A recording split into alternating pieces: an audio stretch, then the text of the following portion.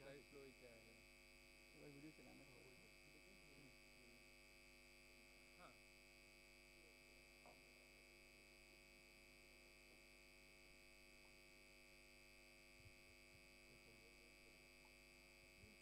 वो भी आना क्यों नहीं चल रहा।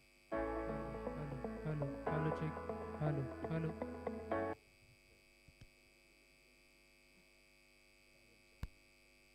पीपीटी भाई चल रही है सर। पीपीटी नहीं चल चल रही। जाएगी मेरे से। अच्छा आपने क्या डुप्लीकेट उस पर डाला, एक्सटेंड पे कर दिया? रखा होगा तो एक्सटेंड किया होगा आपने। हेलो हेलो आना नहीं हेलो। बस ठीक है अभी तक। एक बार देखना आ रहा है उस पर, आपने डुप्लीकेट किया है क्या एक्सटेंड किया पीपीटी? पीपीटी में डाला है। सर अब यहाँ से म्यूट कर दीजिए फिर हम यहाँ से बंद कर दीजिए फिर देखते हैं। Hello hello. बंद कर दीजिए फिर।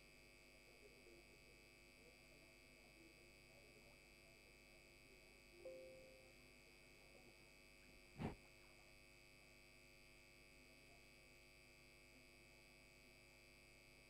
डायरेक्ट ऐसे सेकंड में होने वाला आएगी शेयर तो नहीं करेंगे वैसे डेट का रिक्वेस्ट को करा के रखते हैं सब तीनों का करना है तीनों का कितनी कमिटेड का है ओके तो ब्याज में कीजिए ना आज जैसे अगर आज थोड़ी ना करेंगे ना इसी दिन से बंद करेंगे दो दो पीपीटी चाहिए। क्लियर हो रहा है प्रैक्टिकली बोल रहा हूँ इसलिए मैं आपको बता हाँ रहा क्लियर वर्किंग हाँ ओके स्टार्ट नहीं करो चलो। ठीक तो मैं इन सामने ही बैठूंगा हाँ क्योंकि सामने नहीं बैठोगे तुम नीचे ही बैठोगे हो गया नहीं साथ में बैठेंगे कोई दिक्कत नहीं है हाँ आज दो तीन गिनी देखिए और ये नहीं थैंक यू हाँ थैंक यू। इसको बुलाने से इसको ऊपर से कुछ नहीं आएगा ना, इसके बाद अभी नहीं आएगी फिर से आएगी। चलो अभी तो तो आप उस पर बैठो तो बैटरी है ना सब में देखिए और तेल तो बहुत है, तेल तो बहुत है वो आ जाएगा। बस तो बोलना पड़ेगा। तुम इधर ही रहोगे ना? नहीं बैग ही मत रखो, अभी हमको प्रॉब्लम हुआ तो वो लगा दो ना, बैकड्रॉप लगा दो, यहाँ पे बैकड्रॉप लगाओ। हाँ सर हाँ तो वहाँ पे दूसरे को बैठाओ, दो लोग होने चाहिए। बैकड्रॉप कहाँ है? Where is the backdrop? अच्छा ठीक है।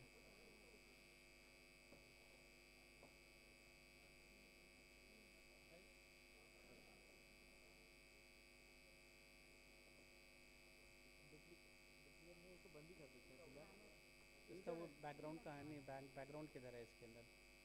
नहीं वो कल जो हाँ वो चेंज डिस्प्ले किया किया था वो तो यार।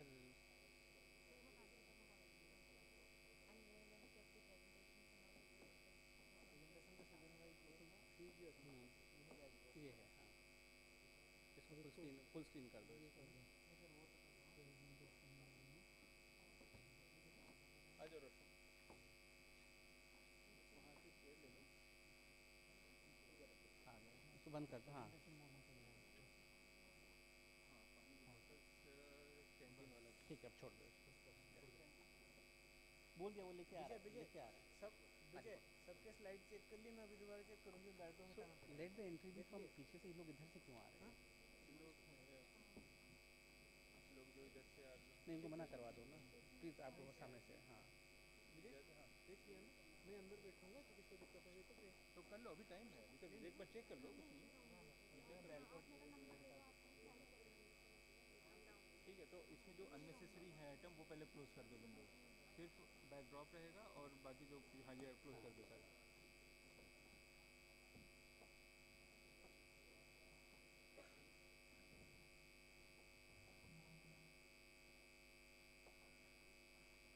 नहीं बस ठीक है दो चेयर इधर पड़े रहेंगे हाँ कोने में दो ठीक है आगे ठीक है, चला लो चला लो चला लो देखो। इनको यह बंद कर देता हूँ ना एक बार दिखाई दे चला ना उधर कुछ बंद कर रहे हैं? अच्छा हाँ देख लो देख कर लो, बंद कर लो। इसे सेंड कर लेता हाँ हूँ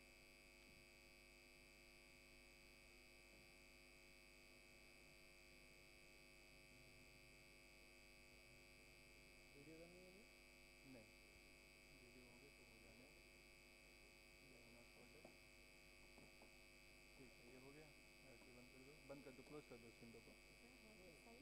क्या प्रेजेंटेशन, हाँ प्रेजेंटेशन आप जब देख लो। आएंगे तो हम देखो सबसे ये फोल्डर है यहाँ पे रखा हुआ है, ठीक अच्छा है। बाहर और फिर उसके सेशन वाइज है, अच्छा 1 2 ठीक 3 7 तक है।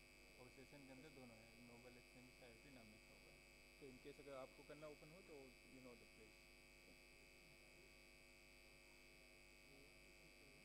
हाँ तो क्रिस्टिमा का हो गया, अमूल का हो गया। ठीक है। अमूल वाला वीडियो इसी हाँ पे हाँ चल रहा है। चल रहा है, ठीक चल रहा है।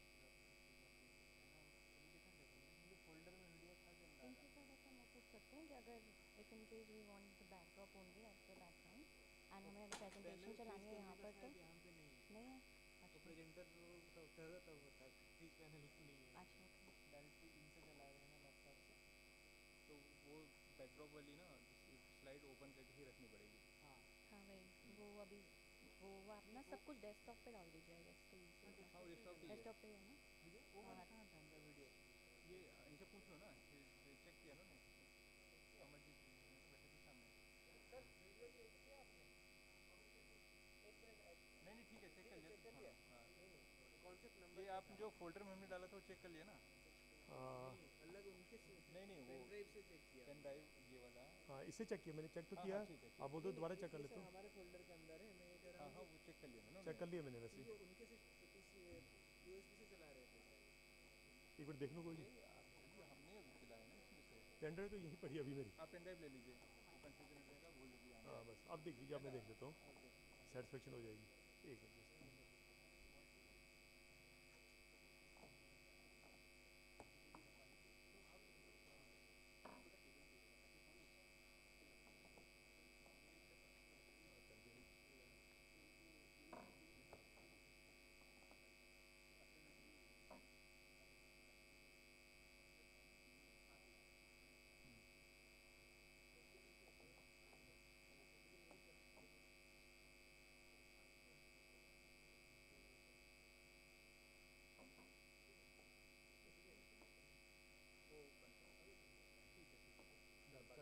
चलिए थैंक यू। क्लोज कर दो इसको।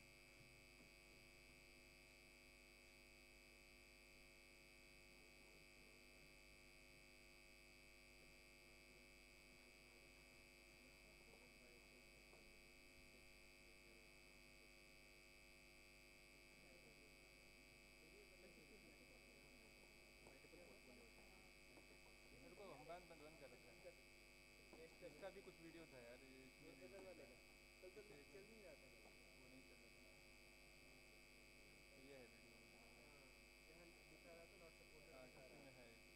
तुम्हारे में वीडियो किस में है? वुड पेकर में है या बायो सर्कल में है? वुड पैकर में। Would picker. वुड पेपर तो बाद में है ना। हाँ तो उससे बुला लो एक बार चेक कर लेगा अपना। ये बजेगा प्रेजेंटेशन। खुद आने वाला था उस टाइम। आप ये एक बार चेक कर लो, आपका प्रेजेंटेशन लोड कर दिया है, वीडियो वगैरह है आपके वीडियो है? हाँ हाँ देख लो चला है।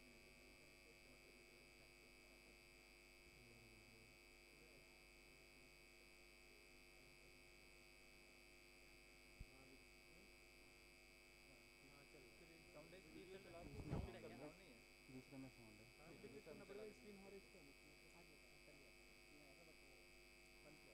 बंद कर रखा है थोड़ी देर के लिए। साउंड नहीं आ रही है ना, कंफ्यूज साउंड है ना इसमें? हाँ इसमें साउंड है। इसमें लैपटॉप में साउंड क्यों नहीं आ रहा? सही है। अरे डुप्लीकेट को बंद करके पीसी ओनली कर रखा है अपनी को डुप्लीकेट हटा रखा है, खाली पीसी ओनली किया है। हाँ ठीक है, चलिए आपका भी साउंड ठीक भी है। आ रहा है। चलो ठीक है। ये स्क्रीन भी क्यों नहीं आ रहा? गौरव केड़िया का हो गया हाँ और ये सचिन कुमार का हो गया, वो उनमें वीडियो नहीं होता है। उसमें वीडियो का ये बहुत बड़ा ठीक है। उसके बाद तो ये है वो अभी टाइम लगेगा। ठीक है तो ये बैकड्रॉप चला देते हैं। शेयर कर दीजिए सर। हाँ ये लो। नहीं आया नहीं। ओके आ जाएगा। अच्छा प्रेजेंटेटर कौन है? प्रेजेंटेटर कौन है? कौन प्रेजेंट करेगा मीटिंग में? मीटिंग में अगर अब इंडिविजुअल सेशन के इंडिविजुअल लोग होंगे, यहाँ से हम मैं और ये नहीं तो जो निधि बैठेंगे, किसी को दिक्कत होगा तो हम हेल्प कर लेंगे। बस जो बोलेगा तो खड़े होकर अपने प्रेजेंटेशन खुद बोलेगा ना, और ये नेक्स्ट पीपीटी स्टार्ट करना हो ना तो पहले एस्केप दबाना तो होगा, ना नहीं वो तो तो फिर वो उसकी पहले की डिफ़ॉल्ट रहती है। नहीं, वो तो है वो पहले स्केप दबा के उसके बाद ही हाँ चेंज करना हाँ, है। तब अच्छा पीपीटी चेंज करना है क्योंकि Yeah, escape दबाना होगा. Then from where to start the presentation, दूसरी but like PPT the change first करनी है, presentation. एस्केप दबा ओके। के दूसरी पीपीटी चेंज नहीं, करनी इसके दबाने वाला तो क्लोज करना पड़ेगा फिर। है। हाँ। हाँ, इसे क्लोज कर दो या मिनिमाइज ओके, कर आप दो। कह रहे हो कि जैसे फुल स्क्रीन से नहीं, एक्चुअली मेरा लास्ट टाइम हुआ था ऐसा कि किसी ने ना अल्ट दबा के टैब दबा के दूसरे पे कर दिया था, वो डिफ़ॉल्ट पे रह गया था और वीडियो चला दी थी, वो लॉन्च होना था कोई पोर्टल तो हो नहीं पाया था, कल वीडियो आई थी हुआ वो था वो ऐसे वो R&D ही। वाले में. हाँ वो सर, लास्ट टाइम चलो सर ने ठीक है, गलती वो कर कर दी लेंगे। इसीलिए कह रहा अभी हूँ। अभी क्या करना है एक बार ये बता दो. अभी ना इसको अभी स्केप दबाइएगा तो ये स्क्रीन डाउन हो जाएगी, हाँ. तब जैसे हम मैम दूसरा ये ऑन देखिए, करेंगे। जब हाँ. एस्केप दबाएंगे तो ये छोटी सी पिन आ गई, फिर फिर क्लोज कैंसिल कर, कर फिर देना है। क्लोज करना है, फिर दूसरा करना है। हाँ, दूसरा इससे अब खोलना आप प्ले चलाना है करिए फिर दूसरा, देखिए आ रहा है। है। आ फिर गया। चलाना है, इससे ठीक है चलाना ठीक है. है ऐसे फिर। अब वापस सर इसी पे सेशन वाले कर हाँ, दीजिए. सेशन वाइज चलाना है। हाँ. बट आप यहाँ नियर बाई में ही नहीं, मैं रहिएगा। यहाँ पे कोई टेक्निकल सपोर्ट में बैठा रहूँगा, कोई हाँ, कोई इधर पीछे हाँ वो बैठे या रहे. आप इधर या कैसे भी। मैं सामने बैठा रहूँगा ना, क्योंकि हाँ इसमें हाँ, पता नहीं चलेगा ना क्या इशू है, चलो सामने से आप देख लूँगा ऊपर मैं। ये करके आ जाओ, क्या? जो मंत्री जी वाला नहीं, वो। मंत्री जी वाले की जरूर हुई है। चलो हाँ बस बढ़िया है, तब ठीक बढ़िया है। है, तो मंत्री जी रहेंगे तो कोई दिक्कत हाँ नहीं। हेलो. अरे हम तो गए ही 10 बजे। हाँ हाँ, लेकिन मैं वेट इसका कर रहा हूँ हम कि तो वॉल्यूम भी 10:30 तेज हो बजे गए। जाता हाँ, है. इसका वॉल्यूम भी इंक्रीज कर सकते हैं क्या? हेलो. हेलो. वो तो ऊपर से ही एडजस्ट होता है। ऊपर से. हाँ, इज इट फाइन? हेलो. अभी तो सही आवाज़ जा रही है। आ रहा है ना? बस ठीक है, नेक्स्ट टाइम. ये तो ठीक है। ये है डॉक्टर रानी अच्छा. सुन की सेटिंग में लगाऊंगी.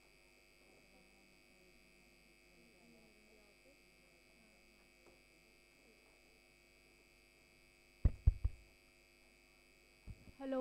हेलो.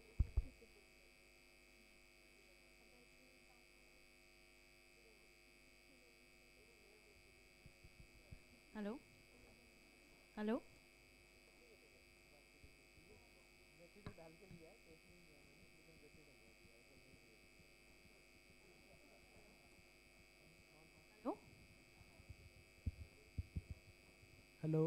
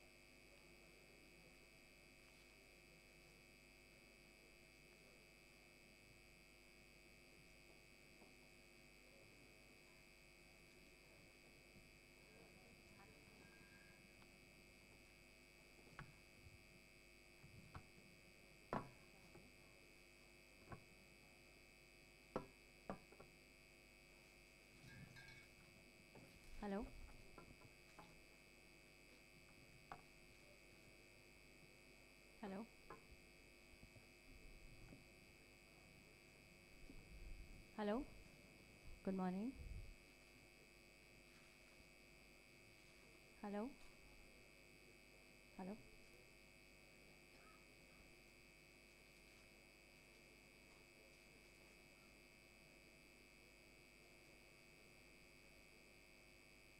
Hello.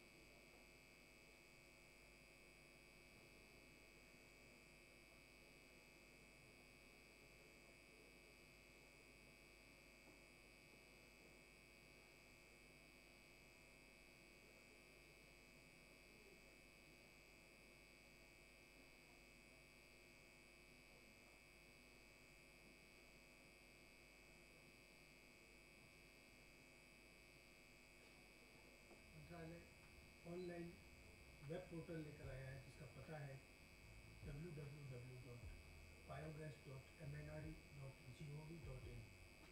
इस पर लाभार्थी अपनी जानकारी के साथ में आवेदन कर सकता है। आवेदन करने के बाद में बायोगैस बनाने वाला उनसे संपर्क करेगा और बायोगैस बनने के बाद में आपके खाते में डायरेक्ट बेनिफिट ट्रांसफ़र के माध्यम से सब्सिडी का स्थानांतरण हो जाएगा। इस तरह से इस कचरे से कंचन वाली बायोगैस में आओ हम सब मिलकर अप्लाई करें और आसपास में जो भी किसान या जो भी भारतीय गाय भैंस रखता है उसके लिए उसको मोटिवेट करें, उसको प्रोत्साहित करें ताकि वो बायोगैस बनाएं और अपने लिए ऊर्जा आत्मनिर्भर बने, साथ में कृषि ऑर्गेनिक खेती को बढ़ावा दे और जो imported chemical fertiliser LPG subsidy इनको कम करें। धन्यवाद।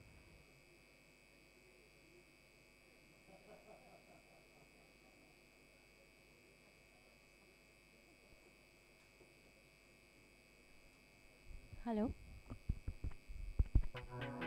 Hello hello. नमस्कार, मैं सीताराम मीना, वैज्ञानिक, नवीन और नवीनीकरण ऊर्जा मंत्रालय, भारत सरकार, हेलो। नई दिल्ली। आज आपको इस वीडियो में बायोगैस के बारे में, बायोगैस स्कीम के बारे में बताना चाहता हूँ। भारत एक कृषि प्रधान देश है और विश्व में प्रथम स्थान पर हम पशुधन संख्या में आते हैं। लगभग 300 करोड़ से ज़्यादा हमारे पास में दुधारू पशुधन है। हेलो इनके मलमूत्र को उपयोग कर बायोगैस बना सकते हैं, जिसका उपयोग hello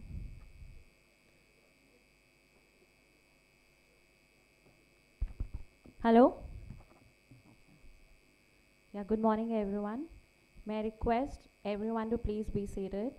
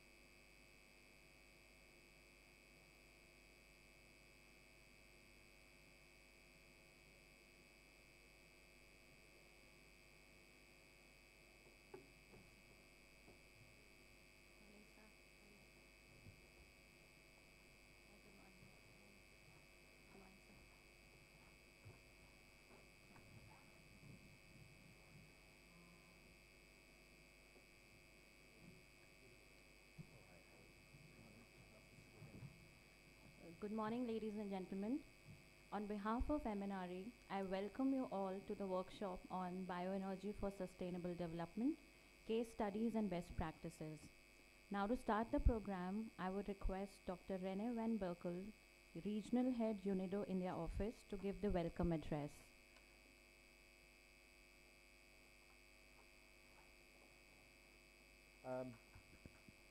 Honorable Secretary MNRE Bhupender Singh Bala, Honorable Joint Secretary Dinesh Jagdal, for joining us on this occasion. Distinguished delegates, ladies and gentlemen, namaskar and good morning to you all. On behalf of UNIDO, I would like to welcome you to today's conference on bioenergy for sustainable development, case studies and best practices, organized by UNIDO with the Ministry of New and Renewable Energies under the project supported by the Global Environment Facility on Organic Waste for Industrial Renewable Energy Applications. I do represent UNIDO, which is the United Nations Industrial Development Organization, which works on the mandate of inclusive and sustainable industrial development. We can also say that's industrialization that works for markets, for people, for communities, environment and climate. So having products that are sought after in the markets, having industrial facilities that are decent places of work, that take care of the community, and of course also that contribute to addressing the climate and environmental crisis. The sustainable energy transition is central to this endeavor and indeed puts India firmly on the path to achieve carbon neutrality at the very earliest and definitely not later than 2070. UNIDO is pleased to work with MNRE and stakeholders in different initiatives. In UNIDO's view, renewable energy is an industry and thus needs to be supported and developed in an industrial manner with efficiency, reliability, quality, environmental sustainability and decent work. This is a two-pronged agenda. Firstly, RE as an industry, that is industrial firms that provide renewable energy technology and equipment and services, including generating power and other energy sources. And secondly, renewable energy for industry, so that is using renewable energy in manufacturing and related operations. Clearly, these can come together where industry both generates and uses renewable energy or becomes a prosumer, as we say sometimes, as we can see with bioenergy. For example, paper industries using anaerobic digestion to treat effluents and generate biogas to use then in own boilers. India has made commendable efforts towards renewable power generation, and I'm humbled to speak here from the premises of MNRE, which have provided the impetus, particularly on solar, PV, wind and hydropower. India indeed is on the way to 50% power generation capacity from non-fossil fuel sources by 2030. The climate and sustainable energy challenges are such that all potential solutions need to be mobilized. A further focus on renewable heating and cooling might be warranted. After all, over 50% of global energy consumption goes to heating and cooling, and of this, more than half goes into industrial heating and cooling. In India, heating and cooling accounts for almost 3/4, 75% of industrial energy use. We have different options for renewable heating and cooling. We often speak about 5, of which 2 are indirect and 3 direct. So we can go the electric route, so you use, electrify our industrial processes and use renewable generated electricity. There's the gas route of producing hydrogen, syngas or biogas to use as an alternative fuel. We can take modern biomass where we burn biomass in a modern way. We have, of course, geothermal and solar thermal as options. There's been a lot of effort, concern about the barriers which are basically related as IRENA has classified it basically high upfront cost and lower operational cost, which creates an investment barrier. The regulatory and institutional frameworks that are basically serving still fossil fuels, consumer inertia and lack of awareness and technical hurdles. Today we focus on bioenergy, including both the direct use as a fuel, so combustion processes, also known as modern biomass, as well as the biogas route, which involves anaerobic biological processes to produce then biomethane that can substitute fossil methane for all its applications in transport, for heating, and for power generation. I think it's important that we address this opportunity of biomethanation from 3 different angles. First, it's of course to produce a zero carbon fuel, which is important for the net zero transformation. Second, it's also the way to dispose of organic waste in an environmentally sound manner, including liquid and solid waste. This is necessary to achieve the Swachh Bharat mission of a clean and green India. And thirdly, we can also use it to recover valuable nutrients which can be cycled back in agricultural systems. That is, the circular economy as an enabler for sustainable agriculture. Biomethanation is, of course, established as a technology and has been in commercial operation for about half a century. However, as with all processes, High performance in terms of yield, nutrient recovery and economic return comes with customization and excellence. There's an opportunity for improvement, hence UNIDO's work is focusing on innovations in biogas technology and application. We will discuss this later in the afternoon, but there's opportunities for looking at feedstock pre-processing and management, plant equipment and design, biogas scrubbing and technology upgradations, the new bio-CNG applications and business models, the value addition of the digestate, and then advancements in the biochemical processes. To assist with the development and de-risking of the supply chain, under Jeff UNIDO MNRE project, we have conducted a biomass inventory at district level. This estimates a potential for about 5,900 megawatt energy supply from 46,000 tons of biogas per day. That is just using large volume industrial, commercial and urban waste. Needless to say that we are still miles away from this potential. We've worked on a pipeline of innovative demonstration projects that are receiving technical and some financial support. 4 of these are under construction and we'll share their experiences in the afternoon session. It's high time to discuss and learn from case studies and best practices to create momentum in markets and scale the remaining technology and financial challenges that still exist. It's hoped that today's proceedings will be a milestone towards utilizing biomass as a renewable source whilst disposing of organic waste in an environmentally sound manner and recovering and recycling nutrients back into Indian soils. Thank you very much.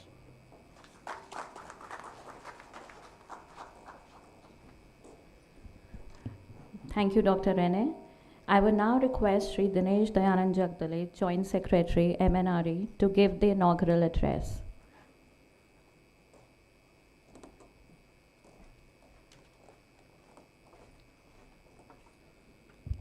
Namaskar, very good morning. Excellent to see all of you early morning this day. This is again a second edition as we had done in our initial, when we had released the bioenergy program. So I first like to thank Secretary MNRE for gracing this occasion and being amongst us to deliberate on the case studies and actually what are the best practices, since you all know that the National Bioenergy Program was released, and since then actually to tell you that we have been getting a good response to the program, but what the endeavor today is actually to ensure that we bring the best practices, the sustainable practices, the innovative techniques and the case studies that amongst you, some of you have already been followed. So I thank Dr. Rene for hosting this program, and I would like to really appreciate your team who has been doing phenomenal job in actually conducting this event. Nikhil and other team members are here, so good appreciation to those as well. So friends, actually you are aware that we released the National Bioenergy Program. It was the first time that the program had broadened the vision in terms of the outlay that we were trying to bring into the for the beneficiaries, which will be benefit from the bioenergy program. And as such, as we all know, that the bioenergy practices, the bioenergy fuels, whether it's liquid, solid fuels, have an immense social impact on our livelihoods, on the environment, and of course, as in totality, both the consumer and the government are the beneficiaries of such kind of good practices that we see. So with three things I will just speak in very quickly, as we know that of course 40 years this ministry was already focusing on biogas and used to be known as a biogas ministry. But since then, as we evolved from 1980s to 2000, almost in this decade of 2030, bioenergy still remains at the core of the entire global energy transition. And I know a few numbers, and it is coming out of the international energy agencies. What they say is that over the next 20 years, India is expected to experience the greatest rise in energy demand compared to any other country due to its high growth needs. By the year 2050, India's share of global energy consumption will double from 7% to 14%. Additionally, India's demand for oil and gas is anticipated to triple by 2050, with gas consumption growing tremendously. The international agency forecasts that India will contribute to 25% of the world's growth in energy demand between 2020 and 2040. Globally, the energy sector currently produces approximately 75% of all GHG emissions, and therefore it is crucial in preventing the most severe consequences of climate change, which is arguably one of the most significant crises humanity has encountered as a whole. So today, while we are aware that our other ministries, MOPNG, the Department of Drinking Water and Sanitation, the Ministry of Power, and many other ministries, including the Ministry of Environment, Forest and Climate Change, all together, including my Ministry of New and Renewable Energy, are trying to work on a whole of government approach to bring in sustainable practices, to bring in awareness, to bring in the focus on bioenergy. Now, as far as we are concerned, our focus has been on three components: biogas, biomass, which is non-bagasse. We have been supporting bagasse till now, and substantial megawatts have been installed. Almost close to 10 gigawatts of power is being generated from cogeneration biomass plants, including the IPPs to almost within that component of around 2 to 3 gigawatts. So our endeavor is to move forward. We will achieve, therefore the focus would be on two parts. One, as far as practice is concerned, we will try to now, you are aware of the Samarth mission, of the biomass co-firing mission. There we are trying to bring in pellets and briquettes into co-firing. But what I see and what is encouraging to all of us is that the program is not only dependent on the government support on co-firing, but I see a lot of you using pellets and briquettes amongst the industry that requires heat and steam. And therefore, when we are deliberating on this concept of heat and steam, a new terminology which we are all aware, everything is now becoming green. Therefore, why not we also have heat and steam which is green, and therefore we are also focusing on green heat and steam, and very soon you will be able to contribute to that concept with us as well. The biogas has been a phenomenal success in terms of the way it has started from small to medium to large. Today we will deliberate on how large biogas plants have been successful in some parts of the country, and hopefully we'll be able to learn from those case studies.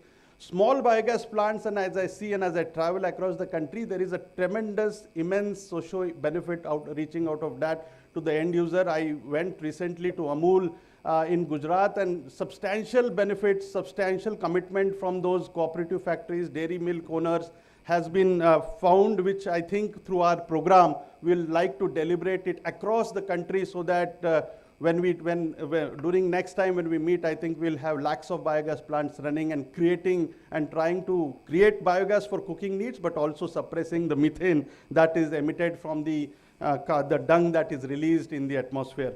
So it has its own benefits. So the future of bioenergy industry is, I think, very bright. So from the learnings of the case studies, from the sustainable practices, today I think we will all move to a better scenario henceforth. From our ministry and our support, we will be ensuring that all your needs related to the subsidy, the central finance assistance, the way it is handled, we are trying to bring in a speed into the release of subsidies. We are trying to do these committee meetings on a monthly basis. The portals are open, and me and my team, and with the guidance of Secretary Sir, I think we are able to handhold you to ensure that the plants are set up quickly on ground. And in case, obviously, we have nodal agencies, we have state partners, we have very successful nodal agencies who have really deliberating and leading from the front. So you'll be able to hear and also talk to them. Many of you are here today. So I salute their efforts as well. Before I conclude, I think we by the end of this day, when we all try to gather what we have learned today, I'm sure you will be able to take some very critical inputs from the faculties that will going to disseminate their success stories, and also on the standards. That has been a huge achievement from within the industry, from the National Institute of Bioenergy, Ministry, Bureau of Indian Standards, and my colleagues from the ministry. We have been able to collate some kind of a standard which will enable best practices when you actually put your things on ground. You actually put the whether it's CBG or the biogas plants, or even we are working on the biomass standards as well. So thank you, ladies and gentlemen, and look forward to your very active contribution in today's workshop. Thank you.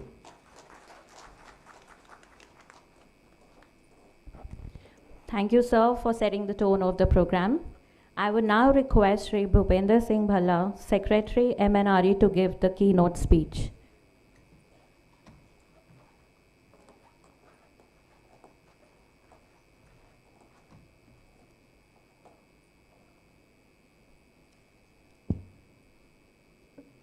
Dr. Rene, Country Director, India, UNIDO, my colleague Shri Dinesh Jagdale, Joint Secretary, uh, distinguished participants, ladies and gentlemen. Good morning to everyone, and welcome to this workshop on bioenergy for sustainable development. Essentially, what we're going to talk about is the case studies and the best practices that we all can learn from. That is, I think, the essence of today's workshop. Energy transition is the key pathway to address impacts of climate change and achieve sustainable development goals. Given the shrinking global carbon budget, there is an urgent need for a proactive and focused action to ensure a sustainable and prosperous future. However, we have miles to go and much to achieve. India has been at the forefront of energy transition, and our efforts are acknowledged globally.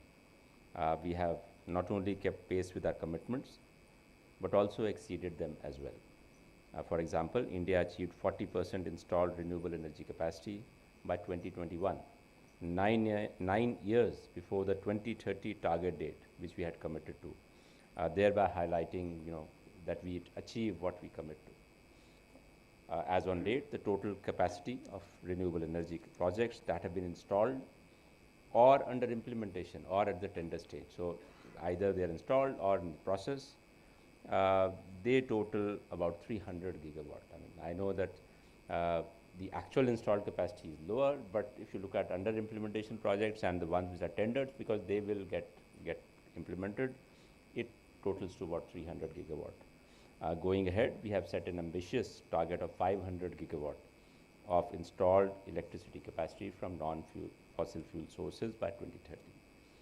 A lot of questions are raised. I mean, this is one of the favorite, I think, when we discuss that, are you going to achieve?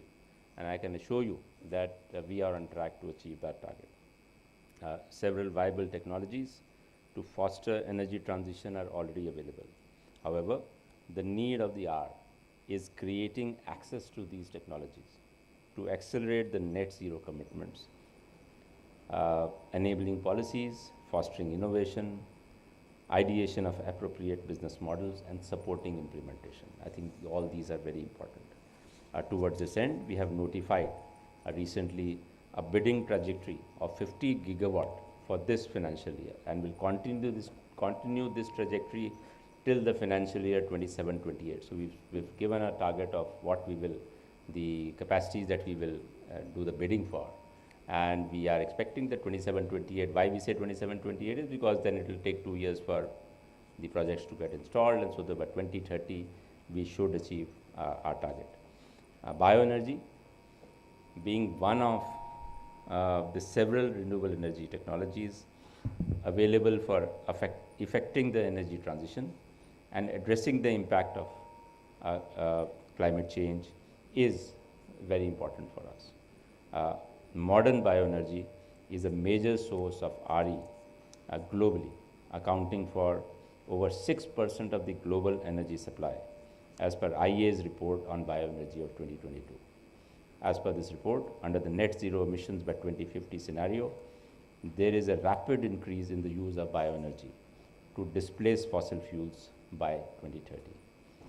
This echoes the need to expand, amplify, and promote innovation in bioenergy, which holds promise for contributing to a just energy transition.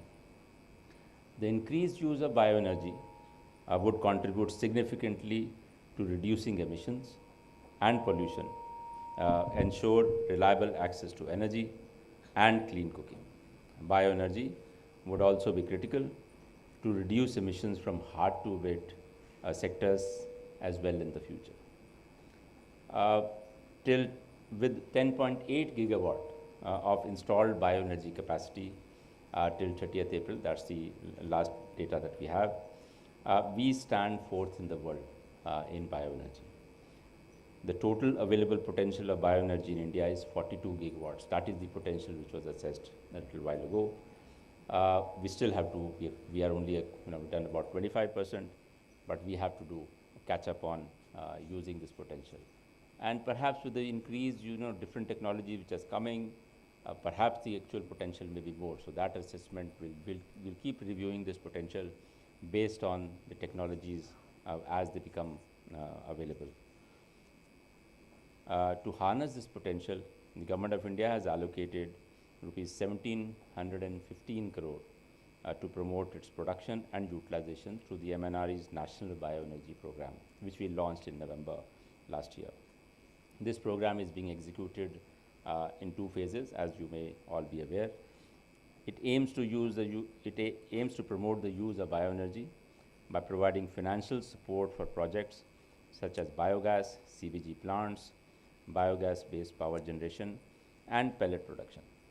In fact, on the amount of the budget allocation that we've done, I mean, one thing about Government of India is that if you perform well and if you are able to utilize the resources well in time, it's always open for us to go back to the government and say we need more funds. So if we are able to implement this program as quickly as we can, I think our aim is to go back to Ministry of Finance and say, we are doing so well. I mean, we had this target.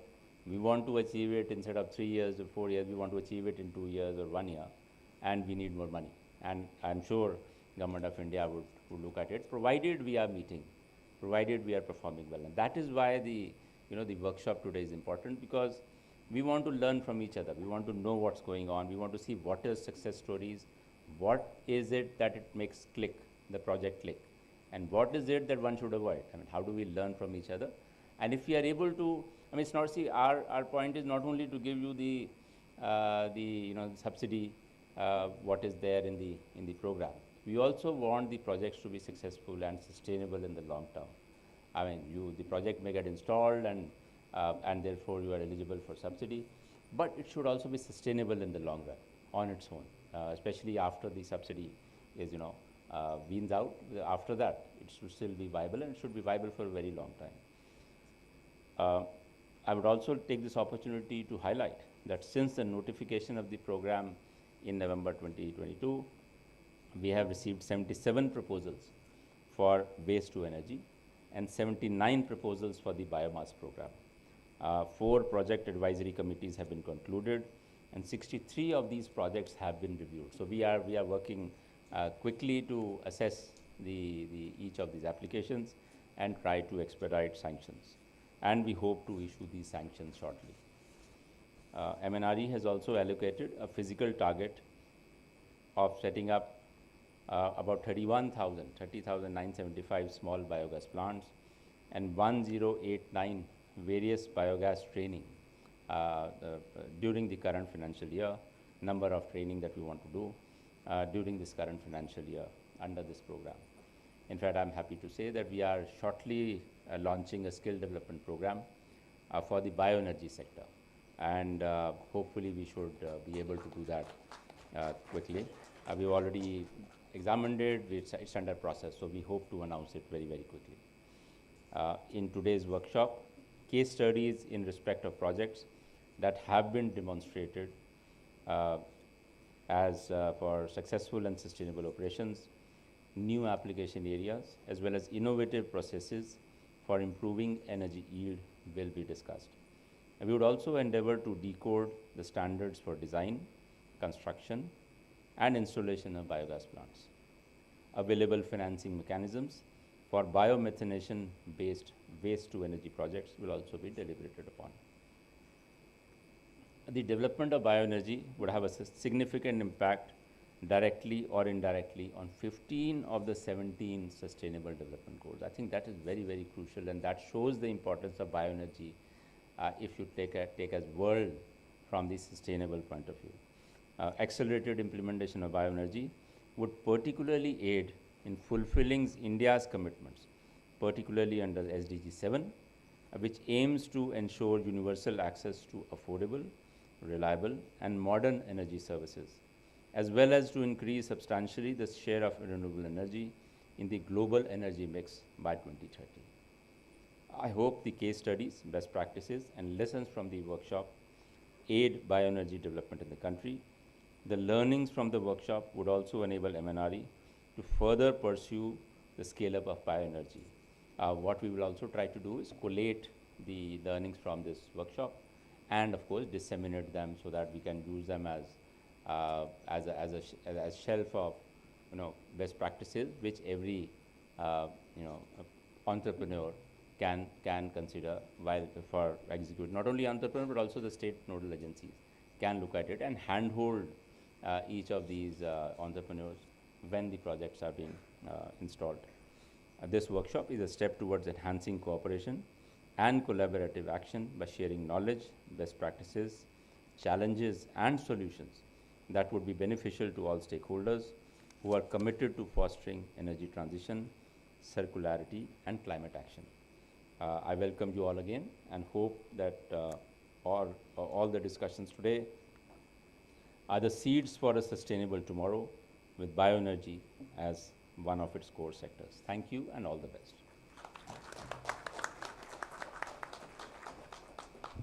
Thank you, sir, for delivering such an insightful speech.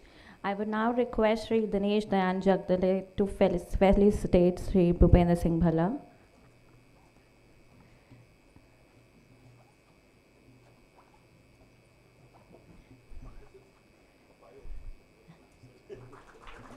Mr. Nikhil Kote to felicitate Dr. Rene.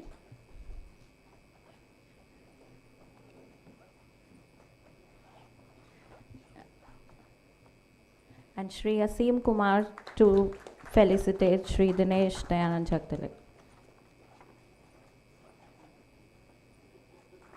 Thank you.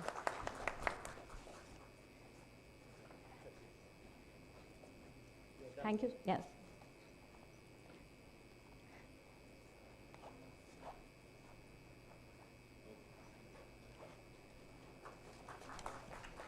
Thank you, sir.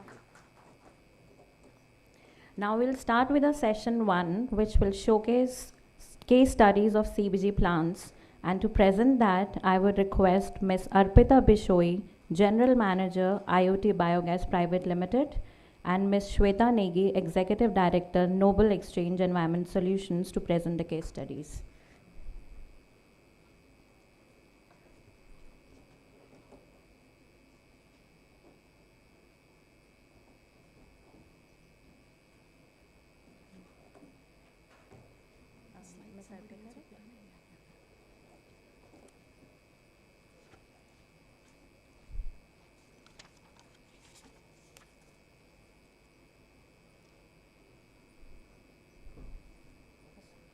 Just let me just scroll down. Sorry.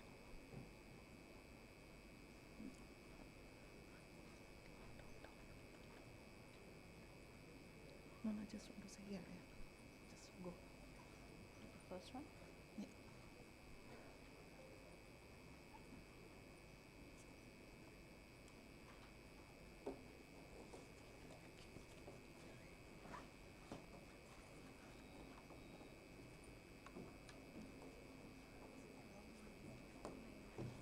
A very good morning to all of you.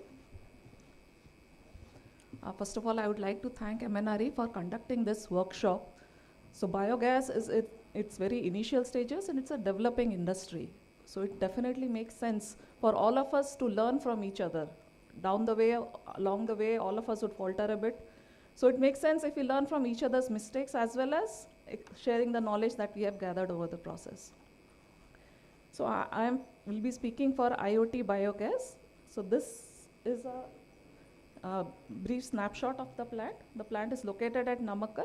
So we started off this plant in December 2012 as a power plant. So when the Satat scheme came into place, we set up a purification system and the CBG unit was commissioned in March 2020. So this is a wet fermentation plant, CSTR plant. And the primary feedstock that we are using is press mud and chicken litter. We have got 4 digesters and the feed quantity is about 200 to 250 tons per day. We are currently producing about 24,000 meter cube of gas. So currently we are operating the power plant as well as CBG in parallel, and currently the CBG is being supplied to some IOCL retail stations, industries as well as hotels and restaurants. Along with that, we are producing fermented organic manure and the daily production capacity is about 15 to 20 tons per day. Now, I will talk about certain areas where we have learned certain things over the process. We have figured out like, maybe this does not work, this works. I'll talk about a few aspects over here. So our primary feedstock is pressed mud. So anybody in the biogas field would understand that when you are focusing on an agri waste, there is going to be seasonality. It is not going to be available throughout the year. In Namakkal, sort of we are lucky that we have got 2 seasons for pressed mud. In many parts of India, I believe you get only 1 season of pressed mud, where the storage period becomes much longer. So proper storage of these feedstocks so that you can carry over the lean months. The feed is protected from sun, rain and all, as well as there is no uneven aging. So we have to really see what kind of a FIFO mechanism are we using, or if we are sure that like, in the next month there is going to be feed available, maybe I use the fresh feed directly instead of storing it. So having a complete scheme around what kind of a system I'm going to use in order to have a proper usage of the feedstock becomes really relevant. So we have got a storage yard over here. If we do not like, developing a completely closed storage yard was going to be very expensive. So it's not a covered yard, but definitely we have got boundaries so that it does not get washed away during the rain. So in Tamil Nadu, we do not face usually the challenge of huge amount of rain. So maybe again a bit lucky over there. But these factors need to be considered when we are planning for storage over the longer period of time. The quality monitoring, we can never stress enough about how monitoring the quality on a regular basis is really important. So whenever we enter into a long-term agreement with any sugar mill, monitoring their quality, like, from press mud from one sugar mill to another, the yield, it differs. Even if it's like, say from 115 cubic meter, if it comes down to 100 cubic meter, that is a huge difference, which is going to hit the bottom line straight away. And not only the yield, so there are different parameters like what is the pH, what is the nitrogen content, that is definitely going to have an impact on the overall digester health and what kind of a yield we are going to get. So along with making a measurement when we are entering into a contract, a daily measurement of the different quality parameters becomes really vital. Then there is the option of different substrates. So considering the seasonality, we have to explore the option of what other things that we can use. Over here in Namakkal, we do not get press mud in the months of June and July. All the sugar mills, none of the sugar mills are operational at that point of time. So, but at that point of time, mango comes to our rescue. This is the season when mango pulp is available. Mango pulp also gives us a good yield.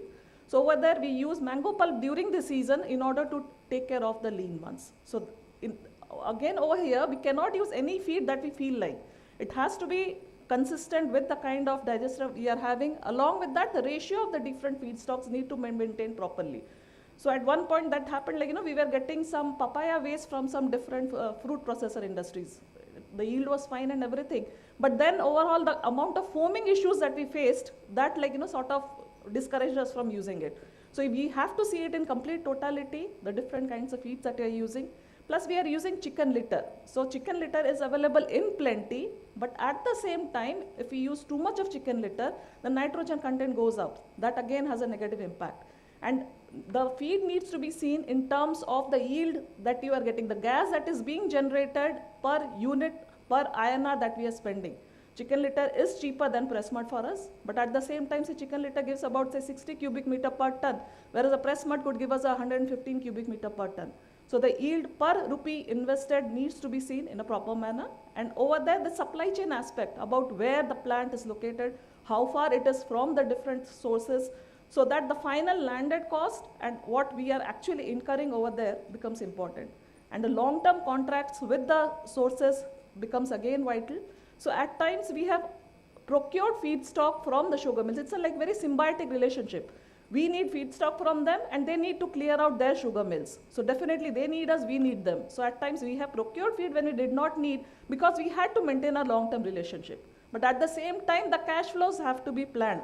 It's not like, I plan for the lean months later on and over here I incur a huge cost in taking care of the feedstock and procuring the feedstock, which makes us run out of cash. So having an optimum limit over here is what is definitely going to be important. Then certain areas which we are still working on, I suppose we are hoping that forums like this would help us in cracking these issues. We tried in order to maintain the yield, if over a period of time, if the feedstock is stored, the yield is going to deteriorate to a certain extent. A proper silaging could help in that process, but that did not work out very cost effective for us. It was really expensive. Similarly, a chemical or biochemical treatment, when we are storing, before we are storing, we are not the owners of the sugar mills, we cannot do any kind of processing before we get the product as such. So some kind of treatment which could be done, which would help us in retaining the yield over the next few months, that could really help us. And plus a proper segregation at source. It has to be seen that the feed that we are putting in is completely digestible. So at one time I talked about mango pulp. So at one source we got mango pulp, but there were the mango seeds were also there inside. Sort of it was not segregated and put it in the digester. Later on, after a few months, when we see that the yield is falling and when we took this digester under maintenance, we realized that lots of these seeds had gotten simply deposited at the bottom and had not been removed from the digester also. So that takes up a lot of capacity of the digester and effectively the yield is going to come down. So similarly, when we are getting chicken litter, there might be stones, feathers and all those things which are going to hamper. So taking complete view about the proper segregation and all. And since we are dependent on other people for carrying that out. So a complete ecosystem over there needs to be developed to take care that this is going to a biogas plant, the segregation becomes important. And similarly, with support from government and all, we are hoping that with coming up of more and more biogas plant, we do not reach a situation where there is a very sharp rise of prices that is done by the sugar mills. That is definitely going to kill this industry as such. Going ahead, the operations and handling. Now we have got the feedstock, it is there in the storage yard. How it is going to be handled very properly. So this comes at the design stage itself. The feeding mechanism, the entire pumping system, the piping, all have to be consistent with the kind of feed that we are going to use, what kind of viscosity, what kind of total solids. Taking a complete view, this has to be done. And then next comes the stirrers. So stirrers, the positioning of the stirrers, making sure that there are no blind areas and a proper maintenance of stirrers. So it's at time it happened that we knew that a stirrer had stopped functioning. We kept on postponing the maintenance because we would have to open the digester. When we are having a huge demand of gas, we do not want to lose out the revenues for a month or so taking the digester under maintenance. So over there we could actually see that the yield was falling because certain digester, the complete mixing was not occurring. So postponing the maintenance, stirrer as well as for the digester. When we have got a CISTR digester, there is going to be some amount of deposit that is going to be there at the bottom, which is gradually going to kill into the space that the digester is available. So the specified periodicity, say about 1.5 years, even if we are losing the production for say 15 days or 1 month or whatever, this maintenance needs to be carried out. And plus the overall health, this is an anaerobic process. So it has to be ensured that there is no entry of oxygen from anywhere, so that the process is carried out in a proper manner. And along with that, if oxygen, nitrogen is entering, the final gas that we are going to get, it is going to have oxygen, nitrogen. And whatever separation method you use, PSA or membrane kind of a thing, this oxygen, nitrogen will not be separated. The carbon dioxide will get separated. So over here, the methane content, overall methane content is going to remain low. So from that angle, proper maintenance of the digester becomes really important. Then feedstock storage I talked about, does not hamper the environment also. Since we are storing it over a period of time, no leaching should occur and there should be minimum deterioration of quality. Now certain areas which we are still working with, how best we can carry out the digester maintenance so that the downtime is reduced to a minimum. We have got 4 digesters, one digester, say if you are taking it out of commission for 1 month, it is 25% less production for that month. So how that period could be reduced. Now for stirrers, our stirrers, I suppose many of us are dependent on, say, European companies for providing us this equipment and machinery. So our stirrers are German make. Whenever we are facing issues, we have to wait for that time during which the spare parts have to be procured. So we are still looking for really reliable as well as cost-effective methods for the stirrers and other equipment. If there are indigenous producers who are coming up with this is definitely going to help the biogas industry. And then during the digestion process itself, if there are biological agents which could be added, which can increase the yield as well as the methane content. So currently we are getting about say 55% methane content in our biogas. So if that goes to 65%, that is straight away 20% more of gas that we are producing with the same cost right. So from that angle, research on this line about best biological agents that could possibly be added, which could increase the yield as well as the composition, improve the composition. Now again, talking about quality, so most important parameter at each and every stage, right at the input parameters. So if the particular digester has been designed for say 12% total solids to be taken, it has to be monitored that what is the input total solids, and carry out sampling from the sampling point of the digester, not only for the total solids or different parameters like the pH and controlling the ammoniacal nitrogen, so that it's properly seen that the digester health is being maintained, so that we get the optimum yield and that is sustained over a period of time. And even when the sample slurry, digestate is coming out as slurry, over there, even say visual inspection about are we seeing bubbles? Is there a smell over there? Which gives us an indication of whether complete digestion has happened or not. So we might be making a calculation, okay fine, this is the amount of feed I am putting in per day, this is the total quantity of the digester, HRT is fine. But in case there has deposition has already occurred over there, the stirrers are not functioning properly, there could be a situation that complete digestion is not occurring. So over here, monitoring of the slurry, the total solids that we are getting in the slurry, as well as is there any smell, bubbles or anything of that sort, that could give us indication. And most important parameter for anybody from a profitability angle is how much gas you are going to get. So that is yield being monitored on a continuous basis. And we cannot say that this is the gas I produced today, this is the feed I put in today. There is a time lag involved. So over here, finding out the different ratios over a particular, say a month, this is the feed that we put in, how much yield that we got, even compared to the previous months, how it is functioning out. Is it because of there is a deterioration in the quality of feed because it was stored over a period of time, or there is a maintenance issue? A continuous monitoring has to be done so that we see that our business is going to be profitable. So over here again, if we could have say simple in the lab when we are testing out how much yield a product is getting, it takes a long period of time. These timings could be reduced. Then we have immediately when we are getting a feed from a source, we have a better idea about what kind of feed we are going to get.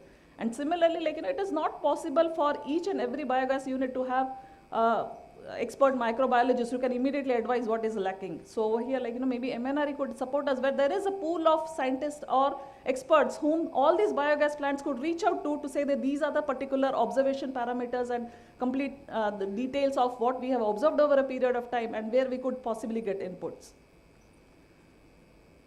So now coming to the commercial aspect of it, the market for CBG. So when we commissioned the CBG plant at Namakkal, it was a completely virgin market in terms of gas usage. There was not a single vehicle which was running on gas. CNG was not available in the vicinity. So very happily we commissioned the plants. Even IOCL retail stations were ready. We supplied to them, but there were no takers to start with. Okay. So from that angle, if somebody is commissioning a plant where CNG already exists, definitely it is a better proposition, there is already a plant available and there are vehicles who are going to take CBG.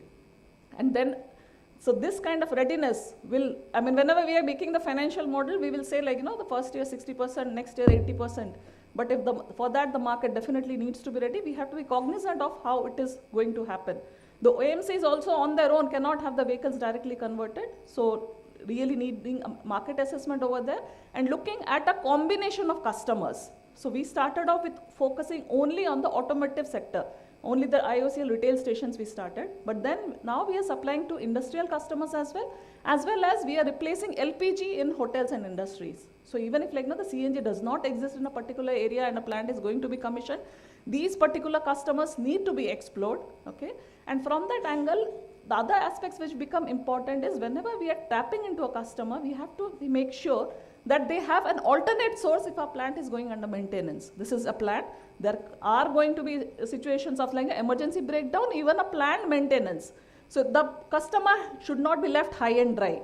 There should be an alternate source available, and at the same time, we should not be completely dependent on the customer. We have faced both the situations. We converted an industrial customer, then we had a maintenance issue, and the customer says for 2-3 days you are not supplying me, I have to go here and there to get the fuel. We do not want to continue in such a case. If I am getting LPG or furnace oil from OMCs, I have got a completely reliable supply chain, whereas if I switch to CBG, I am going to face issues. So in that case, and plus, we have one huge customer and we rely on them a lot, and when they go under maintenance, we have to figure out what do we do with this particular gas. We should not, we should never end up in a situation where we have to flare the gas. That is money directly being burnt. So from that angle, having a spectrum of customers over which one increases production, maybe other decreases production, and all of them should have an alternate. If you're converting to LPG, from LPG, maybe they can use LPG when the CBG is not available. And similarly, we can supply one customer one day and the other customer. Having this is really important for the development of the industry. And pricing from Satat, already a streamlined mechanism is there, but when we are tapping into other customers, certain aspects that we need to take care of is how much distance it is traveling. So we are transporting it is in heavy cascades, so transportation cost is really high. As against LPG, which could have 18 metric tons in one tanker, the maximum we are doing is 1.5 metric tons at a time.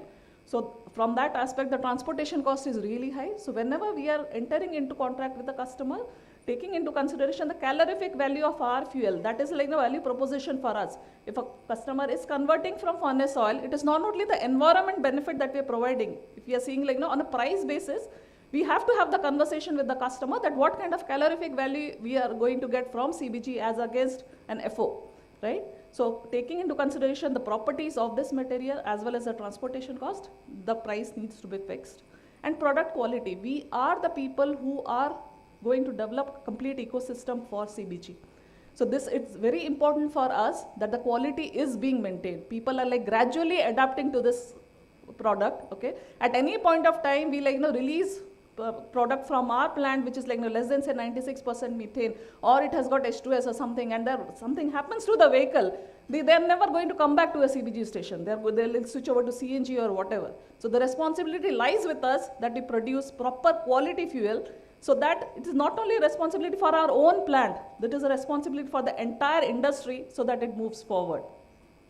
Now, certain areas which the government is already working upon, that this gas being injected into the city gas network, definitely the transportation cost will come down over there. The taxation issues about CNG versus CBG, that needs to be resolved. And if some technological advancements so that we do not have to resort to this heavy cascades, some way if the transportation cost could be reduced, so definitely these would help matters. And since we are, vehicles are the ones who are using CBG in a major way, support from the OEMs is a vital factor over here. Now coming to the final thing, which is fermented organic manure. So we have been producing, we still have not been able to leverage the entire opportunity that is there in fermented organic manure. So the proper SOPs need to be maintained. It's not the digestate has come out and already manure is there. The proper separation of solid and liquid, what kind of drying mechanism we are using, aerotilling we are carrying out, the complete steps need to be monitored so that we ensure that the quality manure is being produced. The FCO have this find what are the moisture levels to be done, maintained, what kind of a drying mechanism we are using, we need to take proper control of that. And quality monitoring. So we have to have an in-house lab where the basic parameters are measured, and at the same time we need to get the sample tested by external reliable agencies, which definitely adds value when we go and discuss with the customer. For us, we usually resort to Tamil Nadu Agricultural University where the product is tested, and that definitely holds weight. That the product has been tested by TNAU, and even in the past we have got recommendations from these different agencies that this particular manure can be used for so and so crops. So that definitely helps going forward. And having a customer mix. If we are selling in the neighborhood to farmers directly, definitely the price realization is high. But the amount of manure that we are producing at the moment, it is not possible for us to just say a 50 kilometers or 100 kilometers radius, we are not being able to reach directly to the farmers. We are biogas producers, we do not have a complete marketing network in order to reach to the customers. So over there, tie up with large fertilizer companies where the price realization is not going to be as high when we are going to reach directly to the farmers, but they can take in bulk. They will do the transportation and take it over maybe a longer distance, but still then our plant will not reach a situation where there is choking because we have not been able to evacuate the digestate. As well as getting a price realization, part of it maybe is focused on getting a revenue realization, and part of it we might have to let go of the product in order to ensure that the choking is not occurring at the plant. Over here, this is a big area where lots of improvement still needs to happen. There is not enough of demand in the market. There needs to be awareness that has to be created in the farmers to use the organic manure. There has to be a sync between the organic and chemical fertilizers. And we are still struggling a bit with the solid liquid separator. We are having a decanter where we think that maybe the operation could be better. And plus, if we could have a very scientific approach to product enrichment. In that case, we can definitely get a greater value from our product. So this is it from me. I'll just run through a couple of photographs. This is our plant. So this is our feedstock storage area where we have cordoned off that area so that a proper storage is there. And then we take samples and measure the yields what kind of yield we are getting from the different products. This is like the feeding process. So on the right, you see like the tank cleaning. We opened the tank after a very long period of time. You can see the amount of deposit that was there, which is like killing into the volume available in the tank. It's definitely going to hamper it. Similarly, the stirrer, there are things stuck to the stirrer when we open to it. So definitely it is not functioning at its optimum, which reduces the yield of the plant. So these are like, say quality parameters, online quality monitoring, definitely important, plus like grass chromatograph and other parameters that need to be checked in the lab. So this, we are selling through IOCL retail stations. The product has picked up. We started with like 0, now we are like doing say about 2.5 tons per day. Gradually vehicles have been converted. So this was the first bus that got converted into CBG, and it was taking CBG from our retail stations.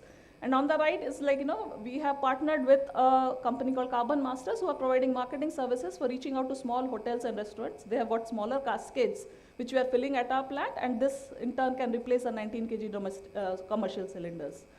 So this is like, the FOM process. We start off with the liquid slurry collection, the solid liquid separator, then composting, aerobic composting, aerotilling, then bagging unit, loading, and the different lab testing. So this is our own brand, Aishwaryam, which we are selling under our own brand name. At the same time, we are supplying to different large customers as well. And we have carried out field trials over there. So field trials, word of mouth with the farmers definitely helps. So over there, it's a demonstrated that the product works. So these are certain things that we have worked for us. Definitely a very, very long way to go. But with lots and more players coming into the market, definitely we think there are good days ahead and we can learn from each other. Thanks a lot.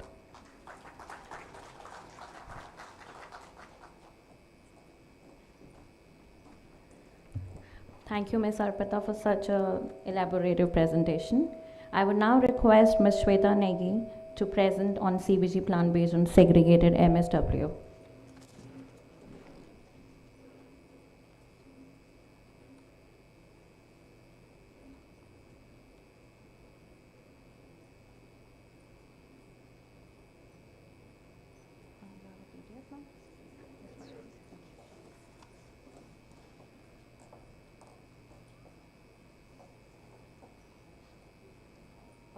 Good morning, dignitaries, ladies and gentlemen.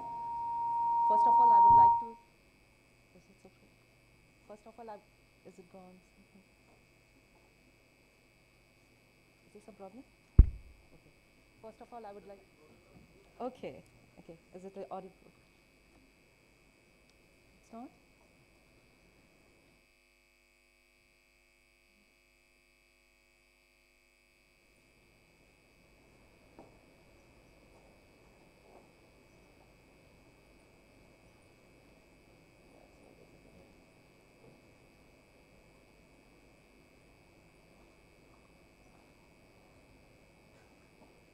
क्या है window है बिगर screen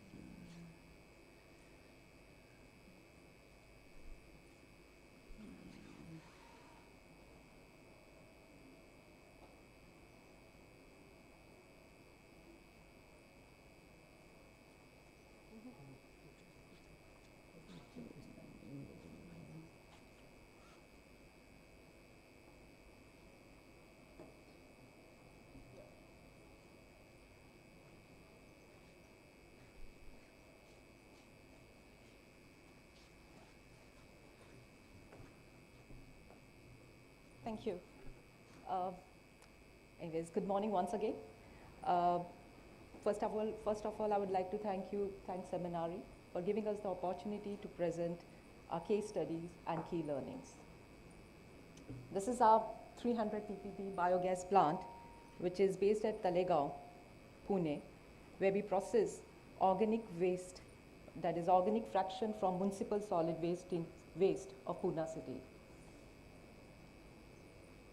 Pune city is second largest city in Maharashtra, and it is the 7th largest growing economy in India.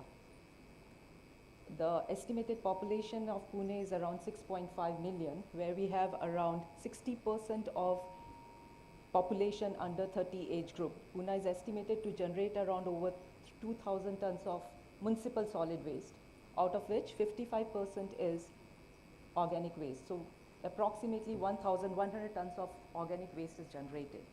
If this organic waste is scientifically treated through biomethanation technology, what will generate is around 55 tons of CBG per day. The CBG is good enough or sufficient to fuel around 800 city buses, which together or collectively can cover a distance of around 1.9 kilometers per day. This is why transport sector, air pollution is one of India's most gravest and social problem. Am I not audible? Okay.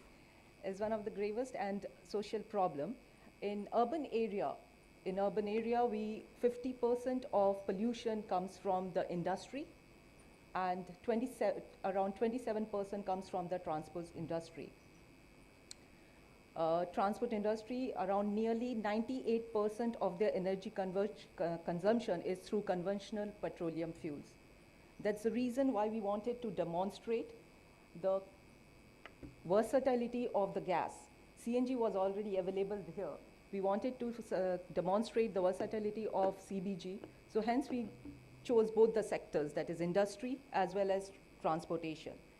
This is our setup in Mahindra CI. We have been supplying to them over 3 years. Till date, I guess we have approximately supplied to them around 1,000 tons of CBG, okay, where we have replaced HSD and they are using it in their manufacturing unit.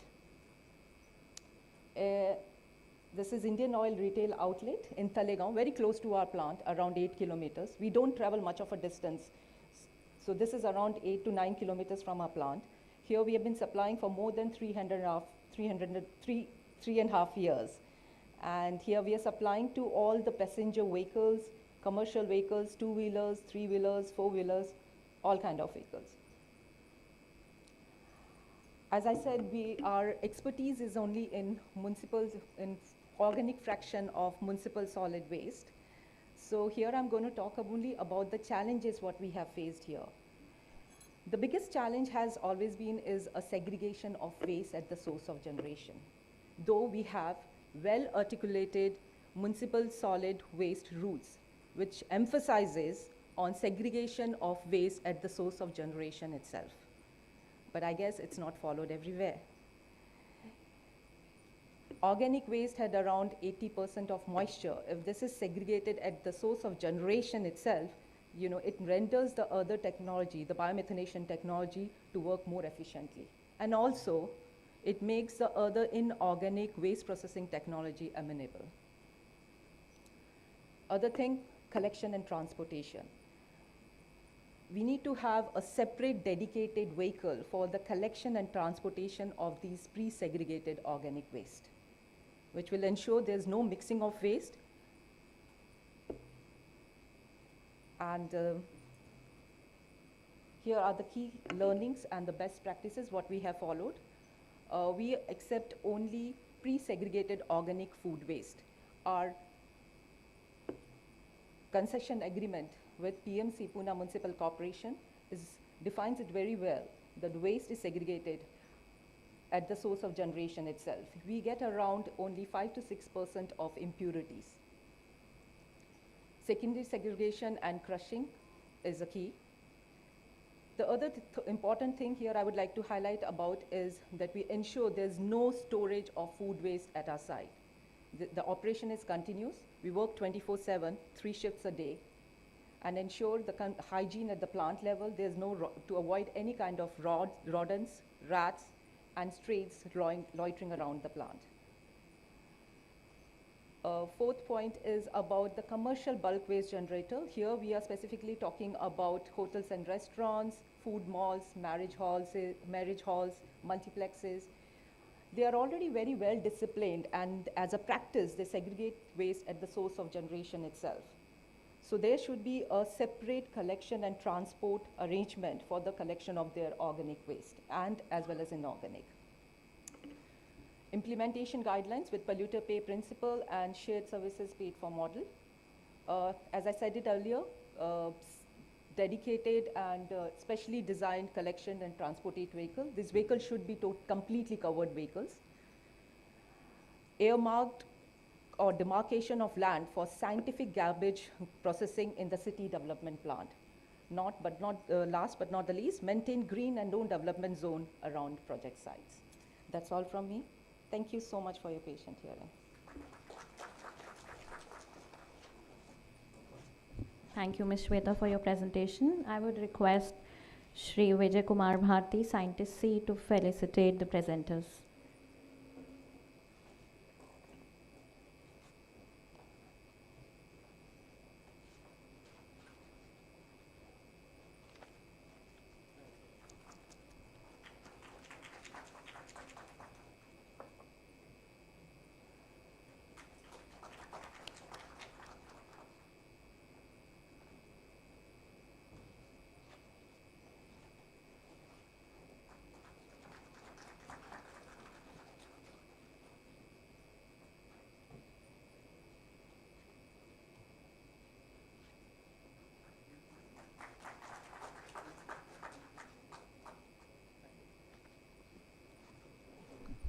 Thank you, ma'am.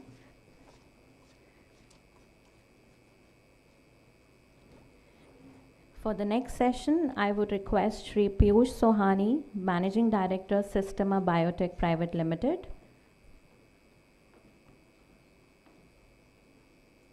Now, Shri Piyush Sohani.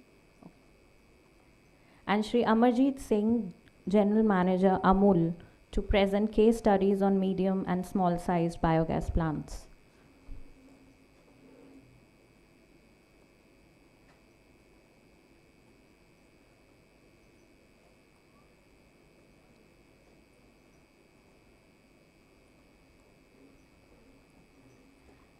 We'll start with Mr. Piyush. Yeah.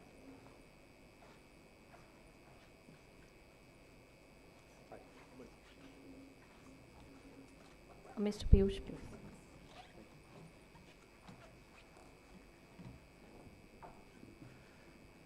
Thank you very much for inviting me to this presentation, to this event. I'm very grateful. I'm very happy to see all of you in this wonderful workshop. I want to be a little bit brief. All of you may know about small biogas sector. So I'll try to be explaining what we are doing in the rural India and how we are actually revolutionizing the rural biogas sector. So the picture that you see in this presentation, he's a small farmer in Satara district of Maharashtra. He has about 5 to 6 cows. He has a small family. He has a 2-acre land. So he has installed one of the Systema biodigester. This is how small biodigester look like. Thank you. I'll show I'll show more pictures and I'll talk more about our technology. But just a little bit brief about Systema Bio. So we are a global social enterprise which manufactures innovative technology of biogas plants. We have been working since 2010, almost 13 years, all around the globe. In India, we started in 2018. So we are based in Pune. We have a manufacturing facility in Pune, and we are present in 21 states in India. What kind of biodigester that we make? We mostly cater to small farmers, small and medium farmers, who have typically between, say, 2 to 20 cows, 2 to 40 cows. And what is the advantage of our technology? So the first is like, this doesn't require any civil construction. As compared with the previous technologies, which were Deen Bandhu and KVIC, which required civil construction. So, of course, there are cost advantages. This is made with an industrial grade LLDP material, so which has a life of more than 15 years. There's no need for any electricity to run the biogas system. It generates its internal pressure for easy cooking. It is very easy to transport, so it can be folded and very easily packed and then transported into a remote rural location. And it can be installed within 1 day. So these are some of the advantages of Flexi biogas technology that we develop. So you can see the picture. So I'll first talk about some case studies that we have done, and then I'll talk about some of the best practices that we should adopt. So the first case study that I want to talk about is what we have done in Nagpur district. So this was actually in the mid of the COVID period or the end of the COVID period, where we got an opportunity to work in the very remote locations of Nagpur district. So you must be aware there is a Pench forest in Nagpur. The problem statement in that area was the farmers did not have the affordability to buy LPG. And they could not go to the forest to collect the wood because there was a tiger scare. And this was like when I was speaking to the farmers, they were saying this is the challenge. So we took up this project and we installed almost 12,000 biogas plants in 4 blocks of Nagpur district. This is only within 1 month. The way we did this project was this: we trained about 100 local technicians. And we also partnered with a local rural organization who had a connect with all the farmers in that region. This was our model, and the impact that this project had was deforestation was prevented, quality of life of the people were impacted, and they did not have to go to jungle to collect the firewood, and they did not also have to rely on expensive LPG. I was just thinking, like, what would be happening to the LPG distributor in the Nagpur district if 12,000 families are not buying LPG or collecting firewood. So this is the kind of impact the biogas project can have. The second case study I'll talk about, this is the project that we did with MNRE. We installed about 50 biodigesters near to 3 BDTC centers, where the scientists from NIB and the BDTCs visited some of the biogas systems, and it was a year-long study where we installed an online digital flow meter which captured the data of biogas usage on a daily basis. These are some of the pictures of those users, and based on that, MNRE impaneled Systema Bio to be a part of National Bioenergy Program. So these are the 2 case studies. I want to talk about what are the best practices that Systema Bio follows, and I'll talk a little bit about a separate business function. The first thing about like the best practices in technology production, I'll say, because it is an innovative technology. Previously, what some of the feedback of the previous technology was that it was constructed locally. So quality management was a little bit challenging to control the quality all around the India by making sure that the technician uses the best quality material, uses the best quality skills, and then installs and then constructs a biogas plant. Okay. Now, what happens in our kind of technology is that it is centralized production. So the quality control can be much better.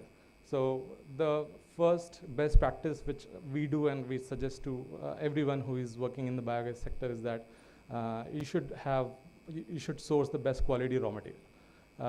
So we buy industrial grade raw material, which is a life of actually more than 20 years. We give warranty for 10 years. We use precision machines so that the best quality of the biodigesters are produced.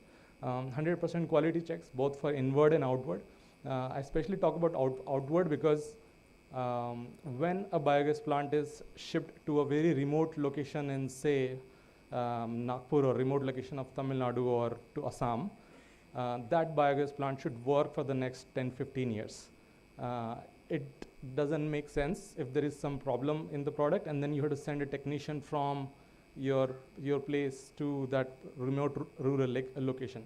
So it's absolutely essential that every biodigester that goes to the field is 100% quality checked and works for a longer life. We use ISO certification. We have ISO certification, and we use the best practices using ISO. And then we also use very extensively the data through SAP. So we track every stage of the manufacturing process.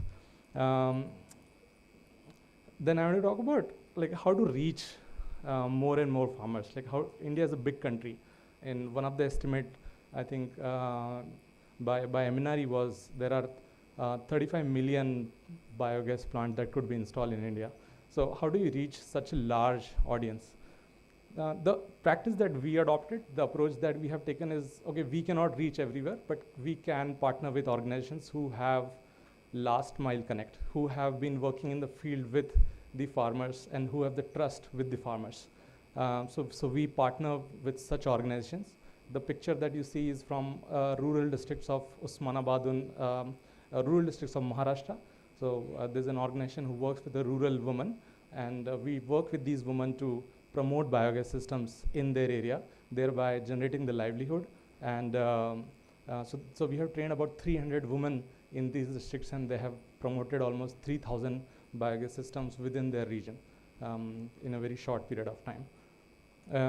So what we do is we use on field demonstration, we use training to build the trust of the technology. We do door-to-door surveys, and we use digital tools to promote the overall benefits of the technology.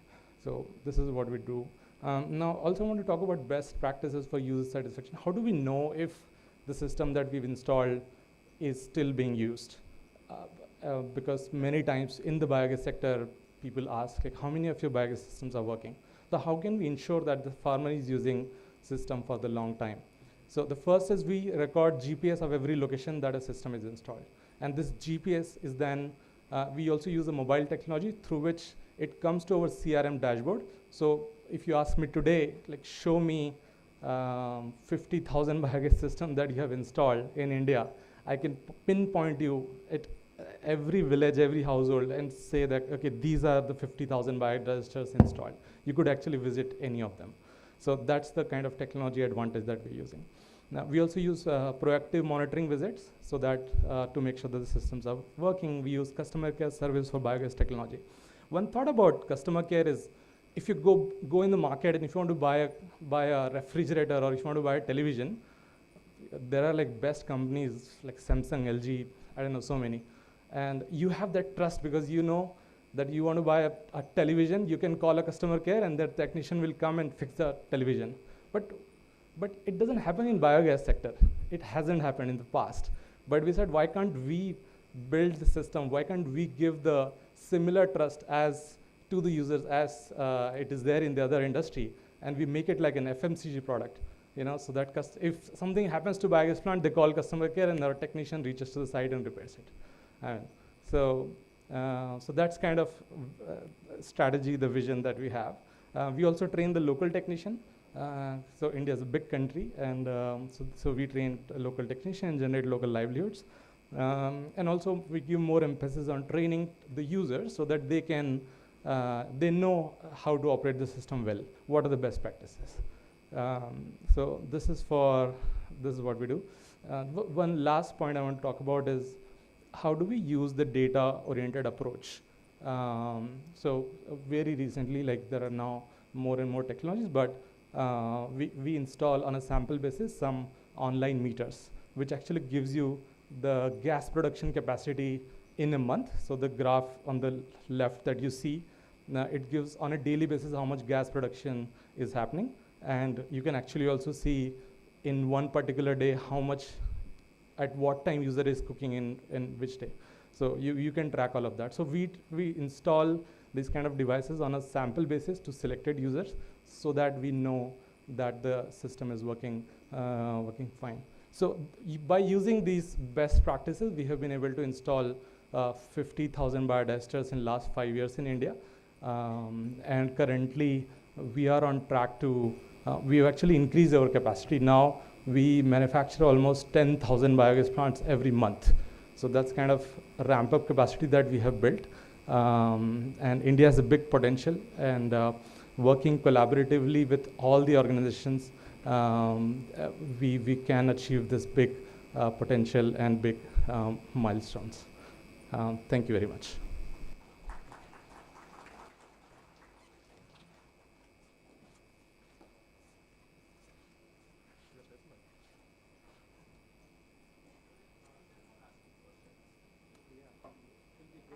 Yeah, I think after the session we can have one.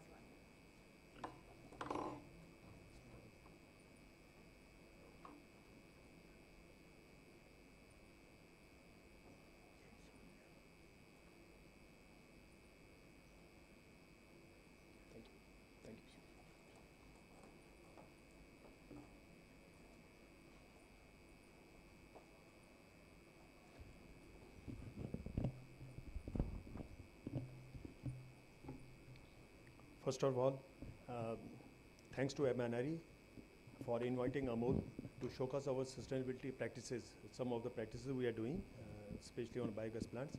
I'm thankful to Joint Secretary. I'm thankful to Regional Head UNIDO. And so I know the constraint of the time, but for, apart from biogas plants, I will take you through the few slides what Amul is doing apart from biogas plants and lot of sustainability practices we have undertaken. So I will just run through the slides. I will not go into the detail. As you know, Amul Dairy, we are headquartered at Anand, Gujarat. We have 46 units across 13 states. Our capacity right now is 52 lakhs litre per day.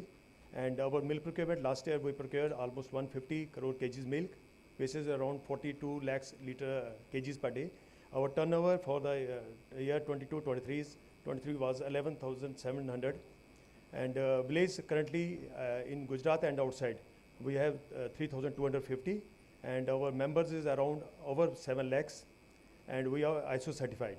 Over a period of 75 years, we have developed a large number of products, SKUs, and still we are going with a great pace. And every year we are coming up with 30-40 more products. And now, apart from milk and dairy products, we are entering into the FMC sector in other sectors also.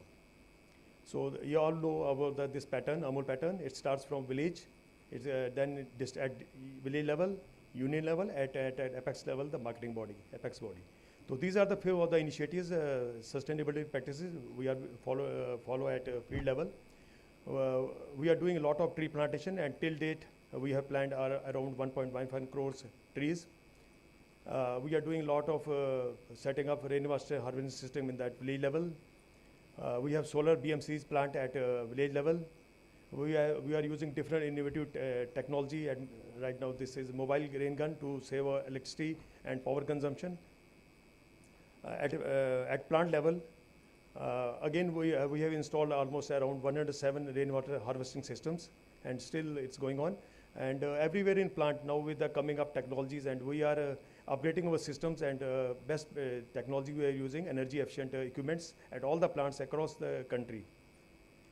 Right from raw milk to the end till dispatch. And in the same line in utilities also, where we can save the energies. And we have not in production, only in packing and storage also. We are so that refrigeration load and energy comes down significantly. We are doing reflective roof coating at various locations to reduce this refrigeration loads. Hybrid thermal storage collector at different locations. Then on electricity, we are doing a lot. We are replacing the things with sensor lighting and with LED lamps. For this milk testing, we have installed state-of-the-art technologies and to obsolete all the chemical uses. In packing also, we are using biodegradable packaging. And then apart from this, Amul is the first cooperative, I think, in the Asia where we are working on zero paper. We don't have a single paper. So it's such a big organization, and we are running without a paper, single piece of paper. So by this comes to the topic, biogas for sustainable development. We have to, whatever the gas is being generated at ATP, it comes to our raw balloons, which is having a capacity of 1,000 meter cube each. And after capturing the raw gas, it goes to the processing plants. And after purification, it's filled, compressed, and cascaded in that. So I will show a simple video on this.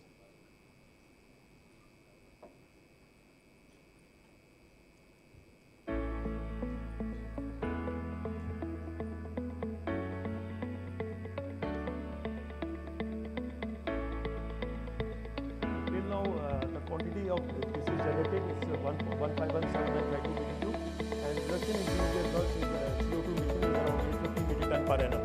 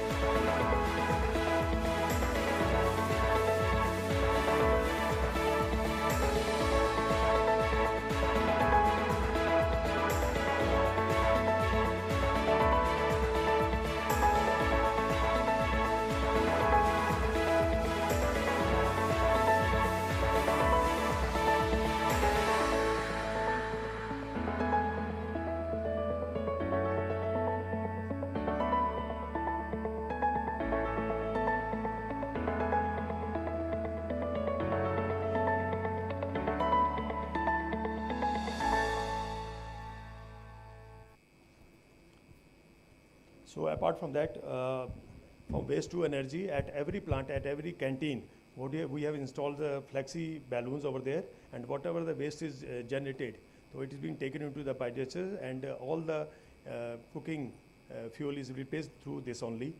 It's not only in Anand plant, at all the locations of the Gujarat, and slowly and gradually we're moving to outside plants also. This was at cheese plant, and this is at Mogar. Apart from canteen, we are using it in hot water generator also. So this flexi balloon plant we have installed at Calf Rearing Center, Sarsa. The total gas generation is around 400 meter cubes per day. We have more than 700 calves over there, and the slurry which we are getting over there is being used for the fodder, and gas generator is being used for staff quarters, farmers, and we are distributing to local farmers over there at free of cost. And another flexi biogas plant, it's of 75 meter cube gas is generated daily. Here we have more than 200 animals. Again, this we have customized this trolley. The gas which comes out of it is being transported through this trolley to our plant, where it's used for the canteen purpose only. So one more flexi balloon plant, which is having which generates around 150 meter cube of gas per day, where we having more than 250 bulls. So this is we have customized a trolley where it is being loaded and transferred to the plant, and the remaining gas, surplus gas, is being given to the farmers who live nearby to our plants only.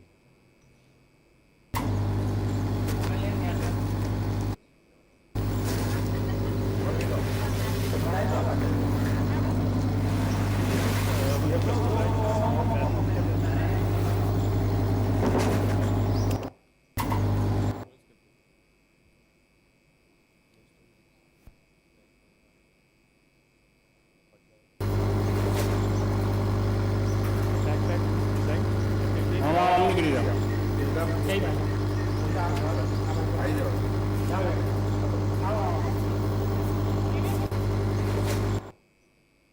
Start नहीं करो चलो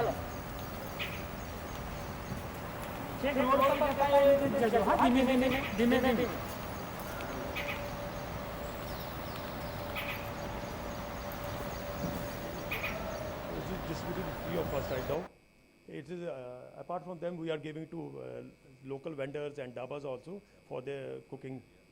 So after taking, they use at their homes for cooking for the cooking purposes. So this is a small there.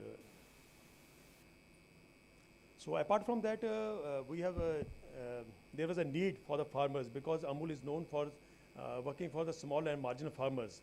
So for the farmers to increase their income, to manage their cattle and organic waste, to improve their health and hygiene, and to use biofertilizer for the practices to improve their soil and their this.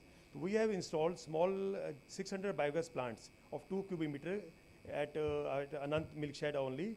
So we have right now we have 3 districts, and each district we have installed 200 meter cube biogas plants.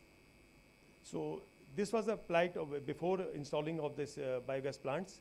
So every lady, they used to go to the field to collect wood for their cooking purposes, and it was killing their time also, health issues also.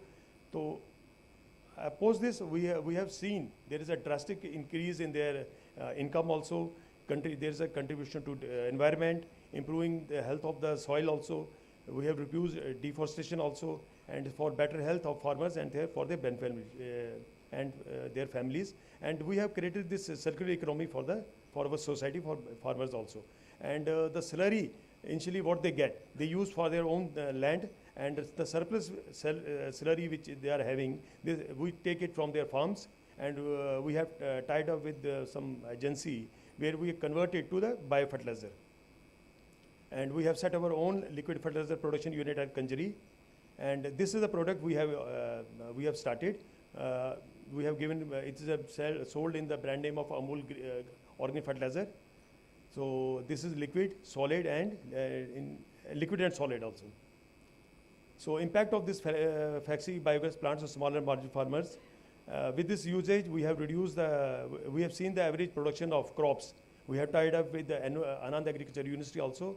There is substantial increase in production of bajra, johar, paddy also.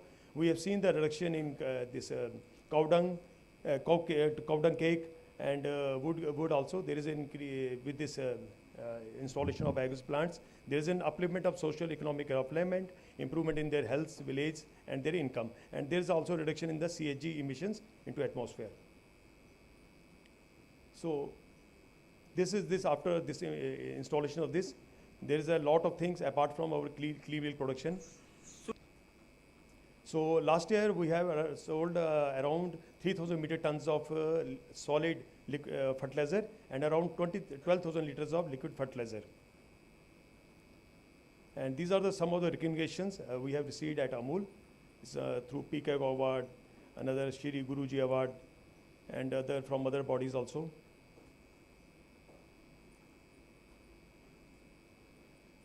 And way forward, we are planning, we have large base of farmers. So right now we have installed only 600 balloons, and we are working with and we are looking for the support of MNRE also. So where we can start, where we can add and go up to around, this year we have planned around 10,000 number of biogas plants, small biogas plants. And looking forward, we are looking to add every farmer should have at least one biogas plant at their farm. At least the number can go up to 7 lakhs. And along with this, with the income, there will be impact on supporting government in achieving climate targets. Then, apart from this, we are tying up with some agency where we can go for the trading of carbon trading offset also. And these are the things that can melt, and for ice cream, that things we care about melting. Thank you. Thanks a lot.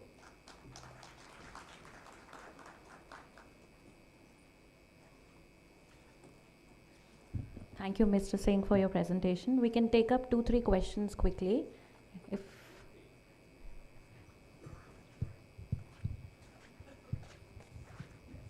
Hello, yes. हाँ जी पीयूष जी, मैं actually Bombay से belong करता हूँ और मैं एक संस्था है एकल अभियान, उसमें कार्य कर रहा हूँ। मैं यहाँ कोई बिजनेस पर्पस से नहीं आया हूँ। मैं किसानों को आत्मनिर्भर बनाने के हिसाब से जो देसी गौवंश है वो किसानों के घर में जो रोड पे चलती है, एक्सीडेंट मरती है, गौशालाओं की दशा ठीक नहीं है, उनको ठीक करने के लिए मैं कार्य के लिए आया हूँ कि उनको बायोगैस से, गोबर के गैस से कैसे फ़ायदा हो। आपने बहुत अच्छा प्रेजेंटेशन दिया इसके अंदर। हम अभी 1 लाख गाँव में काम कर रहे हैं। 1 लाख गाँव में से हमने 2500 घरों में अभी गौवंश दिया है। मैं सिर्फ देसी गौवंश की बात कर रहा हूँ, जिसे देश में बचाने के लिए कैसे किया जाए। तो आपने जो ये अपना इतना बड़ा दिया अपना प्रेजेंटेशन, उसकी कॉस्ट क्या आती है बेसिकली? जो हेलो, कैन यू मी? हाँ जी। सो जब सबसे छोटा फैमिली साइज सिस्टम होता है वो करीब 30 to 35,000 का होता है। उसके ऊपर MNRE सब्सिडी भी है, which is about 15 to 17,000 subsidy होती है, depending on state to state. So user will eventually pay about 15 to 20,000 rupees. इसमें आपने कहा कि 2 गौवंश से 20 गौवंश तक का आप बना के देते हो। यस। तो अगर किसी के घर में 2 गौवंश है, उससे उसे क्या लाभ होता है पर मंथ में? करीब 1 सिलेंडर के इक्विवेलेंट LPG की इक्विवेलेंट बायोगैस बनती है। सो अगर फैमिली में 3 से 4 लोग हैं तो वो आसानी से अपना पूरा LPG को ऑफसेट कर सकते हैं। दैट मीन्स 700 रुपये की सेविंग पर मंथ हो सकती है इसके अंदर। और इसके लिए लैंड कितनी ज़रूरत पड़ती है उनको? 2.5 मीटर बाय 2.5 मीटर, बहुत छोटा सिस्टम है। छोटा सिस्टम है। हाँ। अगर इसमें हम बल्क में आपसे हम कुछ कॉन्ट्रैक्ट करें, बिल्कुल, तो इसमें कोई सुविधा हो सकती है? बिल्कुल, वो हम बात कर सकते हैं। Definitely. Thank you sir, thank you.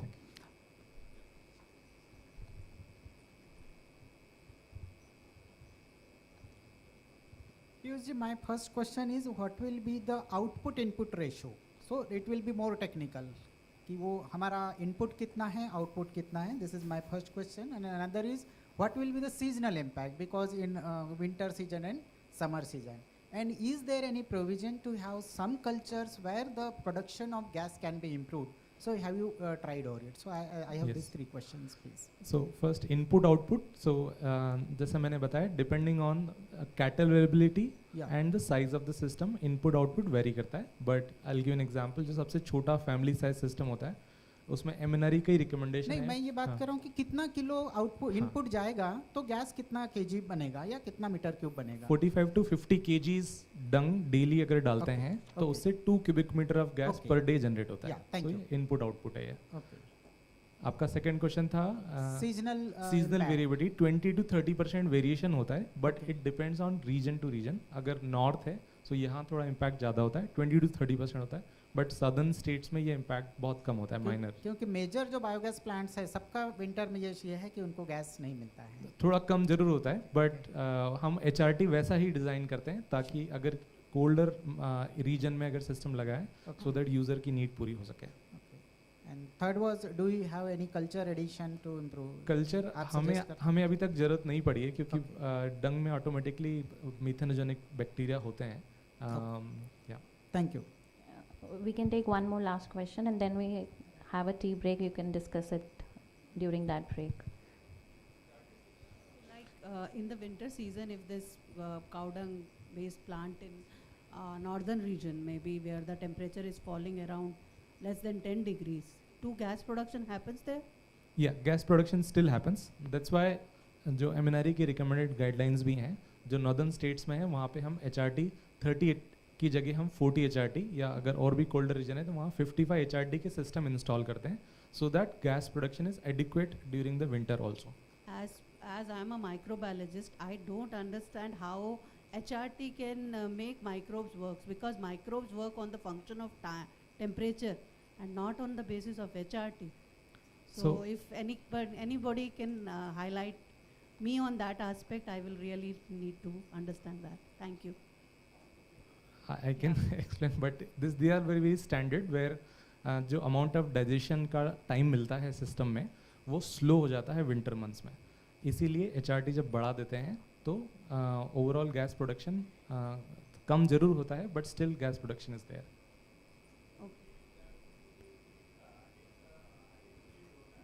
हाँ, यस। यील्ड हम गेन कर पाएंगे, जैसे केटल डंग का है तो ऑन एन एवरेज हमको 40-45 क्यूबिक मीटर मिलता है एक टन से जी। तो यदि HRT बढ़ा देने से 60-70 क्यूबिक मीटर नहीं मिलेगा, तो I am agree with this lady.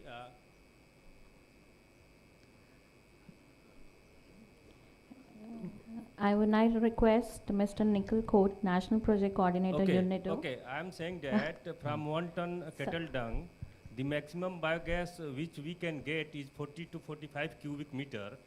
If you increase the HRT by 50%, then you cannot get the yield more than 50 cubic meter. नहीं, इसमें यील्ड बढ़ नहीं रही है, अमाउंट ऑफ डंग आप सेम ही डाल रहे हो, बट ओवरऑल HRT जब बढ़ जाता है तो सबस्ट्रेट लॉन्गर टाइम में बायोगैस डाइजेस्टर के अंदर रहता है। तो यील्ड कहाँ बढ़ रही है फिर? यील्ड पर डे बेसिस पे बढ़ेगी नहीं, पर मेंटेन रहती है, बिकॉज इट्स अ कर्व। एक अगर सबस्ट्रेट का अगर आप कर्व देखोगे तो it starts to degrade small by small every day for 30 days। जब आप उसमें फीड उतना ही डालते हो, बट HRT अगर ज़्यादा है तो same amount of substrate actually gives you longer, because area under the curve is more. I mean, we have seen it practically because we have installed so many systems in the north region also. Actually, I am working in the same field since 15 years. Okay. So I have not seen such things. So, sir, आप UP चलिए, हमने करीब 5000 बायोडाइजेस्टर्स लगाए हैं। मैं आपको दिखा दूंगा, विंटर्स में भी फार्मर्स गैस प्रोडक्शन होती है और अपना खाना बनाते हैं। Okay, okay. So I would now request Mr. Nikhil Coat, National Project Coordinator, UNIDO, to felicitate the presenters.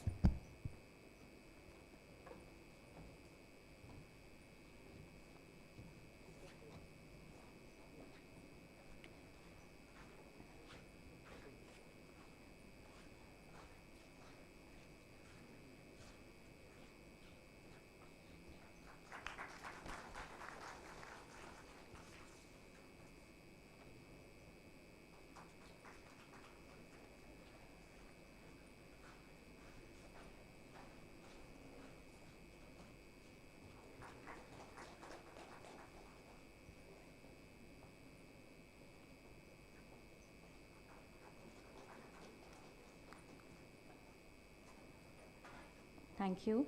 Now we'll take a short tea break of 25 minutes. And I would request you all to be seated by 12 for the next session. Thank you.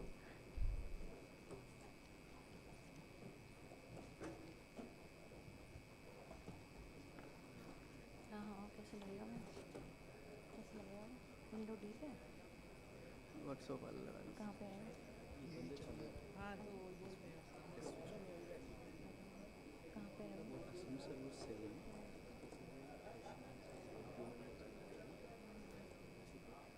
यही है ना ma'am?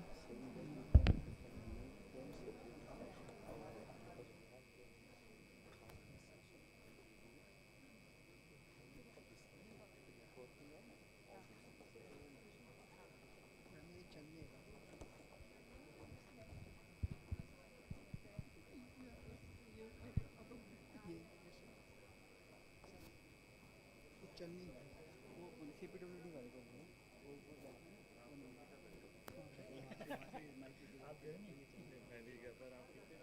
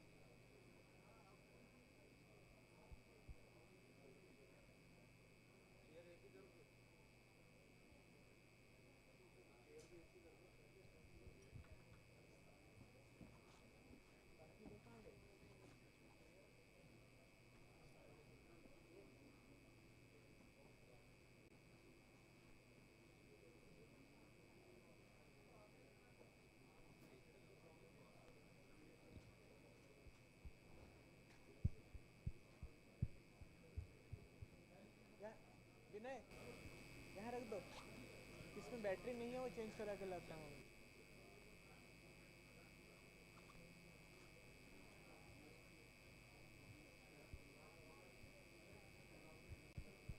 Sir अब तो बोल रहा है चल रहा है हाँ ऑन नहीं था क्या हेलो इस पे अच्छी है इस पे अच्छी है ये थोड़ा रेंज का फर्क पड़ता है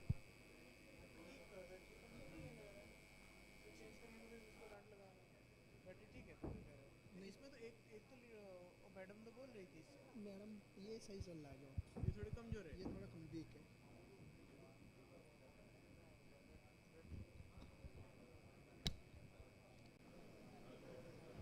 तो नया डला है तब तो नया के लिए बोला था मैंने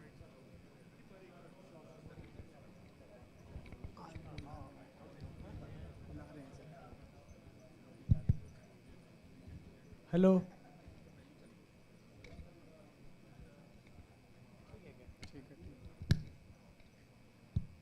आप ठीक है हाँ ठीक है कुछ कम हुआ था ऊपर जाके मैं ट्राई करता हूँ हाँ मैं आप कर दोनों है ना हाँ ये आप ये ठीक है हाँ ऑफ कर दो तो फिर नहीं वही रख दो टेबल पे हेलो कैसे हैं आप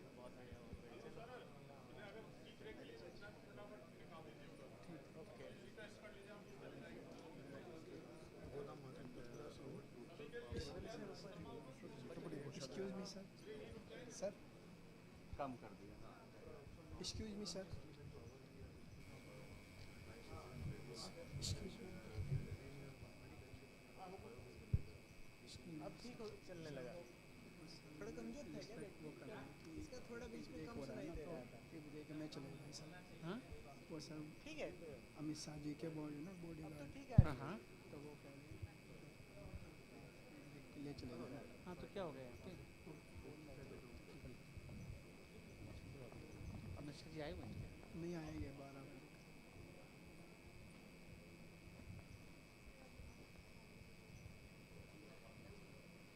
सर यही रख देते हैं ना, होगा तो तब पीछे लेके जाइए।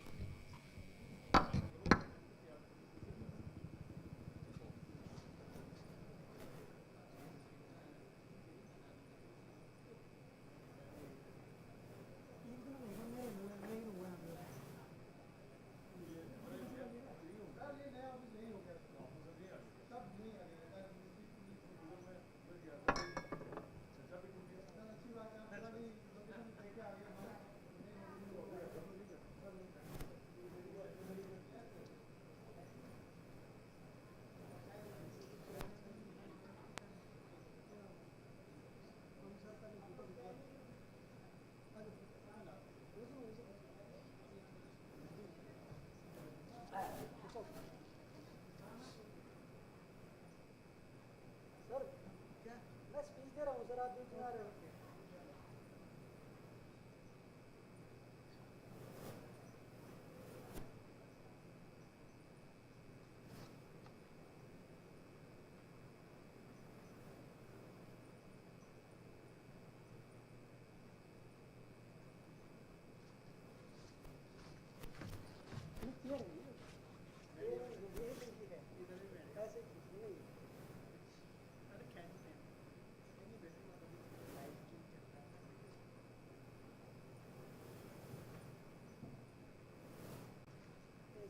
हमारा बेटा बैठे खींचो भैया।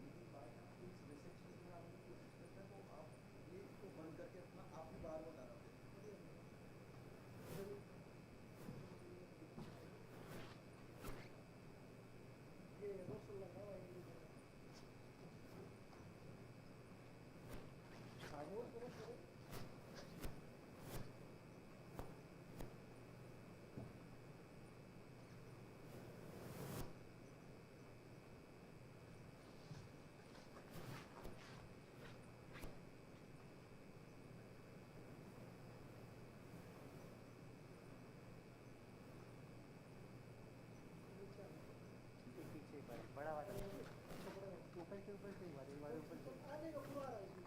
सही आ रहा है।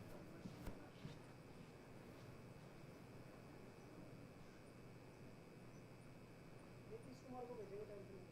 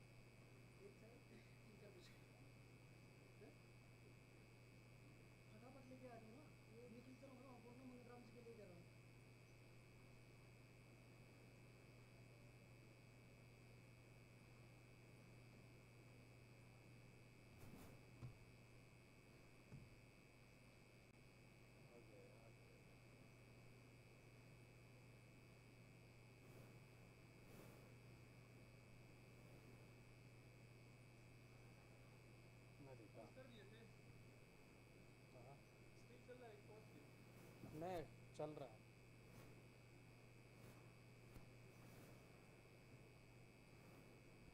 ये आएगा चेंज करेगा तब तो।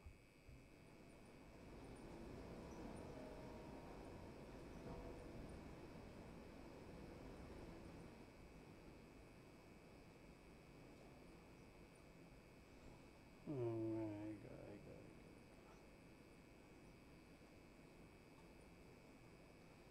एक मिनट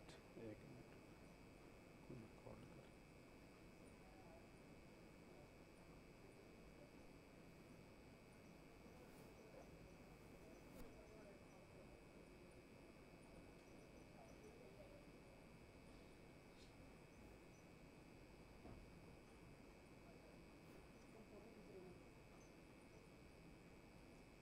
चेंज करो ना, क्या कर रहा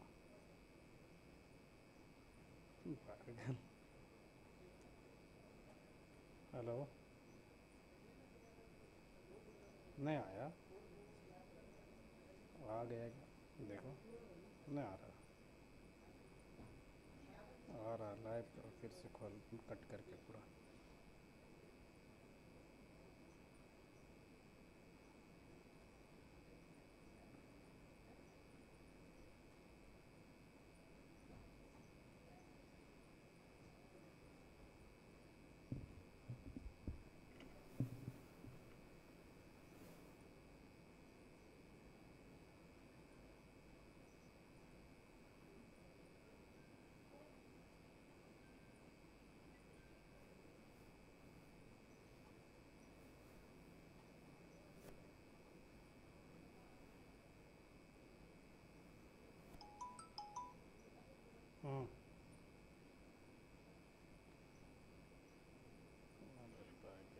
उसी में से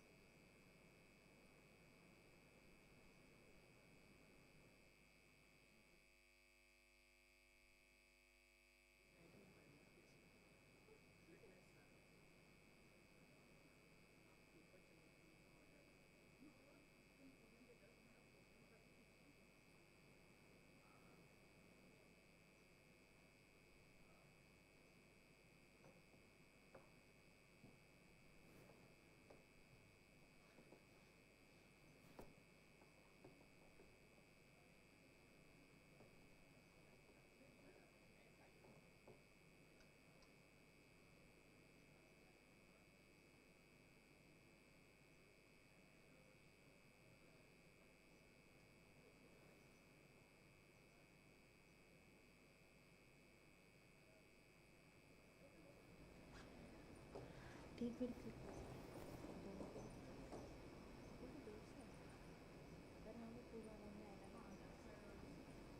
लैपटॉप को बंद करो।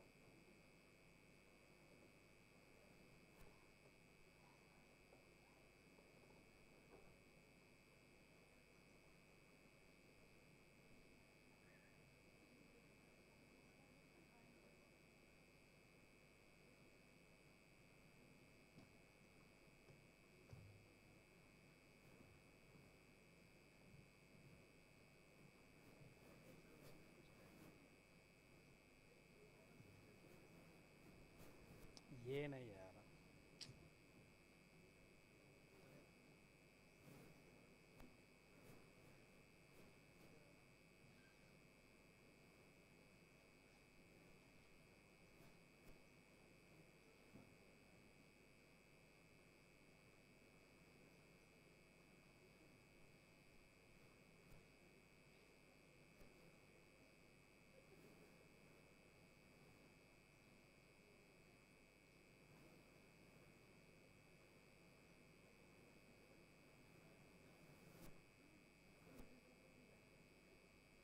फोटो किसके थ्रू, कौन ले रहा है? वो आप ले रहे हैं उनकी?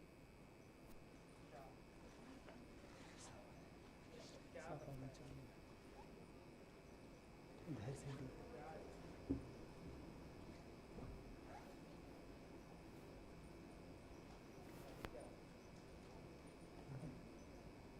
इधर तो सामने से।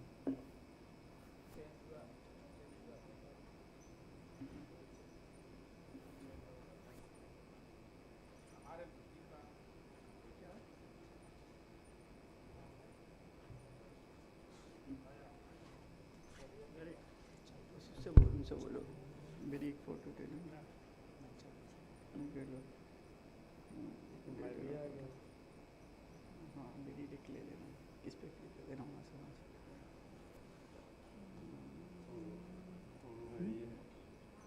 तुम हटो ना एक।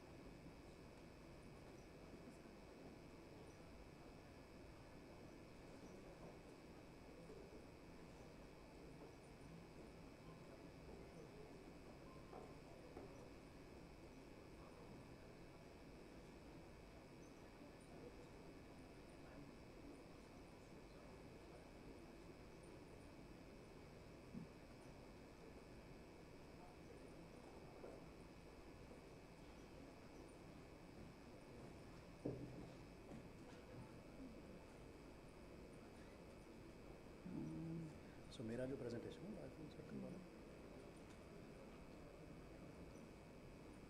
आप कुछ भी करिए नहीं आएगा, कुछ भी करिए नहीं आएगा, पीसी ओनली कर दीजिए। हाँ नहीं आएगा, आप करिए।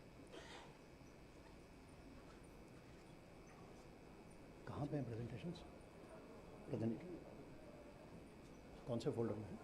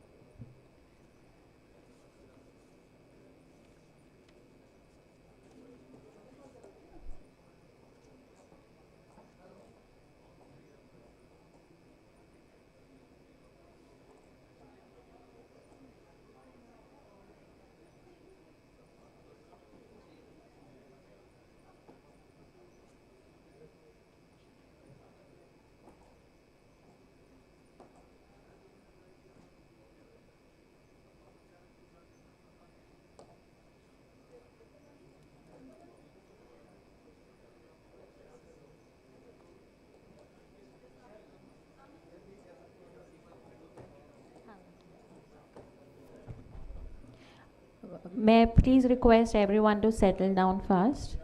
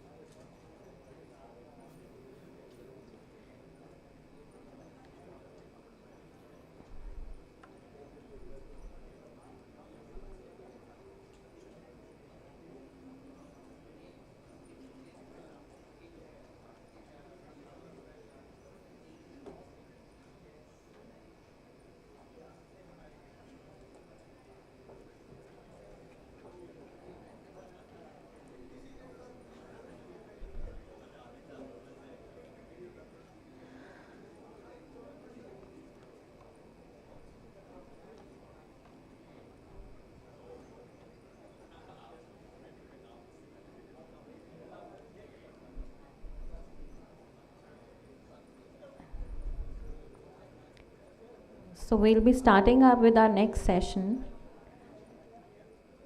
And for that, I would request Mr. Tushar Lowalikal, founding member and Chief Business Officer, Biofuel Circle Private Limited.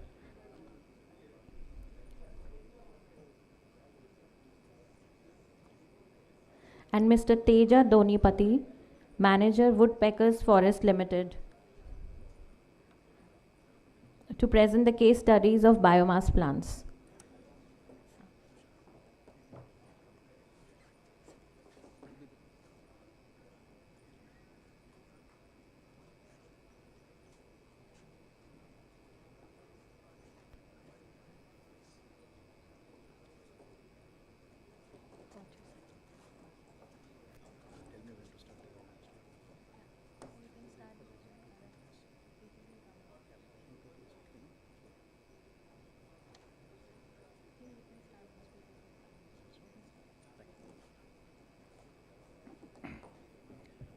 Good afternoon.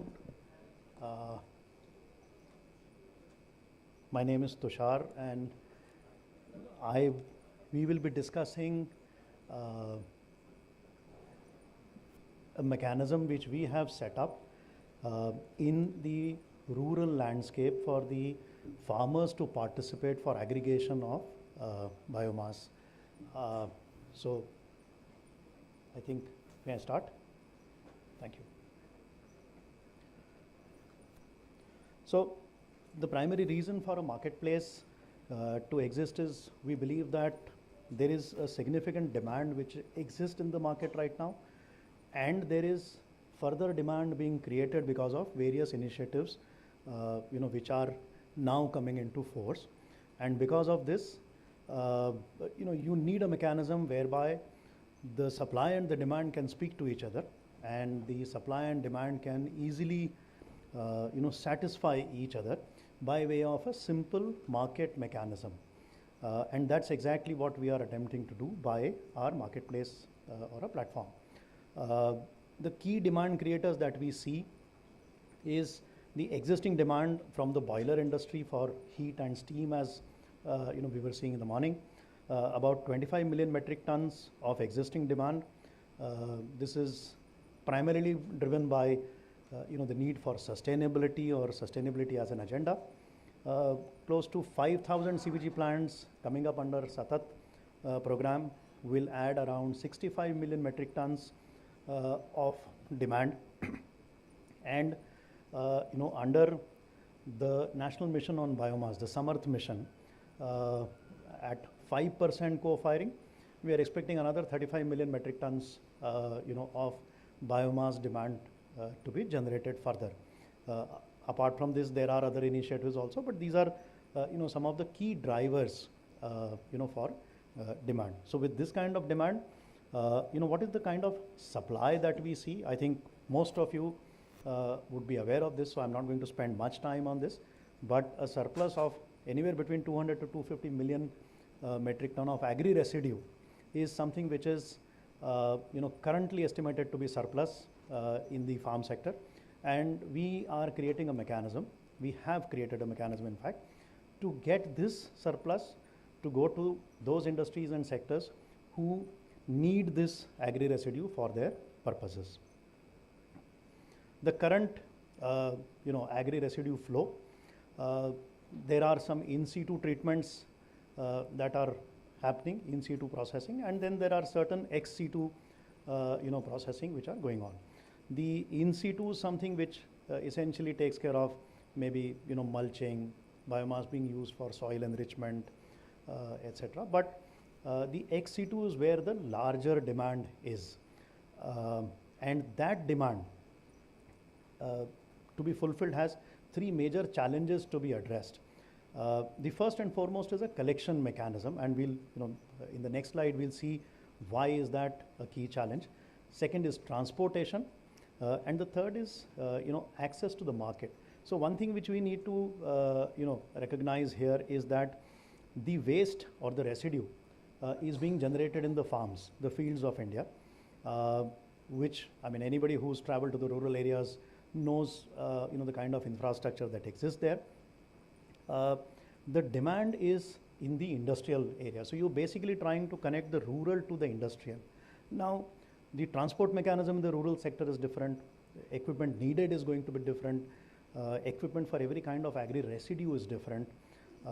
And above everything else, even if this infrastructure is created, the farmers will need access to a market. Today, one of the key reasons why they burn it off is because they don't have access to a marketplace where they can effectively dispose this waste. Certain other things which exacerbate this problem, which add to these issues. One is the average land holding in our country at around 2 acres per farmer. So our farmers are very, very small farmers. The waste generated on a very optimistic basis is around 2 tons per acre per harvest. The time available for disposal of this waste is anywhere between 15 to 45 days. In some cases, this is more. It could go up to maybe 2 months, 3 months also. Lack of infrastructure for collection and transport. So our farmers do not have, say for example, if he's a sugarcane farmer, he doesn't have a baler also, or if he's a soya bean farmer, he doesn't keep a thresher. This is something which he takes on rent, and the availability of this becomes a challenge because you don't have those many numbers in the rural ecosystem today available.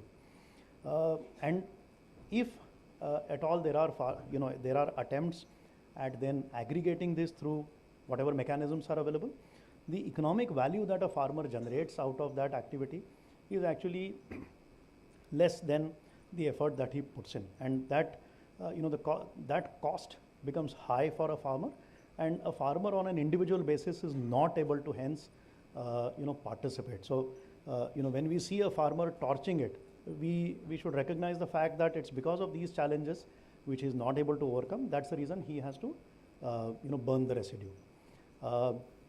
The absence of opportunities, as I said, is something which is a market access which we need to address.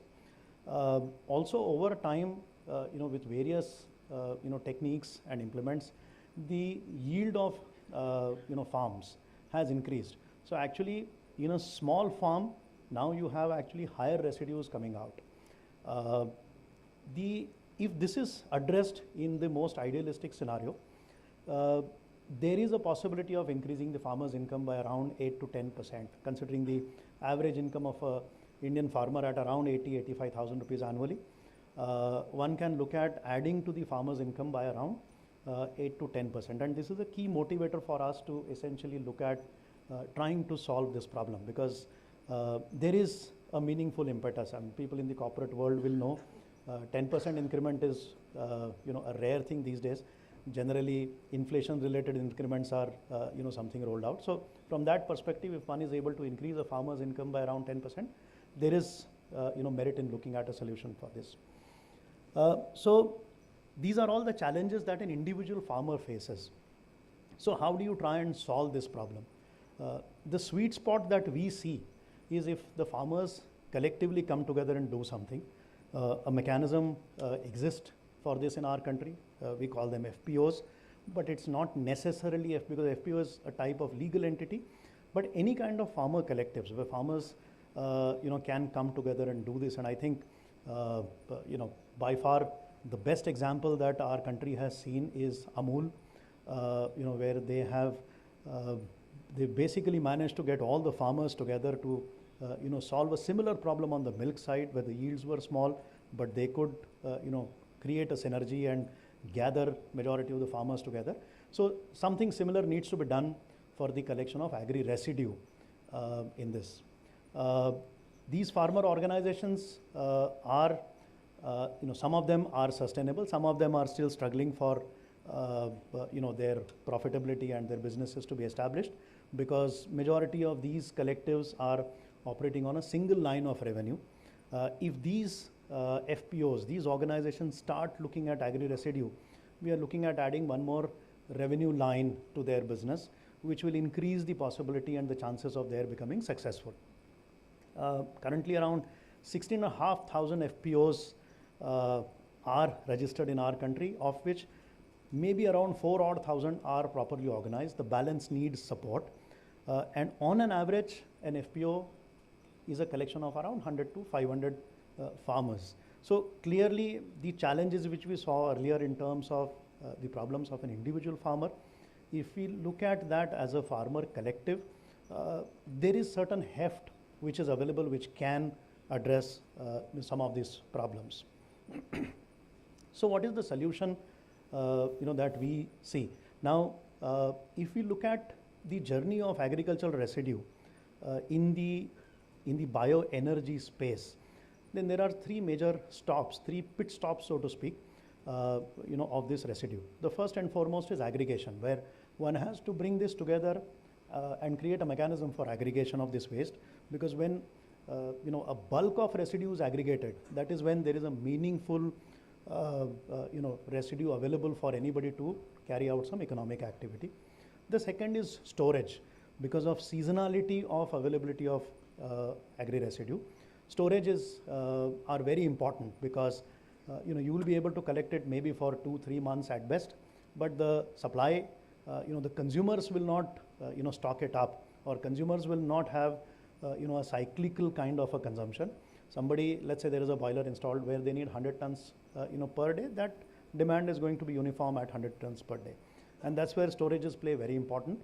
The third is, if some not very high tech but a slightly lower technology, easy to adapt kind of processing solutions can be brought in. Say, for example, briquette making plants, pellet making plants, where the investment as a collective isn't very large, and yet the the economic value add to the agri residue is major here. So these are three possible routes that an FPO can take. All of these necessarily will be farmer centric, because FPOs by the nature or farmer collectives by the design itself will be owned by farmers, and hence they will be farmer centric, and they are based on an economic fit. So for example, if you take paddy straw, now paddy straw is something which is major in Punjab, but paddy straw is also there in significant quantity in Maharashtra. The boiler industry uses rice husk majorly in Punjab, but in Maharashtra you don't see people using rice husk that much. So one has to look at the economic fit, and the reason for that is the poultry industry. So the poultry industry is a major consumer of rice husk in Maharashtra because they pay better. So similar logics will need to be applied to see what's the right fit for the waste that's generated and collected by these collectives, and how they can be channelized.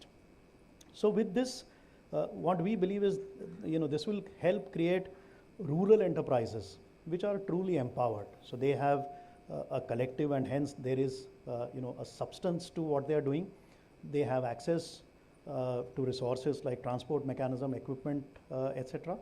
They have access to a market, and they have infrastructure for storage of this waste. And this waste storage is not very, again, not very cost intensive. Simple storage to keep it weatherproof and away from some fire is what is needed.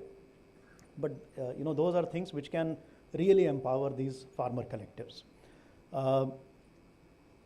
These three channels put together, or these three avenues put together, is what we call as a biomass bank. So we are attempting to create biomass banks out of these farmer collectives or farmer FPOs, which are digital operating systems.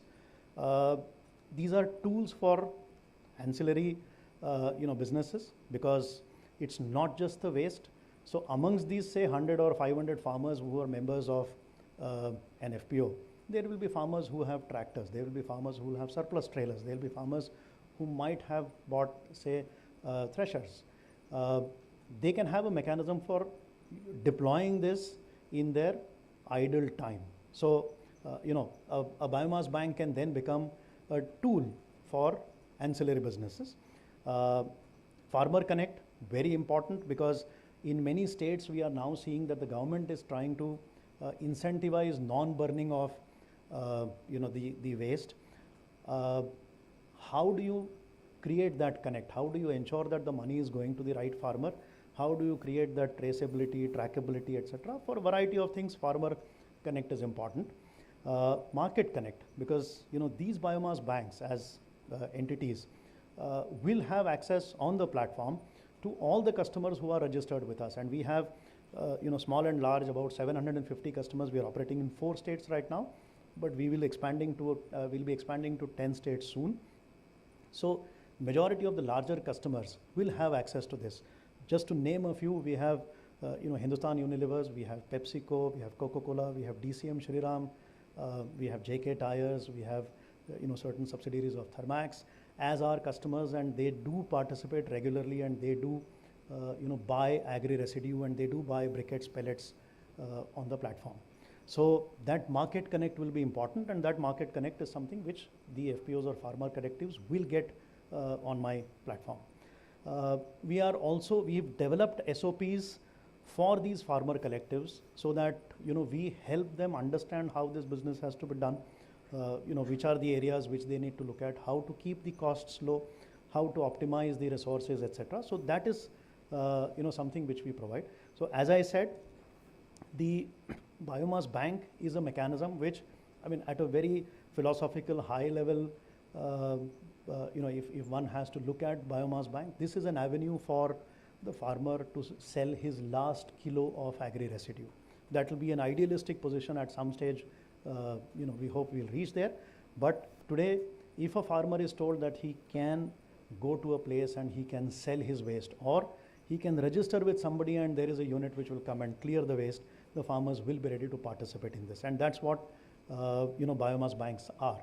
So if this is the idea and this is the reality, then what is it that we are doing? So we've rolled this out in Maharashtra. We're now starting in Gujarat, where the farmer, the equipment rental companies, the biomass bank, which is the aggregator in this case, creates a storage and supplies this further to the consumers. The important thing to note here is if you look at the white boxes that are there, that is the unit of transaction, and that's again something which we have tried solving. So, for example, a farmer with 2 acres doesn't know exactly how much of waste he has, and if you try to make it very accurate by saying, okay, we will have payment mechanisms, etc., then you are basically spending time on a problem which is not a very large problem. A better way, and that's how the rural space looks at it, is per acre how much money he gets, because that's what he's spending on clearing the farm. So we have a mechanism whereby we convert. We understand the farmer, we understand what crop he is sowing and what he's reaping, and accordingly what will be the there are established mechanisms which tell you what is the crop to residue ratio. So we use some of those mechanisms here to predict the kind of waste that's available. The biomass bank can then deal with individual farmers in a very simple 2-click, 3-click kind of a mechanism, nothing very detailed, and they can then convert this into tonnage, because that's how the buyer buys. So those mechanisms are taken care of so that every participant's unique need gets addressed. So with this, about a year and a half back, we came to MNRE and we met up with GIZ, the German aid fund, and we showcased this model, and we said this is what we are attempting to do, and this is what is our intent. And MNRE and GIZ supported us in a major way. They've in fact funded a project that we are doing in Maharashtra, where we are attempting to create these biomass enterprises, establish a working model for these enterprises so that the farmer participation can be viewed, increase the farmer's income, reduce the burning of agricultural residue, and above everything else, create a mechanism for setting up a biomass exchange. Because if this mechanism has to scale up and this mechanism has to grow and benefit a large number of farmers, then this has to lead to a biomass exchange. So this is the first step of creating a biomass exchange, which we are demonstrating right now, and we will be able to scale this up going forward. We are, as we speak today, there are officials from around 4 states. Thank you, Nidhi. Officials from 4 states visiting one of our sites in Katol near Nagpur, where they are currently witnessing the mechanism of farmers participating in this process and selling their cotton waste. So this is this is where we are, and this is what we are right now in terms of the establishment of this model.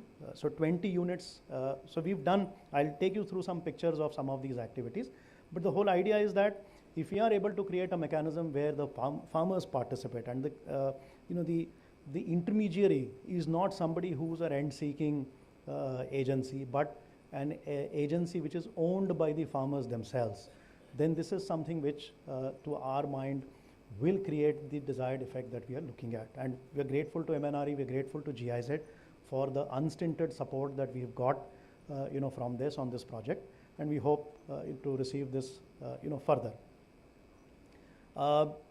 Why is this? I mean, we've already discussed this, but these are some numbers which I thought I'll share. That a village with around 1,500 acres of land, with a biomass bank functioning fully, with all the 3 models being there, can generate an additional economic activity of around 75 lakh rupees per year. So this mechanism can actually go on to create wealth for the rural landscape, and also cut on the pollution. I've not even counted the CO2 reduction that we will achieve, or the methane, if it is not burnt and left to rot, then methane is what is released. So either way, inactivity or activity of burning is harmful. So that hasn't been monetized here, but that's the kind of impact that is created. Our aim is that by end of the financial 2024, create around 50 such biomass banks in the states where we are operating, and then take that number up further. So very quickly, just to look at, or may I skip this, because I think most of the people would have by now got an understanding of the three models that we're talking of. One is the aggregation mechanism. Second is small storages, nothing very large scale, small storages. And third is where you do briquette and pellet making. So I would actually want to show you some pictures of these activities, because if I'm speaking about this, then I'm sure you would like to know what is happening on the ground. So the way we have started is we identified pockets based on the crop data available with us. We identified the so one, maybe you didn't I didn't mention this, but our partner on the ground for implementation is BIF, and BIF has a large number of FPOs which they have promoted, and we've chosen to work with BIF exactly for this, because these are farmer promoted FPOs. So going back, we chose BIF FPOs and we started work with them. First for consensus building, because you speak of the problems, you talk of a solution, how it is going to be implemented. People have to agree to that. So consensus building sessions were carried out across the villages and across the locations where we were operating. Then we started awareness campaigns. Mine is an app. We have an app for the farmer. So the farmer can download the app, register himself, and the farmer can then simply say on this date or from this date to this date, you can collect my waste. So there is a deal that gets created on the app. So we created awareness, by way of local mechanisms available, and this is the action that you see on the ground. This is in Maharashtra, in Osmanabad and Latur districts, where soya husk was aggregated. As a first step, most FPOs, we basically encourage them to do aggregation. The first step, learn that, build a scale, move to the next level. So there were briquette makers in the vicinity, about 30-35 kilometers, who participated in this, and this husk was supplied to them. The second is sugarcane trash aggregation. This happened again in two districts. One is Pune, and the second is near Yavatmal. So these are two belts, where sugarcane was available abundant, and this activity happened there. This is the current ongoing activity of cotton stock aggregation. This is happening in Yavatmal, and this is happening in Nagpur. There's a place called Katol. So that is what we're doing.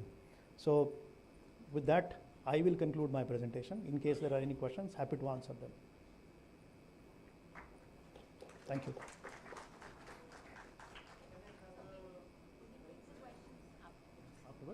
Okay, so I think after his presentation, we'll take the questions. Thank you.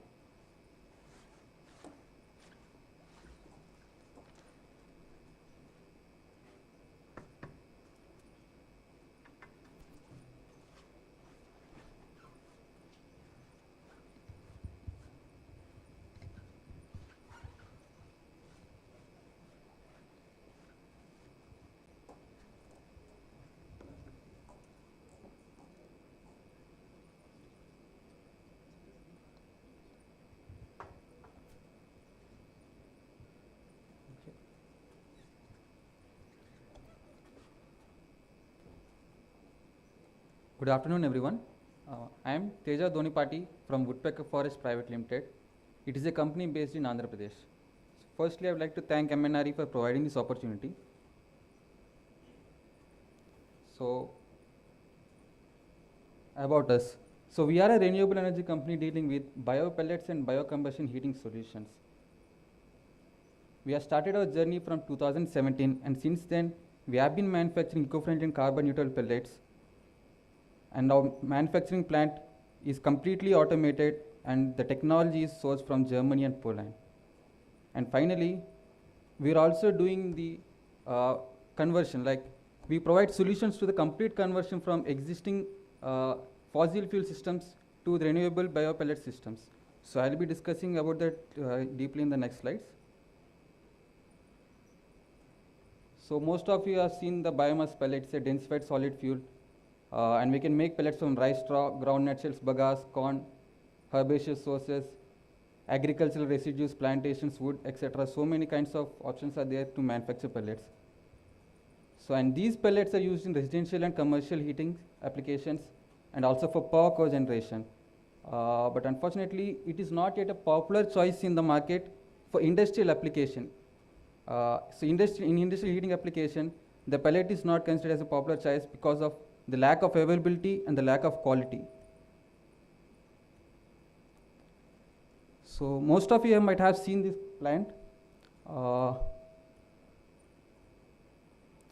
So this is called Prosopis juliflora. These are wild and invasive species.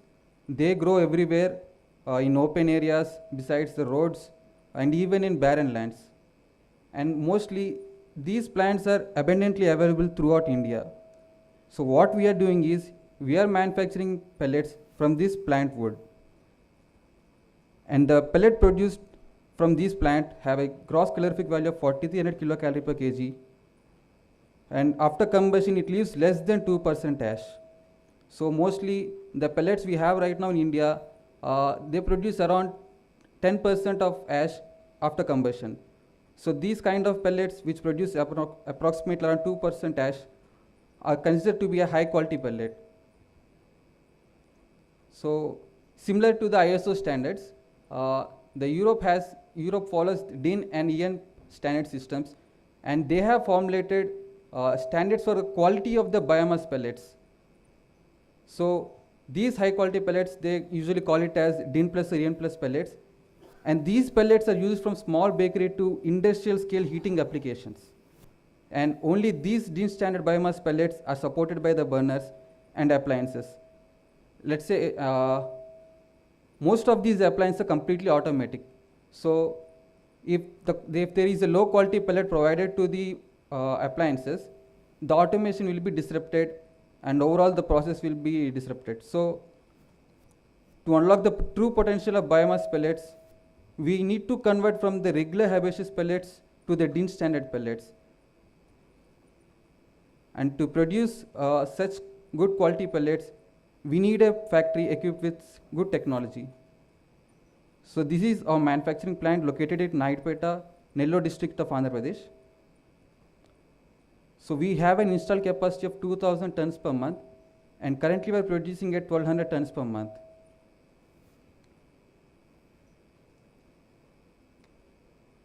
So basically, we started from R&D. We interacted with various technological providers, established the plant as a proof of concept, and now we have an active commercial sales.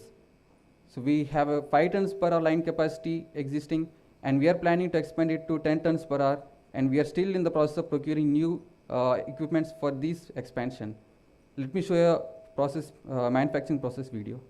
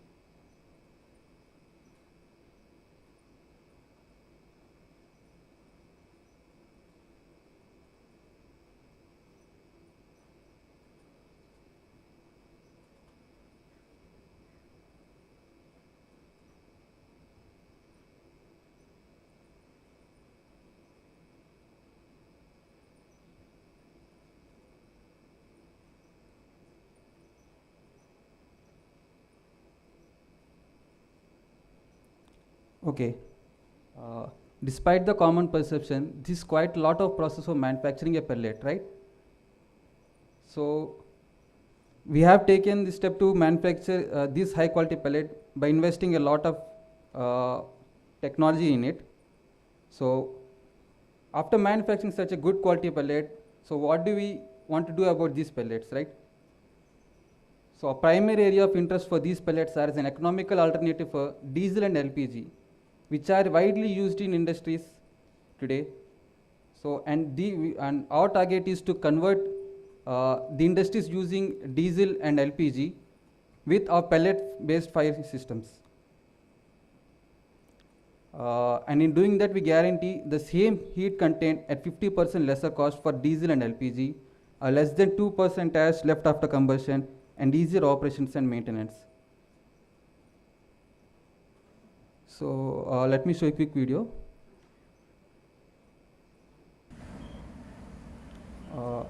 This is a 1 megawatt pellet fired burner. This is completely automatic. This can be installed into our existing boilers or furnaces.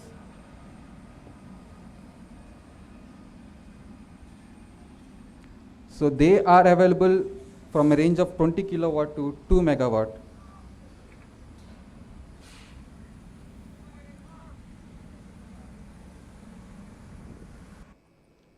So our pellets, the pellets which are of DIN standard pellets of less than 2% ash content, along with these kind of appliances, it can be used in various heating applications like hot air generator, thermic fluid heater, spray drying, steam boiler, different types of oven furnaces, and pan frying, and many more. So this would be a typical setup for the burner.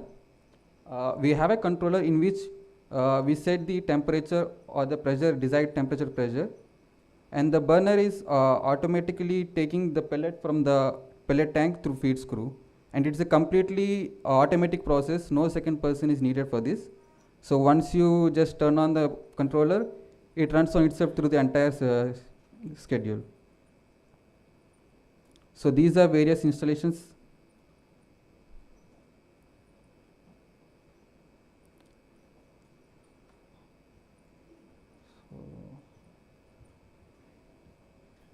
So right now in India, we have a huge scope for conversion into pellet-based systems. Recently, I have learned about a process called steam explosion. In steam explosion, what happens is, apart from the wood, regular biomass like the wheat straws, husk, groundnut shells, each and every biomass that we are aware of right now can be used to convert into high quality pellets. Currently, it is only possible with the woody pellets right now to manufacture high quality pellets.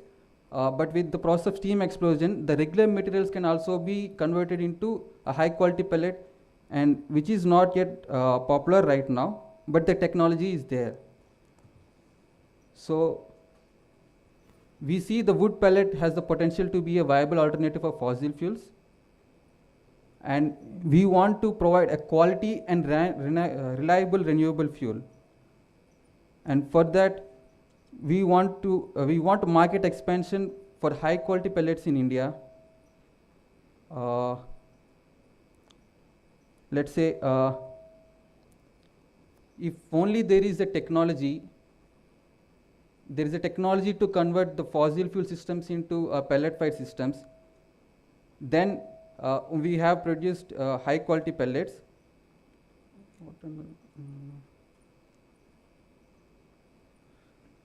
Sorry, I'll just repeat it again. If only there is a technology to convert fossil fuel systems, we can actually manufacture and supply the pellets in large scale, right? For that, we need the appliances as well. And mostly the appliances that we are using currently are imported from abroad, and usually takes 2 months to manufacture and 1 month, more than 1 month to shipping, and one more week for the clearance.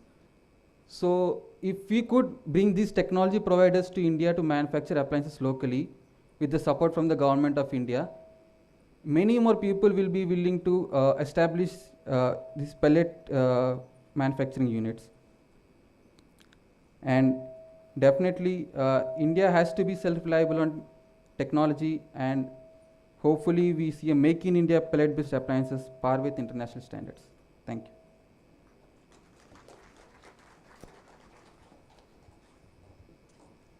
Thank you, Mr. Teja, for your presentation. We can take 1 or 2 questions quickly, and rest can be taken during the lunch hours.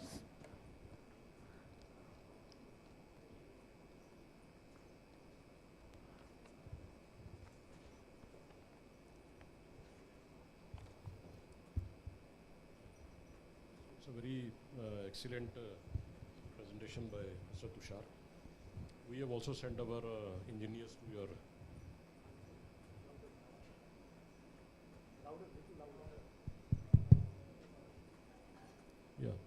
I said that it's a very excellent presentation you made, and very relevant also for a country like India, and also very relevant for a state like Punjab.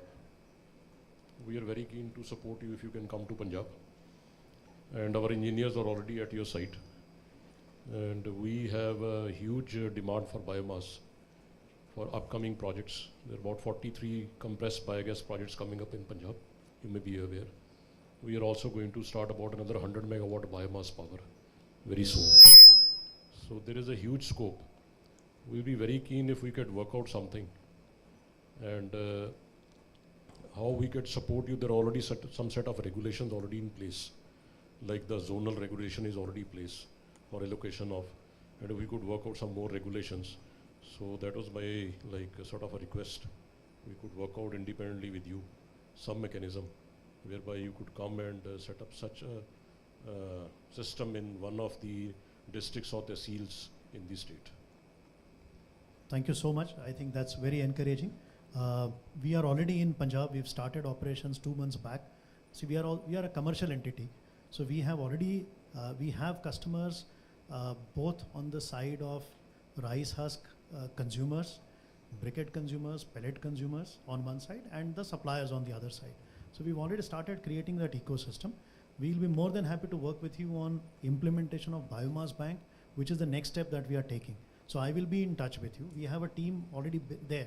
I have somebody in Ludhiana, I have somebody in Bathinda, I have somebody in Jalandhar, and Manish here is based out of Delhi. So we have readiness for operations in North. We can definitely connect with you, and we would love to work with the government there. We already have one very large 2G bioethanol refinery coming up with Hindustan Petroleum. Yes. And they were here, the team was here yesterday from Bombay. So we are very keen to attach you with them in order to actually, they are getting some prices which are very, very high. So we will like to look at some alternative arrangements there. So daily demand by them is about 570 tons per day. So we look at like those kind of opportunities so we could discuss independently. Certainly, sir. I'll be in touch with you. We would love to work with you. Thank you. Yeah, your presentation was very good. Thank you. The connect with FPOs is very essential to have a sustainable supply chain for any end activity. Now, my question is that you are talking of aggregation and you are talking of storage, which are the important pillars. Are you conducting any trainings for these aggregation, or you have your own modules? Because I am from Skill Council for Green Jobs. So now from this 20th May, we are going to have a training for aggregation and for depot managers in the HPCL plant at Badaयूं. So we are covering 5 districts. We'll be training 1,000 farmers, and they'll be mainly from the FPOs. So do you have any such training modules, or would you like to connect with them? Yeah. We have, because for this project that is supported by MNRE and GIZ, the first thing that we did is we created a mechanism, we created a module for training.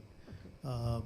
So we have that. I can share some of those ideas with you, and we can create a program for training of these FPOs and farmers. Yeah, because Skill Council is the national body for training and I'm aware. I'm glad you noticed us. Yes, No, the concept of biomass banks was already put to CIA 2-3 years back. We had given them a report on the biomass supply chain. Right. And there the concept of biomass banks, because the farmer has to be enabled. Absolutely. In terms of availability, transport, everything should be there on the biomass bank. Absolutely. And please connect with us for the trainings. We will. So just to add, which I didn't want to lengthen the presentation, but when we speak of a biomass bank, we are also bringing in equipment suppliers. we are bringing in local transport. We've brought in finance partners also. So HDFC Bank is ready to finance these FPOs for these activities. We are bringing in more finance also. So the entire ecosystem which is essential for any business to run effectively is what we are creating. I think there is a IT platform for other agriculture produce in the farm, in the villages. So if you do this for the biomass also, it will really enable the farmer. Absolutely, and our focus is agri-residue. We don't want to divert or deviate from that. We want to stay focused on this. We are also doing this for the plant which is coming up, which has already been set up in Badaयूं by HPCL.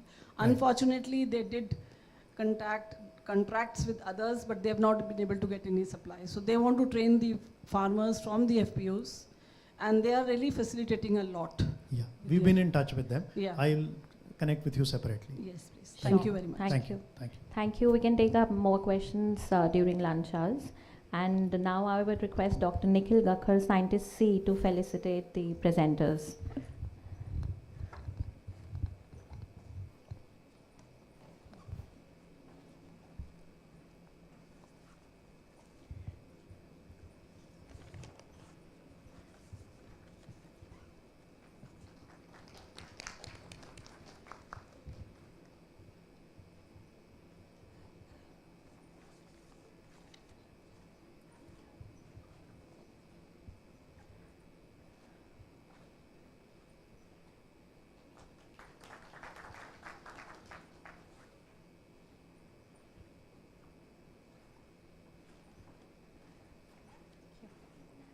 So for our next session, I would request Mr. Gaurav Kedia, President, Indian Biogas Association, to make a presentation on best practices and lessons learned.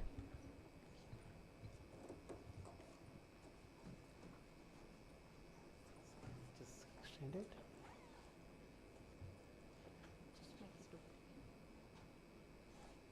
Duplicate.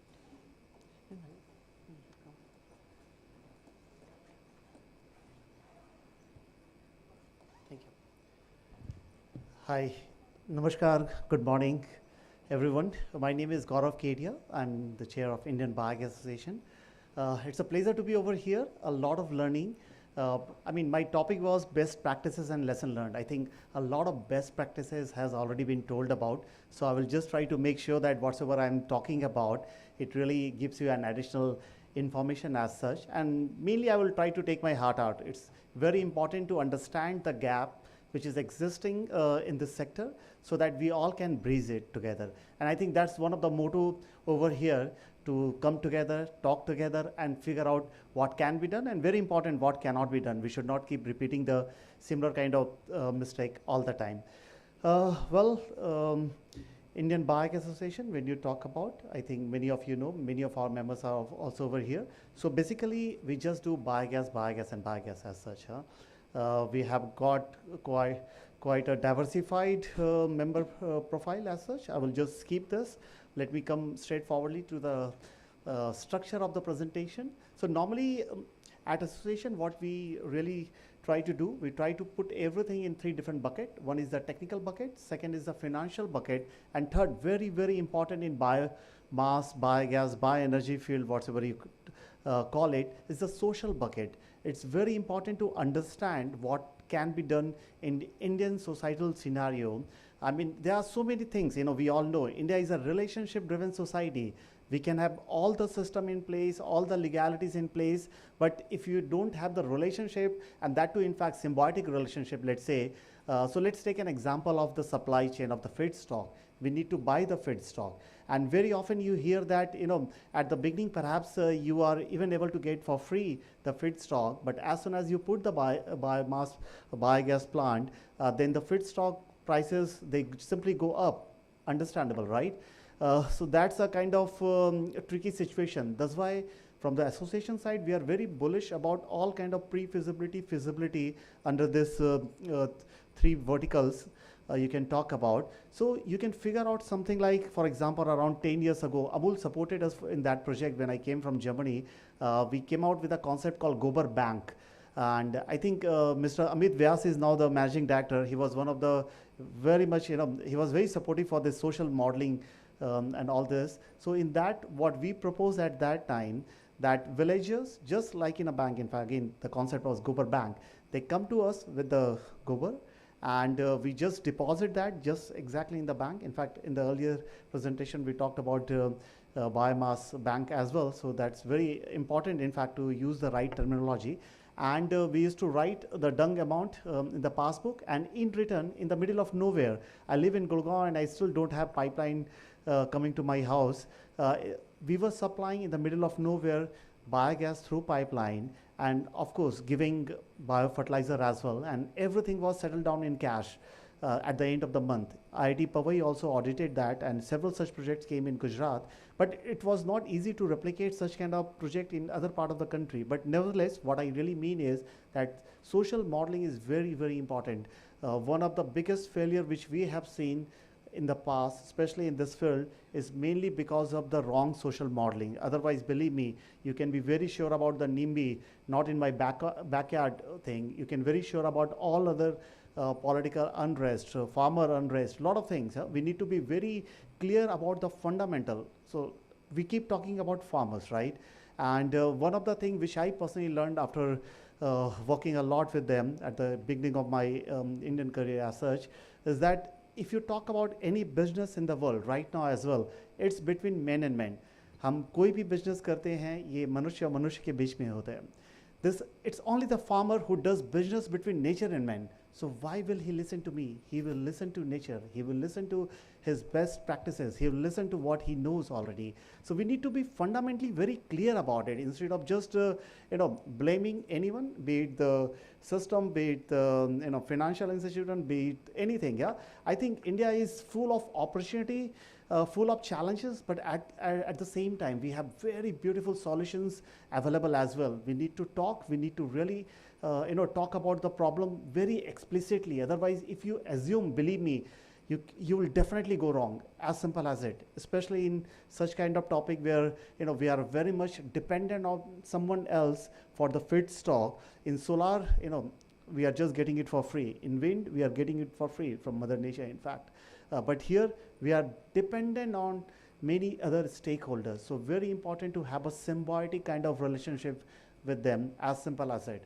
I think nothing very special in this slide. So biomass, one of the way we can look at the biomass as well is that it's a battery. We all talk about lithium battery, acid battery, and a lot of other battery. It's a battery. In fact, it's a nature's way to sequestrate carbon, and from where the energy comes. So basically, it is being charged by sun. It's a solar energy which is being sequestrated over there in biomass. And if you see, of course, once you have a biomass, you can just make biogas out of it. And if you see, we have put sun and the bioenergy at the same level, because ultimately this whole diagram talks about mass balance and energy balance. So that's the whole idea. But nevertheless, I think the topic is about what are the different practices and what are the challenges and how to mitigate it. But nevertheless, in India, we talk about small scale biogas plant. We talk about even community scale, or mid-size, and even the large scale.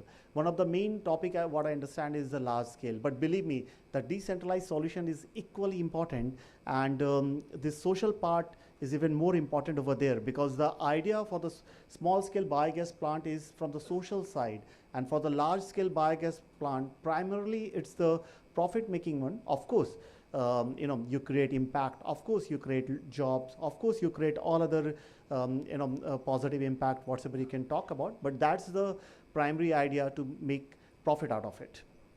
Anyways, I'm not going too much in detail, because my idea is not to bombard with a lot of knowledge to you guys, but give you a feel about it. So when you're out of this room, at least you have a feel about it, what may work, what may not work.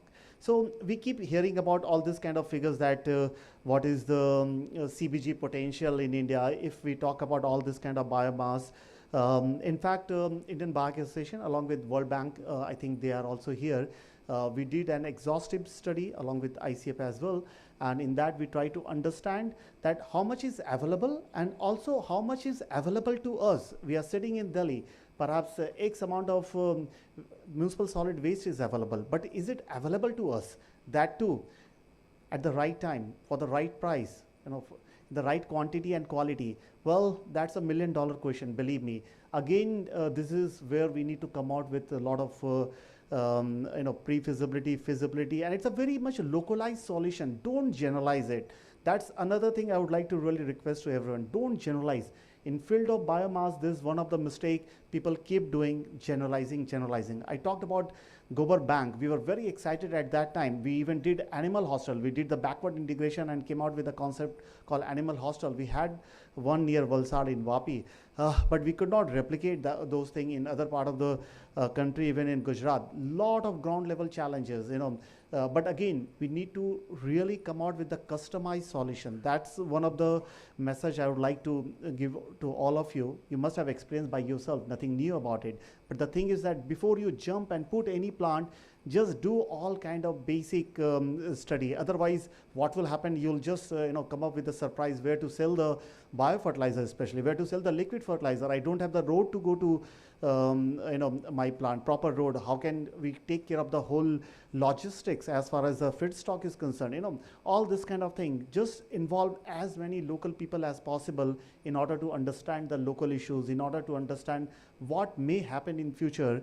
And believe me, this local people, they know the subject very well, especially in that locality. And perhaps if you know the problem, then there is always a solution. It's as simple as it. I think what we normally do, especially in biogas field, we have realized that after doing so many feasibility, that we really don't talk about the problem statement very well. One of our clients, so-called, they wanted to put a plant in a Naxal affected area, and we thought it's a crazy idea. We didn't want to really even talk about it. And he was hell-bent about it, that no, he wants to do that. It's his hometown or whatsoever it is. And anyways, we took this challenge. We knew the problem statement. And after a couple of months, what we realized that these Naxals, they don't touch the local agriculture university people. And local agriculture university people, they were very happy to take such kind of project because for them it was an additional income. Then we realized that that can be one of the way we can just model out all the local issues, and everything went well in that case. But again, what I'm emphasizing or re-emphasizing is that talk about the local scenario, talk about the local solution, don't generalize it. That's something very, very important. Otherwise, all this figure can be misleading that, we have got the 60 million metric ton per annum bio-CNG potential. It's wow. Of course, as I told you, availability to us. Potential, but potential that can be harnessed. It's a totally different thing, as simple as it. Okay, I think crowd over here already knows quite a lot about all this recent development that MNRE is supporting through the capex subsidy. Even state like Uttar Pradesh has come out with the additional subsidy, which is one of the welcome move. So basically in management, there is a concept called push and pull, right? So these all are the additional push which you are getting. Don't get confused with it. Ultimately, the market has to pull it. This is one of my subject I teach in IIM Ahmedabad. Normally I'm being very clear about it, that let's talk about the pull factor and then we talk about the push factor. Otherwise, it's not a real business model. Then you need to be clear about the fact that perhaps you are talking from the society point of view, which is also okay, nothing wrong in that, but you need to be clear as far as the modeling is concerned. Marketing this fermented organic manure, that's another challenge which we all are facing when you talk about the biogas sector. So solid is one part, liquid is another part. Again, when you talk about solid, you can of course transport it and you can think about n number of solution, but the liquid part needs special emphasis. Of course, now we have got the technical specification, which perhaps needs to be further revised. But the local market, we need to see how to really do it. In Pune, it is happening at few of the places where the liquid is being given free of cost to the local farmers. In future, perhaps they will also buy it. Day before yesterday, I was in HPCL Bangalore campus. There was one IEA Task Force 37 meeting going on. They are specifically working on this biogas sector, and they were just talking about the best practices from all over the world. And India has got a very unique proposition to offer or to face as well. But again, you need to figure out all this thing. But nevertheless, Atlas, we have the technical specification, and hopefully we will soon get MDA on fermented organic manure as well. So it's a market development assistance. So basically, even though you are selling at 5 rupees per kg, still you get, I don't know how much it is, that should come very soon in public domain, but let's say 1.5 rupees per kg additionally you will see. And it's not only for the large scale, biogas plant owner, but also the small scale plant owner can sell this to the large scale plant owner. They can in turn get the MDA or avail the MDA. That's one of the proposal we gave to the government of India to consider it, and we are very hopeful about it.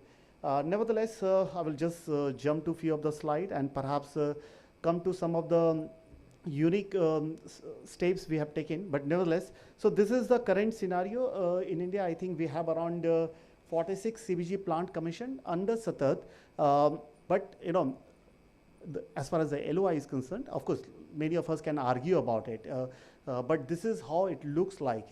When you talk about our almost 4,100 would-be or potential biogas plant, it's spread all over India. That's one of the beauty. So, but a goal without a plan is just a wish. Perhaps it's still a wish, and why we are sitting over here is to make a plan out of it, so that we are clear that we will be able to reach to that level. But that is very encouraging, if you ask me personally.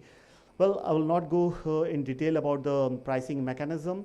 And when you talk about the offtake opportunity of CBG, well, especially when you talk about vehicular transport, and especially when you talk from the CGD perspective, this has already been covered under SATAT.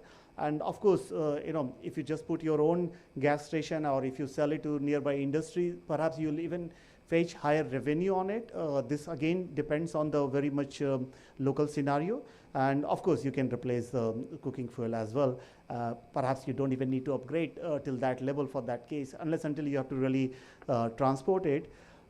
These are few of the identified enabler when you think across the value chain, whether you're talking from the upstream side, midstream side, or downstream side. So let's start with the upstream side. So effective crop residue management, that's very, very, very important. And as all of us know, that there are many political issues, there are many other issues that has to be tackled beforehand. That's why it's very much important that we talk about multi-feedstock based biogas plant. Otherwise, it's really mono digestion is anyways quite dicey, even technically, but of course you can just model that out. But it's still, to de-risk this risk, you need to have this multi-feedstock based biogas plant. We can talk about streamlining aggregation chain for feedstock. We can talk about importance of long-term agreement. We can talk about all these factors, but I think in morning a lot has already been covered. But it's very important that you consider all this thing before you put the project. That's my point all the time. Instead of thinking about that this should happen, don't assume anything. If in master plan that it shows that road is going to come, let the road come and then you start building the plant. Don't start building the plant and then assume that road will come, because situations might be dynamic in many cases. Nevertheless, I'm jumping to downstream.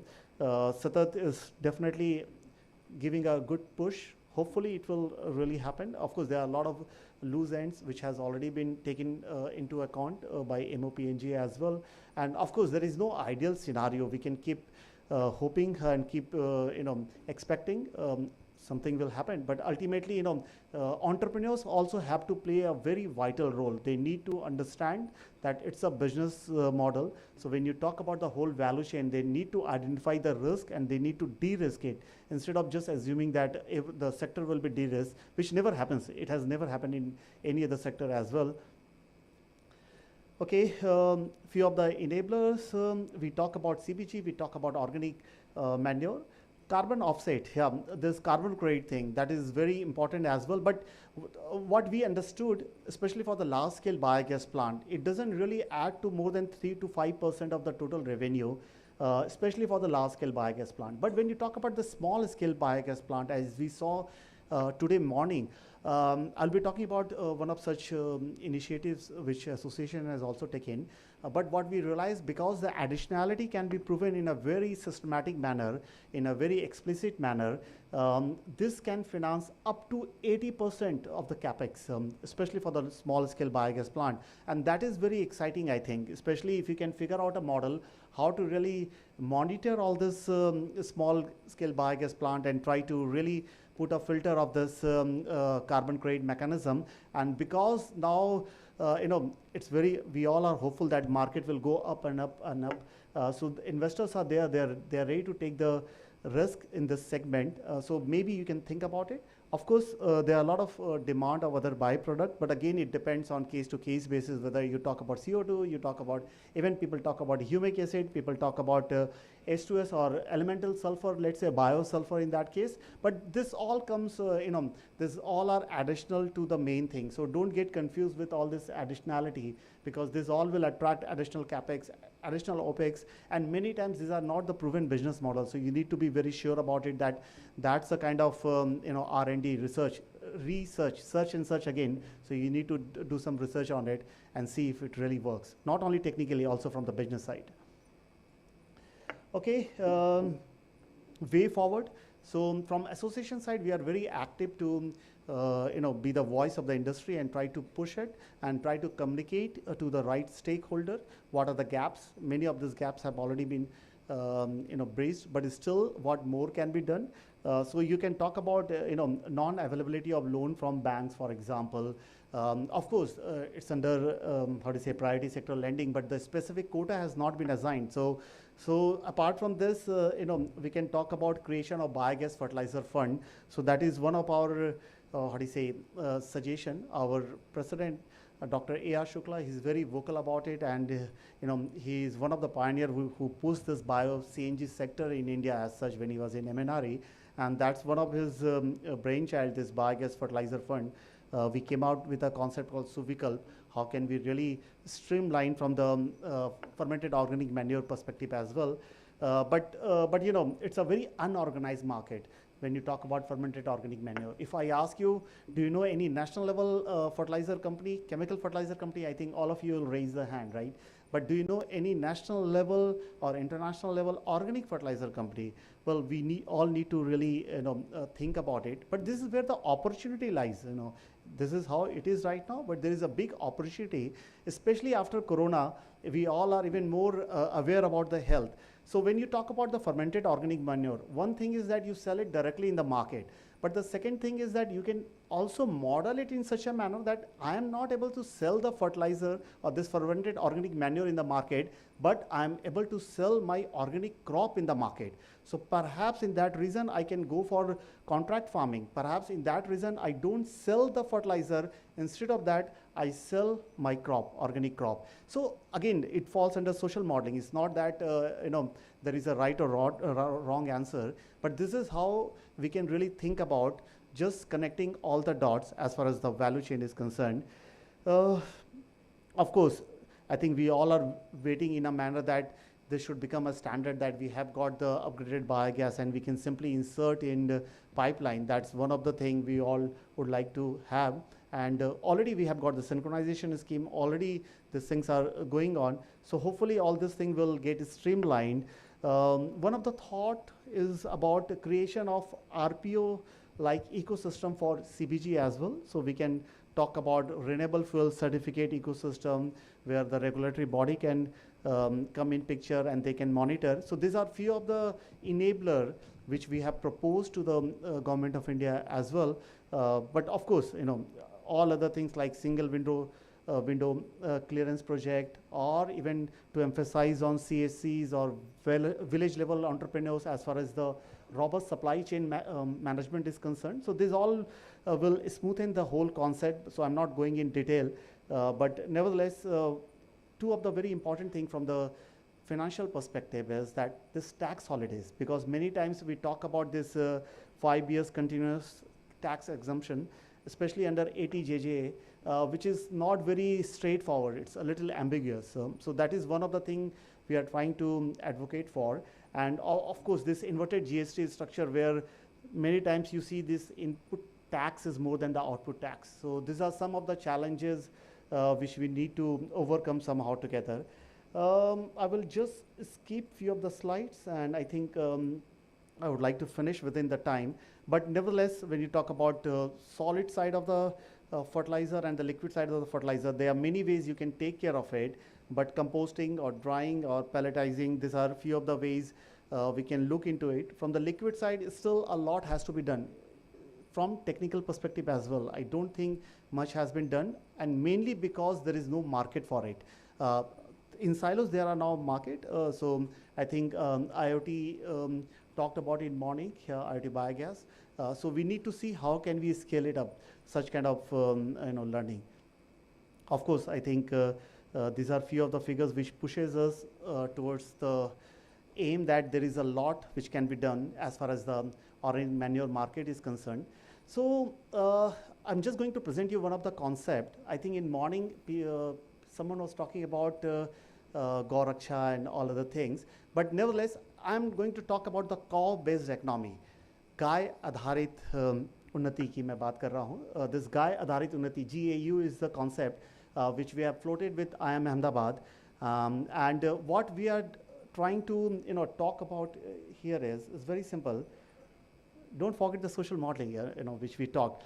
So in India, we have got a lot of people who are owning, especially from village side I'm talking, who are owning let's say 2 cows, or there are goshalas, there are people who are taking care of even stray cattle, there are people, they want to do something but they are not able to do something. So we thought that can we think about some social model which will work on pan-India basis. And this is one of the concept. It's available online as well. If you just search GAW working paper from IIM Ahmedabad, you'll get it. Otherwise, from association side also we can share. So let me just talk about the concept. So you have got the cow, and we are looking for an adopter to adopt that cow. So just to tell you before I go further in the concept, I'm not showing you anything new. These all concepts exist in India from ancient time. The definition of dairy in India all the time was milk plus Godhan plus Gauseva. Let me repeat, milk plus Godhan plus Gauseva. We are talking about milk, I think all of us are consuming that. Godhan, we know, perhaps not in totality, but let's say we are talking about biogas, we are talking about Panchgavya. In fact, recently we even demonstrated in Lucknow that we can make hydrogen from cow urine. It was a live demo. Few politicians were also there, and we tried to show that this Godhan is the reality. Let's come to the Gaw Seva. So when I was a kid, in fact, the first roti at home was for cow only. With time, we all shifted to the bigger cities. Perhaps there is no cow on the street, or at least we are not able to figure out, or we don't have time. Anything can happen. So we thought that let's digitize this concept. If you see, a lot of people want to do this. There are a lot of cows available. So we just need to have the handshake. The way Ola, Uber, Oyo all did. It's not that supply was not there earlier. It's not that demand was not there earlier. So they just try to enable the whole ecosystem with the help of technology.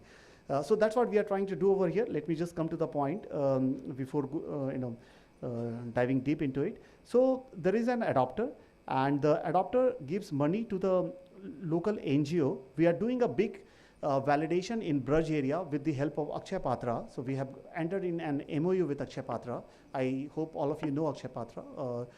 So they feed a lot of students. In fact, midday meal is one of their very famous service seva. And on similar pattern, we have pitched for cattle, in fact, for the cows, that they can also start feeding 4 lakh cattle in the Braj area itself. So the money goes to the local NGO, and this local NGO is responsible to provide the fodder to the Gaushala owner. If they cannot, they can take help of the FPO, registered or unregistered. I really like the word someone used, this unregistered, because again, India is a relationship driven society. So many times they don't register it, and still they are functioning very well. In return, this Gaushala owner or cow owner, he has to do 2 things. Firstly, he has to give this dung free of cost to this NGO, in this case Akshay Patra. And second thing, he has to take a photo of the cow. And what will happen? We'll see that in the next slide. But as soon as the dung is available for free of cost with any NGO or any farmer, he or she can make anything out of it, including biogas. And then we can talk about all other impact which all of us are talking. But let's talk about the facial recognition of cow now. So one of the challenge we try to figure out, can we do the facial recognition of cows? I mean, from last many years, we are day and night, we are working on it along with very intelligent team. Firstly, the challenge was to talk about whether or not this face is of cow. That was the biggest challenge, I think, more than to uniquely identify the cow, and then which cow it is. And this is one of the screenshot of the cow. And even in the app, you can download in the Google Play Store if you want. Go Vision is the name. And in the app, there is a functionality. So let's say there is a herd of cow. You just aim the camera towards the herd, and then you'll know the number of cows which are present over there. So let me just demonstrate over here what exactly I'm talking about. I hope this will work. We are going to validate cow face with the help of Go app. Let's see if this is possible or not. As you can see, Go. So that's the first thing the app does. It recognizes that it is the face of a cow. Still, it has not identified the tag number. Of course, we are starting with the tag number to cross-verify that the app is working properly. Go app recognized the face of the cow and even cropped it first. Well, this happened quite fast. Now app has even recognized the tag number of the cow. Apart from this, app has also detected the location and the health status. We can put. So basically, with the help of AI, you can even figure out in future, hopefully, we are already coding that, what kind of disease this cow might have. And there are so much of knowledge in Indian villages, we are trying to code all this kind of knowledge. If the cow is crying in a definite pattern, it has got some insect in its stomach. Likewise, there are so many things which can be properly digitized, but nevertheless, the idea is not about this cow disease, etc. Here, the idea is about biogas, and the monitoring and everything becomes very simple, what we were talking about. I think with this, I would like to end my presentation. In case you have any question, I would definitely like to answer. Thank you. So,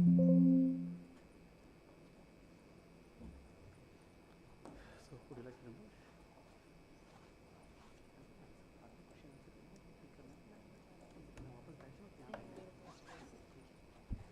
Yeah, thank you, Mr. Kedia, for your presentation. I would request Mr. S.R. Meena, Scientist D, to felicitate Mr. Kedia.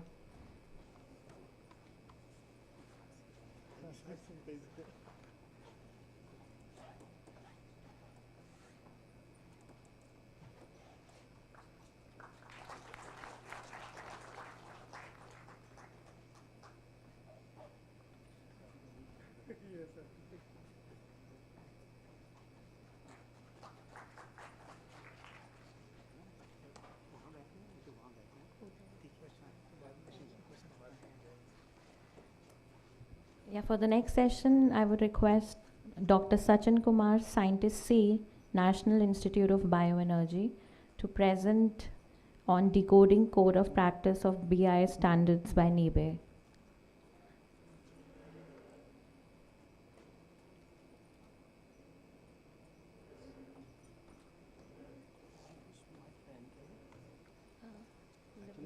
Some more slides. Okay. So is it possible? I don't know how to do Sakara. Just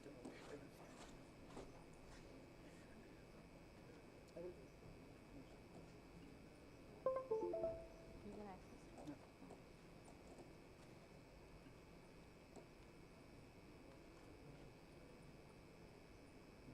Which one?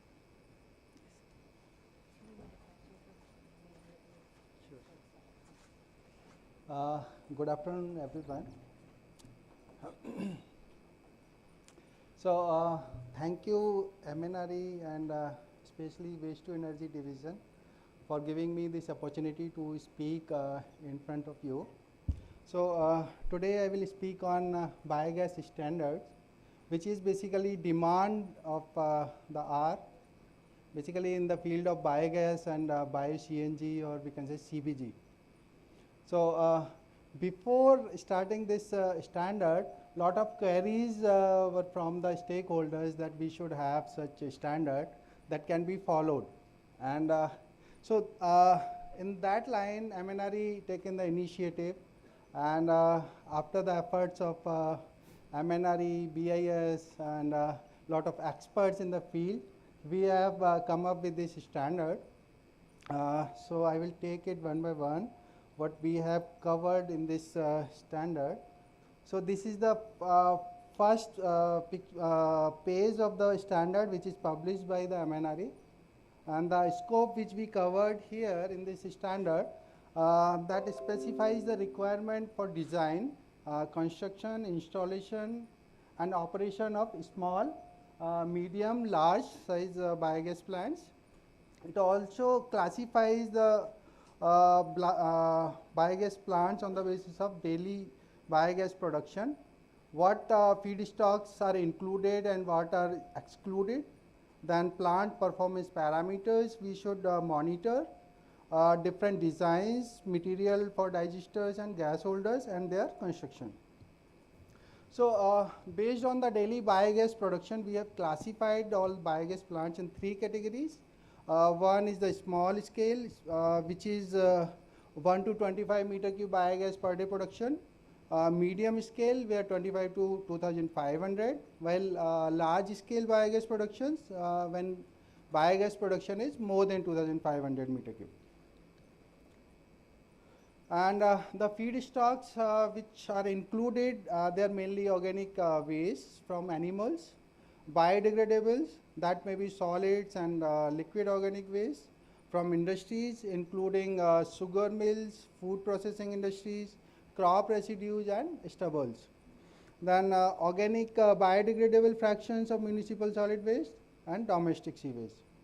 And the feedstocks which have been excluded, they are basically fossil fuels and their products and byproducts, woody biomass, paper, cardboard, pasteboard, harbor sludge and other water body sludges and sediments, plastics, metals and medical and pathogenic waste. Then based on different feedstocks and the inoculums, that may be cow dung or any maybe sludge or any other inoculum we can use. So we have considered like minimum level parameters. I mean, how much potential is there? So potential may be like theoretically that potential, but in actual you will not get 100%. So that may be in some percentage. So that we have capped at the minimum level. I mean, how much minimum we can get. So I mean, the idea or the objective of this standard is not to restrict anyone, just to guide so that anybody not get cheated by anyone or like that. So if you follow this standard, then you will be on the good path to produce the CBG. So here we have considered like poultry waste, municipal solid waste, food waste, vegetable waste, sludge. So based on the scales like small, medium and large scales, we considered the minimum OLR, organic loading rate, and how much HRT. So somebody in the morning asked about the HRT. So when gas production or daily gas production per unit feedstock is low, so then to harness maximum biogas production out of any feedstock, we have to give longer HRT. So HRT is not decided by us. HRT is decided by the parameters which we are providing, and as a result, or to obtain the maximum biogas, we keep the feedstock for that period. So that is basically HRT. And if HRT is high, accordingly your digester size will increase. So that's the concept. Then as per the HRT, when there will be the reduction in the volatile solids, so that we have considered. So that is, I mean, all those parameters are at the minimum level. Then agricultural waste, especially that rice straw, kitchen waste, cattle dung, sewage waste. So most of the organic waste have been considered here and the value have been put up. Then what are the characteristics for input feedstock that we need to be, need to be maintained? First is the CYN ratio, then total solids. So based on the solid content, we can categorize in wet anaerobic digestion and dry anaerobic digestion. So up to like 5 to 15% solid loading, we consider it under the wet anaerobic digestion. And if it is more than 15%, so we consider it as a dry digestion. And volatile, so we consider the gas is produced through the volatile matters only. So for that, at least 60% volatiles should be there in the feedstock. Particle size, so actually it depends on the different technologies which we are using. So based on that, particle size is not restricted. So that can be as per the technology. Then other performance parameters like temperature. So like we can categorize a consortium of bacteria based on their temperature conditions. Like if we talk about ambient conditions, so that is basically mesophilic condition. And if we talk about cow dung, so cow dung is generally digested at 35 to 37 degrees centigrade, which is the optimum. So if you go above this temperature, so the production will sharply down. But if you go down of that temperature, then slightly or slowly gas production will reduce. So up to like 20% you will not get no production. But as if you go at 40 degree, suddenly your production will go down. Similarly, there is a group of bacteria which can survive at high temperature. Like they are called thermophilic inoculum or bacteria. So they are having their own another optimum temperature that may be like 50 degree, 52, 55. That depends on the characteristics of that bacteria. So we cannot say that like mesophilic consortium will work at thermophilic condition. So that's why we have categorized both separately, like mesophilic process and thermophilic process. And we need to optimize those parameters, including temperature, pH, and that need to be maintained. Like if we are in the northern region and winter season, temperature would be down, so we should make the provision so that we can maintain the temperature. But at the small scale, it is difficult to provide such conditions. So that's why HRT can be increased and large volume of digester can be used to get that quantity of biogas basically.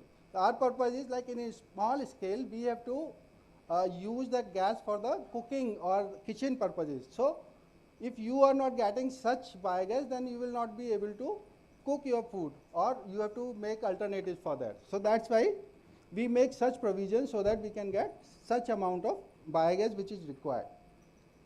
Another parameter is FOSTEC. So FOSTEC, this is the new terminology. Most of the people doesn't know about this. So I mean, when there is a fluctuation in pH, so what happens in the anaerobic digestion, some volatile acid formation is there, then due to nitrogen some ammonium formation also there. So that balance should be there. So that gives you the health of your digester.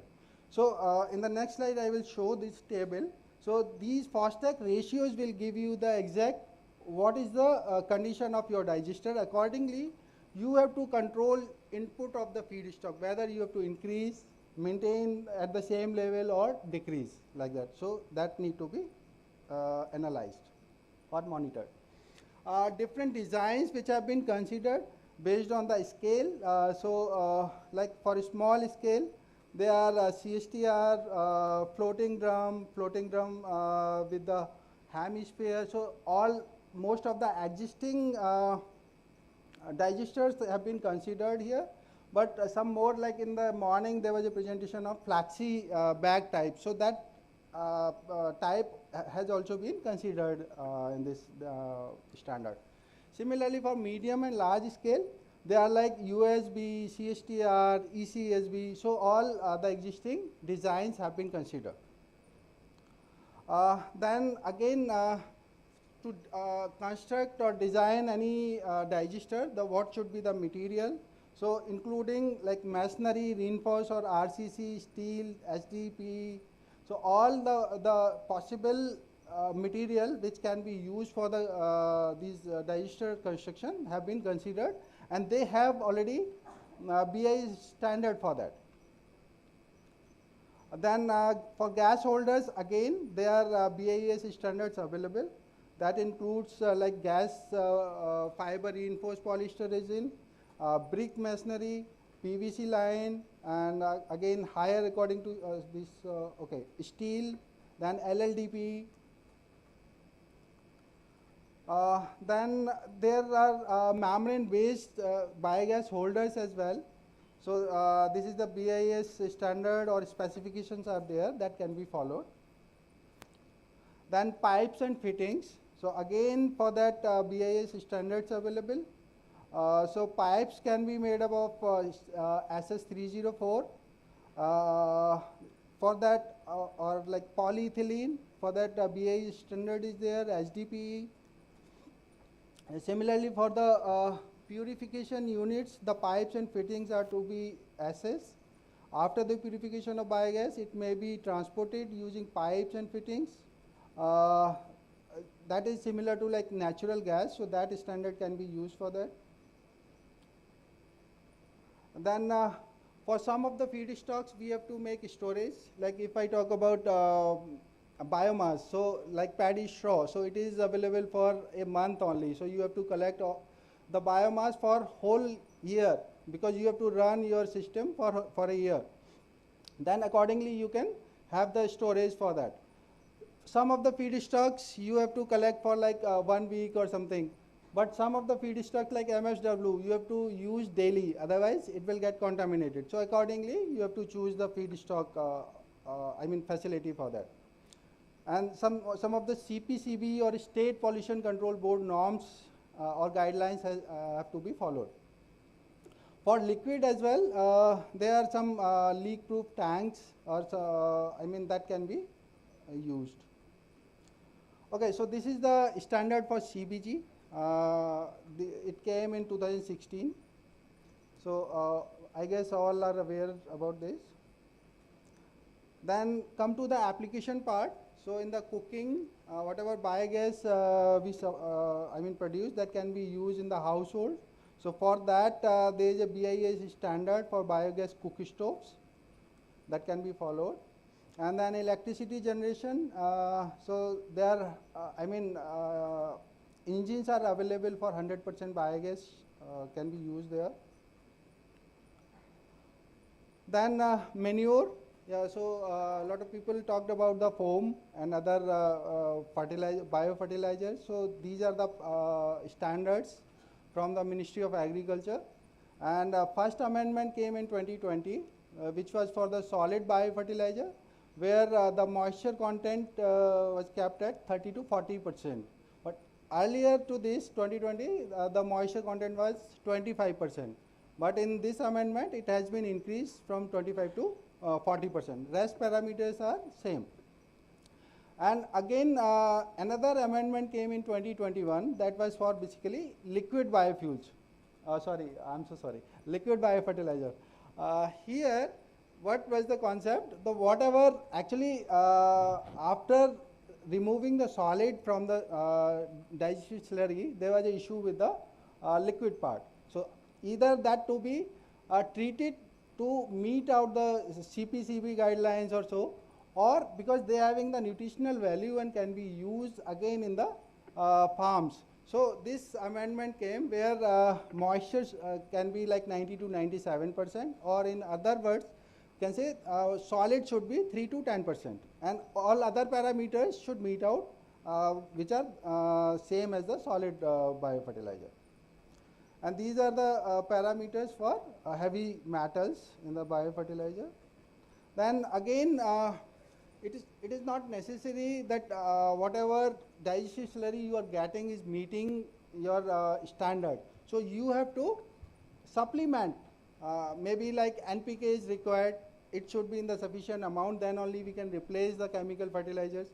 So for that we can add some natural resources, maybe like for phosphorus, or that may be like rock phosphate or something we can add. So accordingly we can prepare PROM and FOM by maintaining all these parameters. Then okay, to meet these standards, we have to do some sampling or some analysis. So what can be done, like for feedstock, we have to check TS, total solid, volatile solid, and compositional analysis, C/N ratio. Then if any feedstock is new or some characteristics are different, then we can go for the biochemical methane potential. Then when the process is going on, your plant is running, so at that time you have to analyze the product or your digester health. So for that we have to measure pH, temperature regularly, then phosphatic ratio, biogas yield and biogas analysis. And then at the end, like when your digestate comes out, then you have to analyze the digestate thoroughly. Okay, see, so these are the testing parameters for the digestate slurry. That is again as per the standard of BIS. Then these are the list of standards we have referred to prepare these standards. Okay, so I would acknowledge MNRE, BIS, and my own institute, SSS NIBE, for this good work. And then this is the committee led by Shri Dinesh Jagdale. So initial draft was prepared under the leadership of Shri Jagdale. And then we submitted it to MNRE, and then followed by BIS. Then BIS again constituted a committee under the chairmanship of Dr. A.R. Shukla and all the experts across the country. I mean, they gave their inputs to finalize this standard. So another, I mean, lot of queries came from the stakeholders that how, I mean, it will be ensured that these standards are being followed, or where it will be implemented. So whenever any stakeholder comes to MNRE for the subsidy, so that will be checked like in a manner that that standard has been followed or not. And NIBE is developing the facility for biogas or biofertilizer testing. So maybe in this financial year we will complete that facility, or we will be able to analyze all those parameters which have been included in this standard. Okay, okay, one slide is missing where it is written like SSS NIBE's I mean input in the research, recent developments. So now I will talk about little bit research which we have done at the institute, NIBE. So we have developed a consortium which is basically thermophilic and having the good potential, where we can digest multiple feedstocks including any crop residue, maybe like paddy straw, or maybe like corn stover or something that can be utilized. So I will give you one by one slides, like that is on the paddy straw, where we use like 5% solid loading, and that culture which we have developed, that gave us around 350 to 400 meter cube per ton total solid biogas. The beauty was the HRT was very low, that is around 12 days. When we compare with the conventional one, so if we digest paddy straw with cow dung, so you will get HRT of like 30 to 45 or sometimes 60 days. But here we are digesting the whole paddy straw in 12 days. So one of my students also here, she has worked on it, Richa Singh. She's my first student who worked on the biogas actually. So from starting, we took this paddy straw as a feedstock, and we got this success. Then further it was improved. I mean, we added some minerals. Actually, the bacteria or even any microbes or plant or animals, they need basically nutrients. So if those nutrients are not there in their media or that condition, so then we can add separately. So in that way, they can increase the metabolism. So that concept we use here, and we added some minerals over here, and further we increase the biogas yield. So we could achieve up to like 520 meter cube per ton of biogas from this paddy straw. Then, okay, so this is a little comparison between mesophilic and thermophilic. So like in the mesophilic condition, we can get up to like 200 meter cube per ton of biogas, but here in thermophilic, we are getting 450. HRT is 30 to 45. In our case, it is 12 to 15. And then we sometimes, I mean, mostly to get a maximum methane out of the mesophilic condition, pre-treatments is followed. Like most of the people follow the pre-treatment, but here we are not getting any pre-treatment. Digester size, so that digester size depends on the HRT actually. If HRT is high, then you have to maintain the high volume of digester. So here we are getting only 200 meter cube digester for digesting 1 ton of paddy straw. Again, seed, we are adding around 10% seed. Biogas production, that is 180 meter cube per day, but in our case it is 450 meter cube per day. And then in terms of like CBG or per kg, out of 1 ton, you will get 65 kg from mesophilic, but we are getting around 180 kg. Then we also check with the grasses, different grasses, including Napier grass or elephant grass. And here we got around biogas yield of 400 to 700 meter cube per ton with a 60% methane content, and HRT was 16 days. Then we also tested kitchen waste, food waste and MHW, where we got a mixture of hydrogen and methane. In case of hydrogen, I mean in the initial days up to like 5 to 7 days we got hydrogen rich biogas, and in later days we got mainly methane rich biogas, where methane content was more than 70%. So in terms of yield, we can say 250 meter cube per ton total solid hydrogen rich biogas, while 550 meter cube per ton methane rich biogas. And HRT, I mean 5 to 7 days for methane and 18 to 20 days for the, 5 to 7 days for hydrogen and 18 to 20 days for methane. So I will conclude here that research, like as per standard or as per the process, we have to maintain C/N ratio. But if you talk about biomass, mainly crop residue, they are basically carbon rich. So C/N ratio is mostly like more than 70. Sometimes it is more than 100. But the kitchen waste, cow dung, or some maybe like MHW, they are basically nitrogen rich. C/N ratio is very low. So we can go in a co-digestion where we can maintain naturally the C/N ratio. And we have plenty of paddy straw or such I think crop residues that can be utilized for this biogas or bio-CBG production. Thank you very much.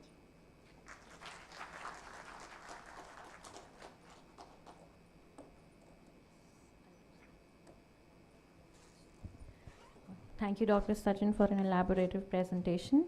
I would request Mr. Vikram Dhaka, Scientist C, to felicitate Dr. Sachin.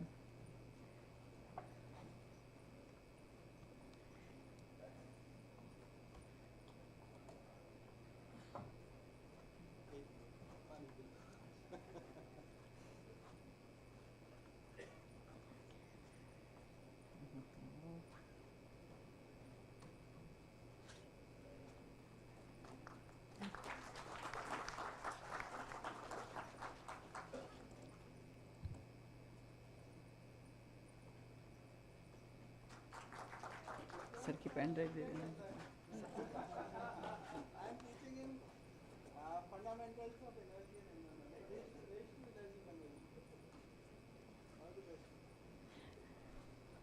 Thank you all for being so patient.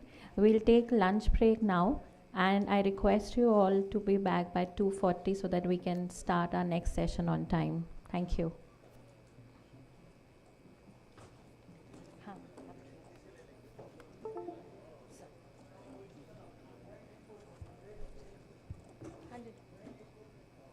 You can keep your bags here if you want, yeah.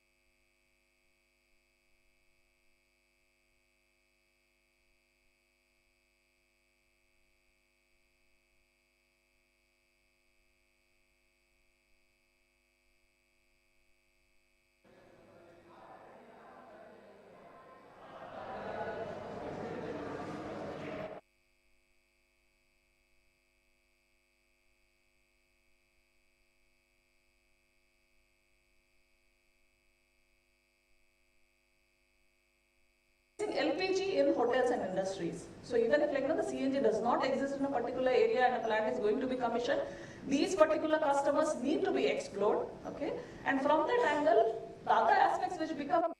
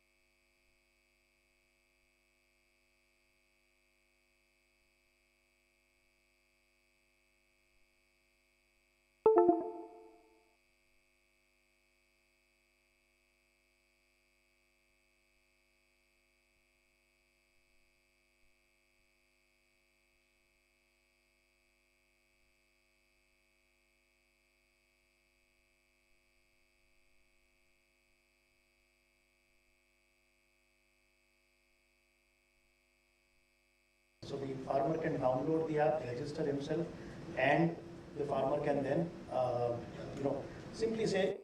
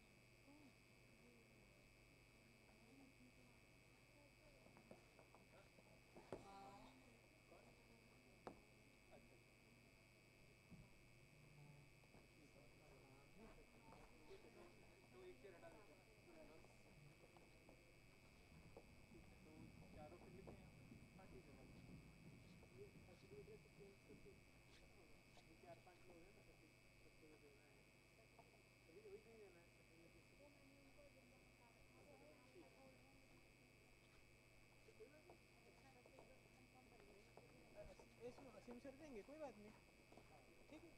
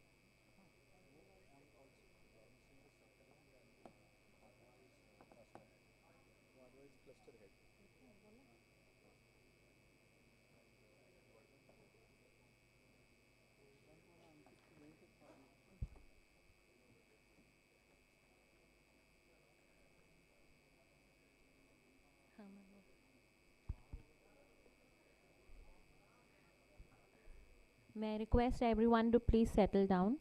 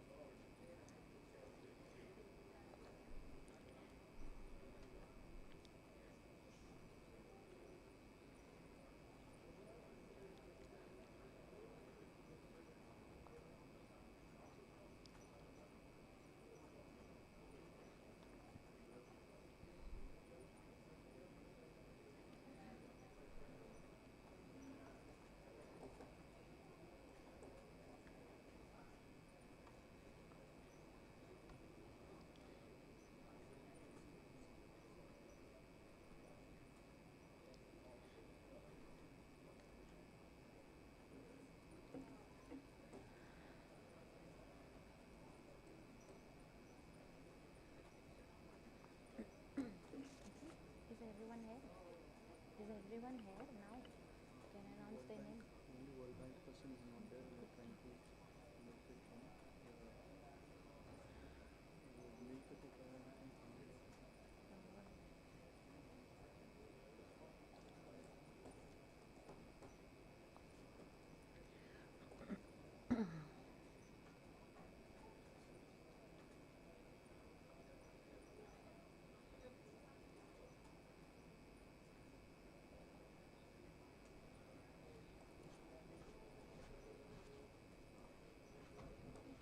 ये तो चाहिए.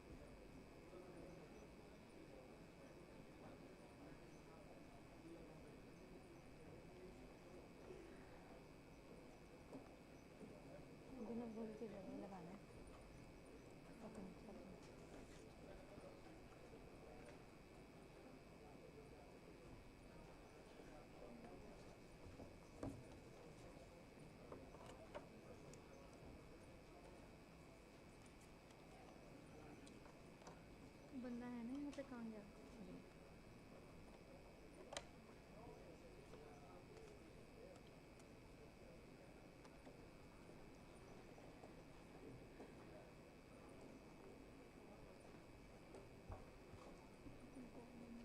बुला सकते हैं ना इनको, सबको सब बुला सकते हैं.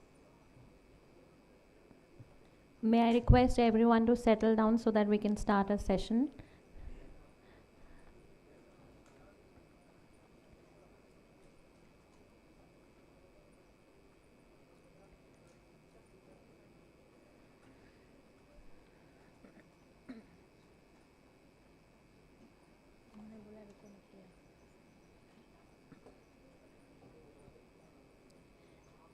So we are starting with this session with a panel discussion on financing of waste to energy biomethanation projects challenges and opportunities. And to moderate this session, I would request Mr. Chintan Shah, former Director Technical IREDA, along with the panelists, Mr. Ankit Gupta, Energy Specialist World Bank, Ms. Debjani Bhatia, General Manager IREDA, Mr. Ronnie Singh, Circle Head HDFC, and Mr. Deepak Wadhwa, Cluster Head HDFC.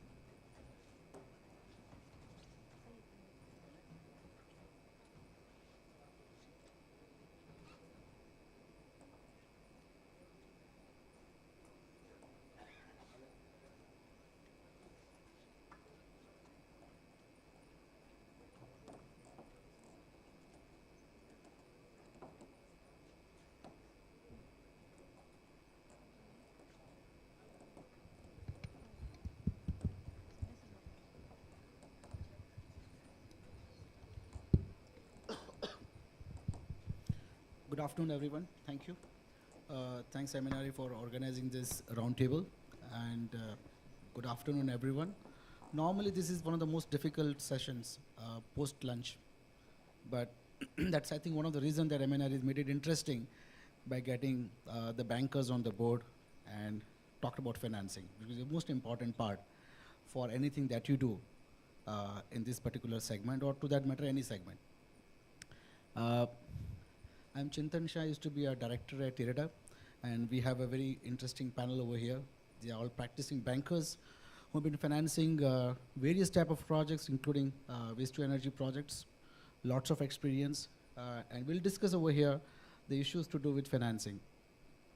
Just to give you an outlay, if you're looking at only 5,000 CBG plants, that's what the government of India is talking about. 5,000 is definitely not the limit. It's just a target right now. With 5,000 CBG units that would come up in India in the coming period, the total investment size, only in terms of projects, is close to 4 lakh crores. That's a type of investment we are looking at. And I'm not even counting the ecosystem required, which is essentially the supply chain, the offtake instruments, and the offtake infrastructure. I'm not even counting it. So even if talking about 4 lakh crores of total investments to be done, with 70% coming from debt, we're talking about close to 2,80,000 crores to go as term lending in this sector. Just to give you just an overview, total renewables installation in India is about close to 100 gigawatt. I'm just not counting the large hydro and nuclear right now. The 100 gigawatt of nuclear today enjoys a total debt size of 2,80,000 crores only. So you're talking about almost what has been done in the entire renewable segment today is the initial potential for CBG, compressed biogas. So, and this is a part of the circular economy, which is the most important part, because you essentially recycle the same thing again and again. So ancillary benefits, the social benefits are tremendous, are not quantifiable, to be precise.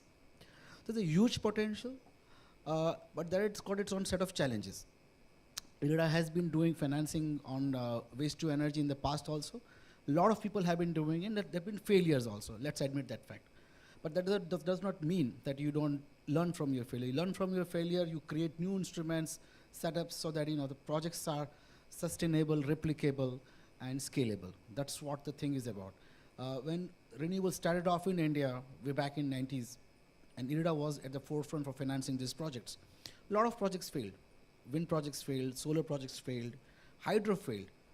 But finally, a lot of things got learned in this entire process, the typical S-shaped curve that you have. And that was learned for wind and solar. And you see today, wind and solar financing, term lending is not even discussed nowadays. It's an accepted norm, okay? It's a normal thing, like any other term lending. I think compressed biogas is at a very similar stage, but with much more maturity. The potential, as I said, is huge. And what I'll do is we'll open up this particular panel discussion. I would suggest my fellow panelists to talk few minutes about your institutions and what all things you are doing before I come to a set of questions that I would like to discuss about. We can start from the same cycle. Thanks, Chintaji, for the introduction and the opening remarks. So I am Ankit Gupta, representing the World Bank today. The World Bank has been engaged on this topic for quite some time. We have been engaged for more than 1.5 years on this specific topic. And while we will discuss about it more, but we think one of the critical issue or one of the market barrier is collateralization requirement for financing of these CBG plants, for which the bank is considering coming out with a guarantee mechanism to support the sector. So maybe during the session we will discuss more about it, but that's my introduction. Thank you. Good afternoon all. I'm Devjani Bhatia. I'm working as General Manager Technical Services at IREDA. And as you know that IREDA is the sole financial institution which finances only renewable energy projects and energy efficiency projects.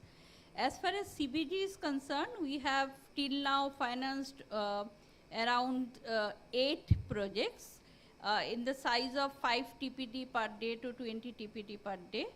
And we have a policy for financing of CBG. So when we will come to the detailed discussion, I'll inform you about the policy so that you can take benefit out of it. As far as IREDA is concerned, though CBG is now a small part of our portfolio because sanction of around 100 crore with a project cost of 125 crore. That is what we have done in CBG. But our asset book with wind, solar and all other projects is now is touching 47,000 of crores, and that is the single largest RE book in India. So with this, I'll hand it over. Good evening, everyone. My name is Deepak Wadhwa. I'm from HDFC Bank. First of all, I would like to thank the ministry to invite us here to discuss the challenges and opportunities we face at the ground level while funding the unit, right? And so I'd like to thank Mr. Shah for giving us an opportunity. We'll discuss it on the panel discussion, what challenges we would face and will face on the ground level. And on behalf of HDFC Bank, I would say we are the second largest bank right now in India after SBI. And I would like to pass on to my colleague, Mr. Ronnie Singh, to add further on this. Thank you. Thanks, Deepak. Thanks, Mr. Shah. Again, because I don't want to elaborate more on our bank. It is a known fact to everybody that it's the second largest bank. And being second largest, so you can understand that the share of whatever projects which are coming up, so we do in that same proportion. So we have a large wholesale bank, which majorly focuses on piece of doing a project finance. And on aspect of particularly the CBG and the renewable energy, we have a separate division, as ma'am said, that we have a separate policy internally, wherein we assess the cases. We would elaborate further as the discussions would go on. Thanks.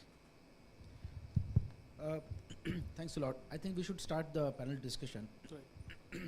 While looking at the waste to energy or compressed biogas projects, been saying the type of challenges that a banker's view, the banker's perception, and as an ex-banker, I had my own perception. There are two key things that we always come to question about in any projects is where is the supply chain, right? The raw material part. And is this raw material identification, is it contract based? Yeah. And are these contracts enforceable? And the second is the offtake part. Is it a take or pay contract? Right. Or is going to be injected into a CBG network? Or it's going to be shipped out to an industrial area? What sort of contracts are there? And the third part is the technology. Right. But essentially you have couple of technologies for compressed biogas. Yeah. And there are issues to do with the capital cost benchmarks and the performance benchmarks. There are three major things that comes in a technical appraisal. Apart from creation of securities, type of collaterals asked, these are separate things that looks into. The question was, these projects are, in a way, if you look at it from a macro perspective, quite replicable in nature. Right. You can standardize these projects into maybe 4 or 5 categories, and it will get replicated across India. So if that is the case, do you think it would make a great sense to essentially come with a very simple, robust products from the banks or from the credit side, so that it's easier for the branches to implement, it is easier for the user to understand will he get the sanctions or not, and what sort of securities can be created, or maybe you can have standard agreements in terms of supply chain or offtake contracts, which is essentially what the bankers would prefer. It actually helps because so the project size is so small at times, the transaction cost attached can be high. Right. So you want to make it replicable, as simple as a housing finance, I would say. As simple as it should be like that. In case of wind and solar, it's quite replicable. Most of the lenders can understand wind and solar quite well.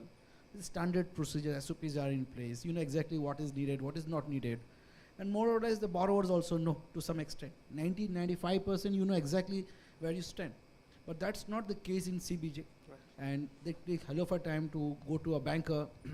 The branch has got its own methods of looking at things. The institutions have method looking of things and all. So where do you think as a lender, these challenges are majorly, maybe you can list top 3 challenges that you feel is important to look into, and that's going to be resolved to unlock this particular market, and you can have a fair amount of credit transmission, Right. which is very much needed for this particular sector. Maybe start with bank itself. Thank you. So quite relevant points, and in our view, for compressed biogas value chain, the most critical component is practically the value chain, where the feedstock availability and then the offtake issues are taken care of. But apart from that, we also think about that there is a lack of, today in the market, that there is a lack of institutional capacity in terms of understanding of the sector, which definitely in case of solar and wind have, the industry has been able to learn it all across during the course of time. The third, one of the critical point is the waste to energy sector. Historically, as sir you have mentioned, that we have seen successes, but we have seen more failures. And because of that, there is a conceived notion that this sector is risky. And there are certain issues and learnings from that. So today, in the compressed biogas segment, we are seeing gas as a commodity, which can be sold to a specific market, which has the price affordability. Earlier, waste to energy segments used to, plants used to generate electricity, and therefore the cost of production used to be high, and therefore the competition would at times kill the offtake issues as well. But because of all these issues historically, there is even the projects which have been successful, and if they want to replicate, I think financing, access to commercial financing is becoming one of the key issue, where we think that that collateralization requirement, even by a developer who has successfully developed a plant, and if he wants to replicate those plants, is becoming a challenge once he go ahead to access the finance. And that's where we are trying to come in by developing a program on a risk-sharing facility, which could possibly, and the numbers are still under discussion and within the bank, but it could cover a 65% collateral requirement, which could reduce the cost of debt as well as the collateral which is being required by the banks from the project developers. So that is something on which the World Bank is today working on, and we would be coming out with this program soon, so we would be discussing on that as well. Thank you.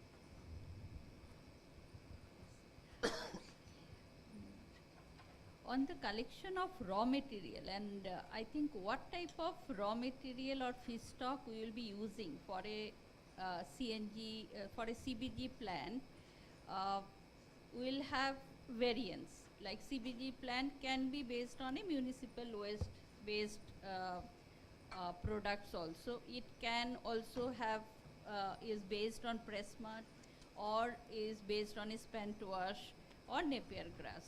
So based on this, I think if we try to standardize or model the CBG financial modeling, then there will be variation, because all of them will have different calorific value. And what is most important is also segregation of the raw material, because what we have seen, if it is based on municipal waste, then many a times, with the organic material, many other things will come. So how do you segregate that? So that becomes an issue. Also, if your CBG plant, like financiers, what we face, that in case it is based on press mud, then how do you store your press mud? Because your sugar industry will run for 6 months, and then you will have to have lot of storage for the rest of your raw material. So this is one issue of handling of raw material, storage of your feedstock, and also whether you have a long-term contract. Now what we have seen, what we have financed, that the contract for press mud or spent wash is generally with the contractors or aggregators, but not directly with the sugar mills. So we'll have to see that what are the, whether they are really relevant, what are the clauses in case they do not pay, they do not supply the adequate raw material in future. So all this will play a part when we, as a financer, will look into your raw material availability for doing our appraisal. Now, also one of the thing what I would like to point out, that if you do a financial calculation for a CBG based on the SATA scheme price 46 or maybe even more, what is now in a market, you will see that that is only a 60% of the cash flow from a CBG, and 60 to 70, 30% of the cost is what you will be able to sell of your liquid or solid fertilizer, manure, what you will come out as a byproduct. So unless and until you have a long-term offtake for your biomanure, then your project will be very marginally viable. So what at IREDA policy, if you see what we have done, that we will do the base case with your biomanure, whether there is a contract is there or not, but without a contract, you will have to have a minimum of 1 each year, only with the CBG, and an average of 1.1 of average DSCR. What I am trying to say that you have various products from from a CBG plant, and all of them may not have a long offtake contract, and a financer will look for a long offtake contract. So that has to be settled.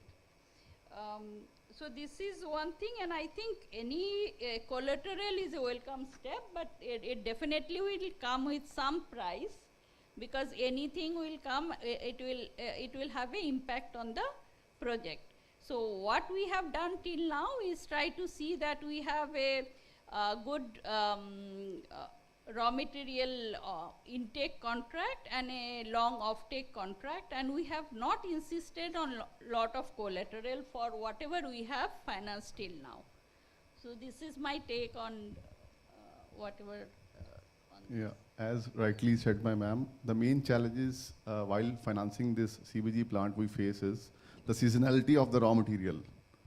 The availability of the raw material around the unit is there or not.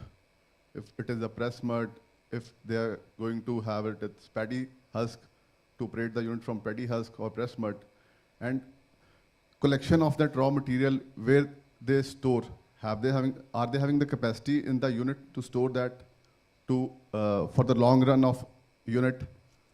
And one more thing is, this is a capital intensive unit. You require a lot of capital to run the unit. More working capital to stock the raw material. And you must have the buyback guarantee to operate the unit.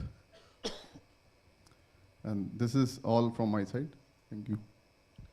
See, just like any project, okay, let us say not compressed biogas, let us say any project, okay, it is also depends upon the preparedness of the promoter, the people who want to put up the project. As in the morning, one of our participants from Adani, she said that they had all the technical expertise, they had all the money, the plant started on time, but there was no market, immediate market. It took a while for them to explore that, and that is what are the fallback options. Okay, so while financing such projects, like any other project, banker would always look at the fallback options projects. Fallback, when would that happen? The project gets delayed. Okay, so what would they do? Whether they have the promoters would have sufficient cash flows directly from either from the parent company or in their own books, whether they can fund that particular period. Okay, and the second is fallback options when the linkages don't work. So in India, sometimes we see, even if the contracts are on paper, okay, at current price point, because when the number of plants are limited, the demand of the raw material would be delimited, and as and when the number of the plants would increase, there may be chance, because eventually it's a commodity in agricultural produce. You may see the cost of your raw material going up, and at certain point, it may be so that the project won't be viable at that particular cost. So this is what even happened with a lot of other renewable energy projects, where the solar, where the initial cost of project was very high. It was roughly around 7 to 8 crore rupees per megawatt of solar. Okay, and eventually, as the scaling up happened, it went to till 2.5, 3 crore rupees, depending on the scale which people are putting up. And the old players were not able to compete. And even the PPAs, I'm giving an analogy of a parallel thing, but it is a kind of risk which a banker would always foresee, that in time to come, whether the particular people who have come in to put up this particular project, whether they would have financial sustainability or how, and since again this particular project, the efficiency is increasing by the day. So it may happen so that couple of years down the line, there may be a certain invention or certain technology which may come, which would increase the efficiency, and the new players would be able to supply the same raw material, same finished good at much lower cost.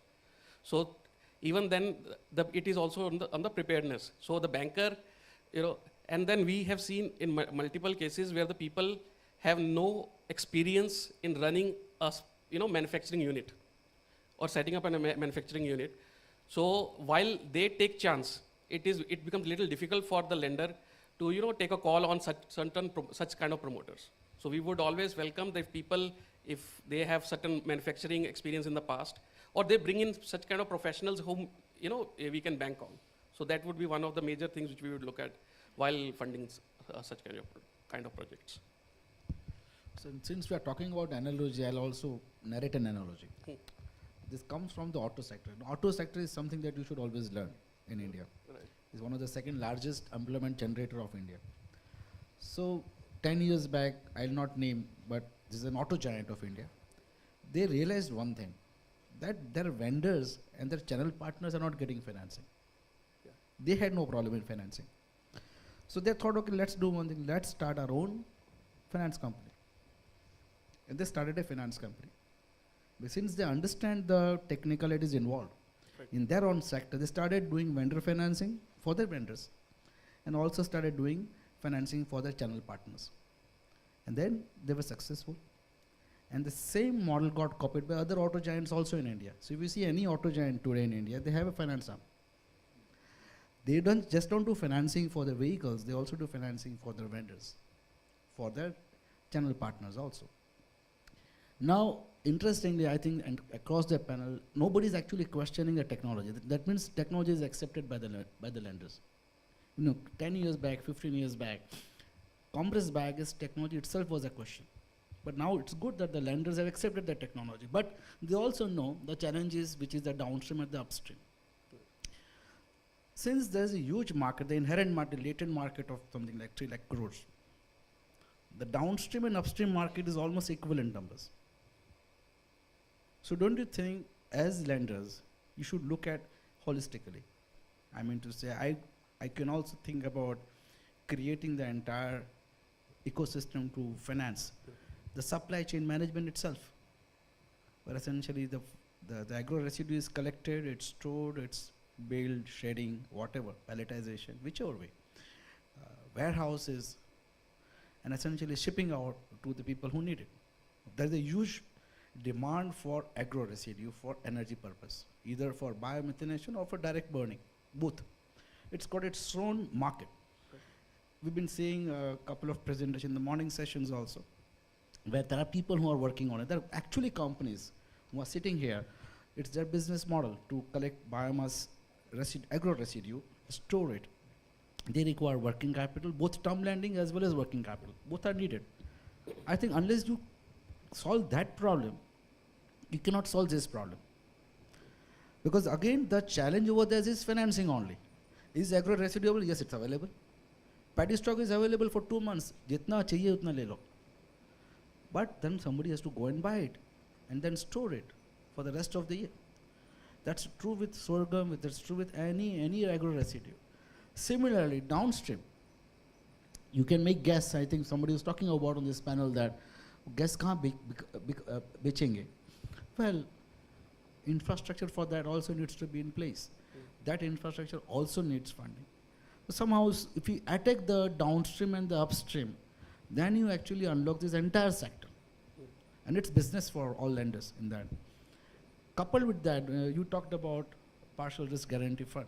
We've been seeing a lot of partial risk guarantee fund in the past also in energy efficiency and all. And somehow, for whatever reasons, somehow drawdowns don't happen in such funds, because there are inherent covenants of those funds where you cannot draw it down. Since bank is already working on it, why can't you think about also pushing the partial risk guarantee fund beyond the projects to the upstream and the downstream, which actually requires more attention than anything else? Main CBG units financing is still happening. Obviously, it has to happen more. What is more important, the upstream and the downstream? If you don't have the ecosystem, nothing's going to work. So you get an adequate supply chain in place, then adequate infra available for downstream operations. Now, this is the entire value chain I look at from here. And it's again, I think everybody will agree in the audience also. This is something which is the need of the hour. We need to attack everything. See, collateral and all, I know, I'm an ex-lender. Collateral is, it's a fine. I mean, to say you don't want to use the collateral. You don't want the loan to go bad. I don't want to exercise my collateral. I don't want to exercise my security. My primary thing is my loan should be perfectly fine. That's not the purpose. Even I don't require penal interest rate, because that's not what I'm charging the penal for. I want the account to be standard. Now, coming to that, I know I got a lot of loaded questions to all of you, but as a lender, essentially you think that there needs to be some sort of a relaxation in terms of regulations that the lenders follow when they're looking at these tricky sectors. I know it's under PSL, but just PSL doesn't help. I mean, there's an entire payment cycle. Right. There's a nature which is there in a biomass. I know 90 days SMA 0, to what extent you can actually adhere to here? This is some question which I always raise. You can have a standard practice, it's fine. You're here dealing with very, very different type of informal market. The markets are good, but they don't actually go by 90 days numbers or 30 days number or 30-day number. That's one thing which is a question I'll be asking right now. And finally, what do you think should be done? I mean, as a lender, a lot of expectations from you. The more you do, the better it is. But what you think needs to be done? I personally feel that there is a need to come out with some sort of a technical capital cost and performance benchmarks. It can be done by maybe NIBE. And there should be some sort of a database available of type of raw material available at different district or taluka level, needs to be updated. And a SOP, standard, maybe 2-page, 3-page appraisal form which actually tells you a go or a no-go. It's not an appraisal number. Gives you a go or no-go. So when a borrower also knows if he's going to go for a project, will he get a loan or not? If it's a no-go, he'll just drop it. Even a lender will drop it. So, it makes things simpler and replicable. Thanks, sir. I think these are the questions I am raising to this panel, and I think this is something which is needed. Over to you.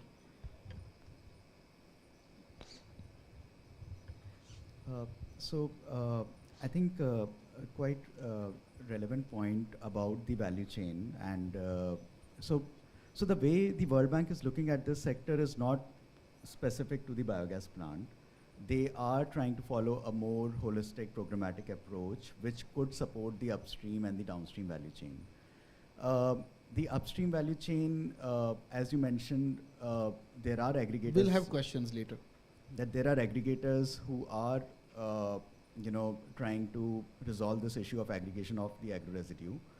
But we also understand that, there is a need of a large working capital for them to ensure that.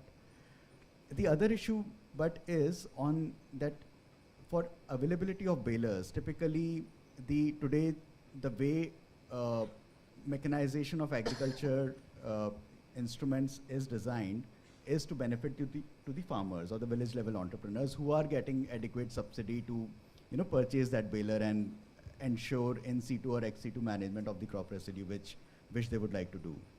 So maybe one of the regulatory or policy level decision could be that it could be extended to the units as well who are trying to manage that agro residue through an development of an industrial scale CBG plant.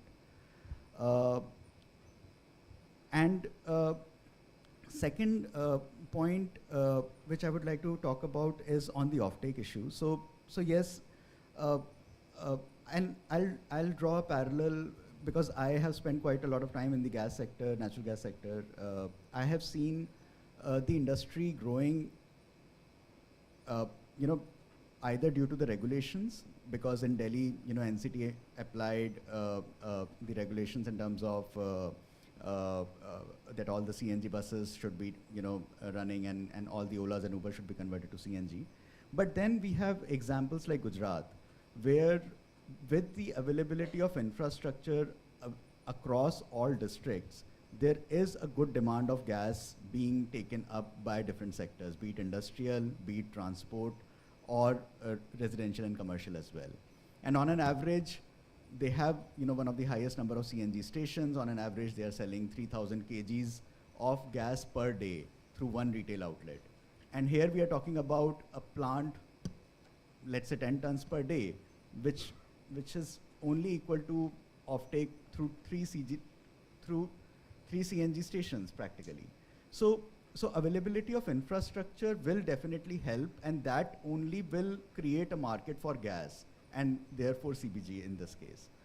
But the other thing is that because these plants are located in quite far off locations, away from the cities, not talking about the municipal solid waste based plant, but agro residue or press mud based plant, there could be a thought of creating a dedicated biogas pipeline which could help connect various plants in the hinterland, and that pipe could come and connect to the city gas distribution network, which could ensure a clear visibility of the offtake of gas which comes in. So the bank will be willing to fund that? We are looking into all those options, yes. The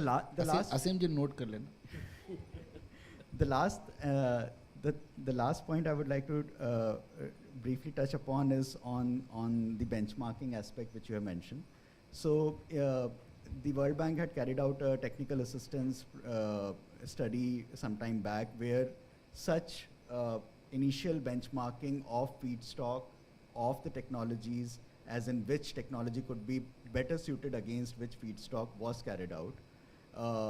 It is a document which could be shared, and we are also thinking about how it could be translated to an online platform which could be used by the different banks at large and the various. I would suggest please don't keep that document as secret. Make it as publicly possible available. It will only help the lenders. It is publicly available, and we could also share that through this forum. That's not an issue. Sure. Thank you. One thing, what Chintanji has asked, that whether the provision of an asset turning into a non-performing should remain 90 days, or the provisioning should have more flexibility for such sector. So I think we will definitely vouch for it, that since the sector has so many issues, starting from the upstream or downstream, we should vouch for at least a 120 days of timeline before we categorize such accounts as non-performing assets. So this is one of the recommendation. Maybe we should request ministry if this can be taken up with Reserve Bank of India, and that can help the sector and give them a little breathing space. So this is one. And second is on the supply side and financing the aggregators. So what we have seen, that they do not have a very good credit score because they are village based aggregators, and therefore for them to get finance from any commercial bank is very difficult. So, and at a competitive rate, because I think to motivate them to do this work, which is also little social in nature, we will have to have some policy so that, you know, we can have a type of a interest subvention scheme, which probably IREDA can also be an implementing agency, and through us we can fund to banks who can then on lend it to the village level aggregators, who can then, you know, do that, and then that, in my opinion, can resolve the some of the issues of raw material aggregation and handling of raw material. Not for the municipal waste, but for, you know, rice husk and juniper grass and so on and so forth. So these are my two suggestions. So as part of the, you know, only representative from as a commercial bank here, so the entire, you know, burden lies on me to represent the commercial bank aspect of it. See, I can say about HDFC Bank, we are working big time in connecting the entire value chain and financing that entire value chain and doing it digitally. So we have internal projects which are running, okay?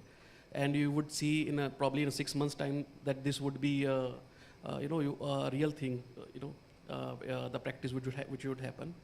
So as one of the presenters before have said, that HDFC Bank is already working with them to fund their FPOs, farmer producer organizations. And as you said that probably an individual farmer would have difficulty in getting, because of his credit risk score or, you know, bargaining for the right pricing. But when we see the structure as a FPO, because it's a collective structure, an aggregating structure, the banks would be more comfortable, because then the risk gets diversified, you know. And then and now we are looking at that how we can bring technology or digitalization there. So can we have a system wherein an FPO brings the material, okay, and there's a machine in which they put their machine, which does the grading and sorting of the raw material, okay. And then we have already done successfully with the Amul, okay, wherein they bring in milk. The milk is already poured in the milk ATM, and the basis, the machine calculates the quality of the milk and the price, so is the pricing. If it's acceptable to the farmer, they say okay, the money gets credited into the account, okay. Or if they say not okay, the milk comes out, so that he can, you know, sell it to the alternate source. So such kind of digitalization we can also look. So that's the way the entire one aspect is to bring entire system, from the cash market to the digital, okay. And the way UPI has been progressing, so we see that a lot of milestones can be achieved. Now the UPI penetration is increasing even in tier 3, tier 4 cities. Tier 2, so already it's there, okay. So with such kind of innovations, we would definitely look at funding the entire chain right from the farmer, from the where he buys his inputs, okay, then he produces, then he sells both the main good and something like this, which is a waste, agricultural waste, and then the processors. In this particular case, it will be a CBG unit, okay, and to the final end consumer. So that's what we are looking at, and the bank is working big time. And on the other part, which you said on the, I would not, agree with that particular part on getting the loan criteria of 90 days to 180 days. Why so? Because I see CBG project as any other project. For example, then why not for the rice oil, rice mill, or why not for the wheat mill then? Because all are agricultural based. Okay, so they all are dependent upon agricultural raw material. So then we'll have to then show that leniency for all such kind of projects. Yeah, what we can look forward is some sort of guarantee. For example, if our promoters are not able to bring up DESRA, okay, so can IREDA or some other nodal agency give that kind of protection to the bank, okay, that if this project gets delayed by 6 months, we will assure that that kind of money is paid to the bank, okay. That kind of assurance, I am for it. But if we say this, to move the standard from 90 days to 180, especially for this particular piece, then probably the ask would be for then any industry where the dependencies on raw materials like agricultural or BSO. I'll definitely give it to you. Before, let me just sum it up, and then I'll open up the floor for questions. I think we had a very interesting discussion over here. The bank talks about a partial risk guarantee fund. Colleagues from HDFC is okay with the standard 90-day period. However, he made it very clear that it is the DESRA which is more important than the 90-day thing. It's one and the same, because if you get the DESRA, you actually don't require 180 days. So it's, in a way, you do agree, you require a larger period, but you require a DESRA to cover it up. So I understand that. So I think it's a message to the bank. Instead of a partial risk guarantee fund, I think you should create a fund. We can create DESRA. Or maybe 10% of the capex can be utilized to create such DESRA to be dipped into in case of any cyclical issues in terms of delay in execution, which normally builds up IDC, or there is a cycle issue in terms of, because these are agriculture produce, and you might have famine, you might have flood, various things do happen. So you need to cover it up from somehow or other. And we've been also seeing such mechanism in access to energy where DESRA was funded instead of the partial risk guarantee fund. And I think that has been wonderfully successfully done at IREDA level. Having said so, I would suggest MNRE also, what I understand from this entire discussion is everybody agrees over here that downstream and the upstream both are important. So is it possible maybe ministry can take things into consideration and maybe ask institution like SECI to make this informal market formal as in terms of aggregation. So SECI has been doing aggregation in terms of electricity and reduced the prices. It was a formal market which essentially became more efficient. Over here you are dealing with an informal market. If you can formalize it, then essentially you have an aggregation capacity created and the supply chain is made available to all CBG users. And also on the offtake side, if they can aggregate the demand, then you have the offtake part resolved to a great extent. I know it's a journey, but maybe one can rope in institution like SECI or even create something like that, because this is very much needed. I understand we are getting into the realm which is beyond MNRE. It should do with Ministry of Agriculture, Ministry of Petroleum and Natural Gas, but I think that's where the interministerial group comes into picture, because it's at the end of the benefiting everybody. And it's the ultimate example of a circular economy. I think we have to economize on time. We got about 5 minutes for Q&A. I'll open the floor for question and answers. And anybody can send a mic over there to this gentleman.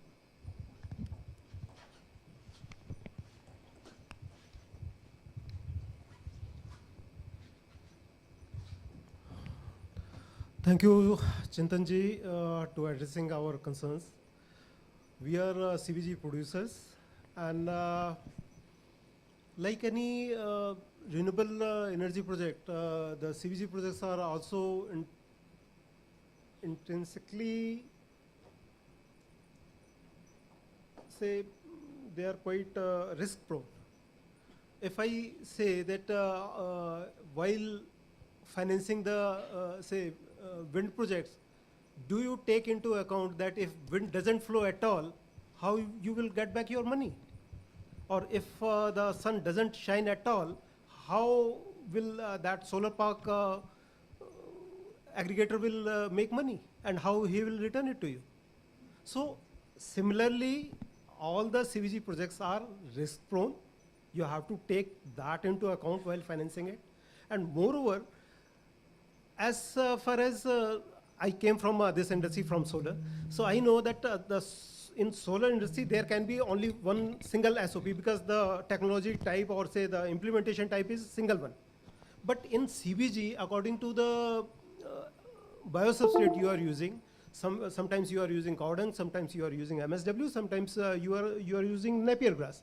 And in all these three cases, the risk profile is different. The industry is single one, that is CBG, but if you go by the profile, risk profile, which you might be taking into account while giving approval for any project, the risk profile in all these three cases are different. And the capital requirement for all these three types of cases is different. So you, as Chintanji said, that at least you can have a 3-page document, भैया कि कौन सा काम ये कौन सा वाला अगर ये substrate ये use कर रहा है, sorry, Hindi is my mother tongue, so I am comfortable in it. Sir, वो हमारी राष्ट्रीय भाषा भी है. हाँ नहीं sir, I am more comfortable in it. Sir, अगर मेरा बायो सबस्ट्रेट सर एक पर्टिकुलर टाइप है ना, और I am comfortable in it, तो सीधी सी बात है सर, मैं उससे ज़्यादा अच्छे तरीके से प्रॉफिटेबल बना सकता हूँ.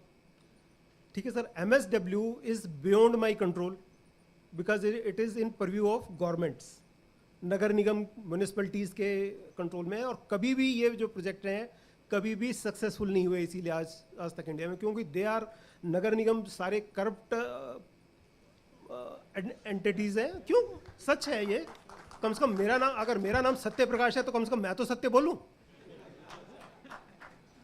कि सर ये इतने करप्ट हैं कि ये कभी भी MSW based project CBG project कभी भी प्रॉफिटेबल हो ही नहीं सकते. पर सर यहाँ पे मैं आपसे ये कहना चाहता हूँ, पॉइंट पे आते हैं. हाँ, तो अब एक चीज़ यहाँ पे मैं हमारे जो वर्ल्ड बैंक वाले साहब हैं, मैं उनसे बात करना चाहता हूँ. सर आपका जो वर्ल्ड बैंक है सर, यहाँ पे हमें काउंटर गारंटी प्रोग्राम क्यों नहीं देता? मैं गेल से बात कर रहा था, गेल ने कहा सर हम वर्ल्ड बैंक से बात कर रहे हैं, वर्ल्ड बैंक हमें रिस्पॉन्ड नहीं करता है यार. ये आप हमें काउंटर गारंटी क्यों नहीं देते? आपने ये जो आपके वर्ल्ड बैंक ने सिमिलर चीज़ एथेनॉल के लिए ब्राज़ील में किया, और आज ब्राज़ील एथेनॉल में नंबर 1 है पूरे वर्ल्ड में, आप ये क्यों नहीं करते हमारे लिए? आपसे पूछ रहा हूँ सर. और आप जो ये पाइपलाइन डालने की बात कर रहे हैं ना, भूल जाइए. मैं इस लाइन में 12 साल से हूँ सर. बिक जाएंगे आप और बिक जाएंगे हम, अगर आपने ये पाइपलाइन डाली तो. पाइपलाइन डालने का खर्चा क्या है सर? हमारे प्लांट से ज़्यादा पाइपलाइन डालने का खर्चा हो जाएगा हमारे लिए. पाइपलाइन डालने का खर्चा है 5 करोड़ रुपया पर किलोमीटर. मेरा भोपाल में जो प्लांट था वो 25 किलोमीटर दूर था. मेरे CGD जो मेरा डॉकिंग स्टेशन था, 25 किलोमीटर के लिए सर मेरे प्लांट का जो फाइनेंस था सर, वो तो सर 13 करोड़ था. पर अगर मैं पाइपलाइन डालूंगा तो मेरे को 125 करोड़ चाहिए. देंगे आप? I think Satyaprakash ji, I think काम कीजिएगा. आपका जो काउंटर गारंटी वाला जो मैटर है, गेल वाला जो आपने बताया, उसका अगर आप एक नोट भिजवा सकते हैं.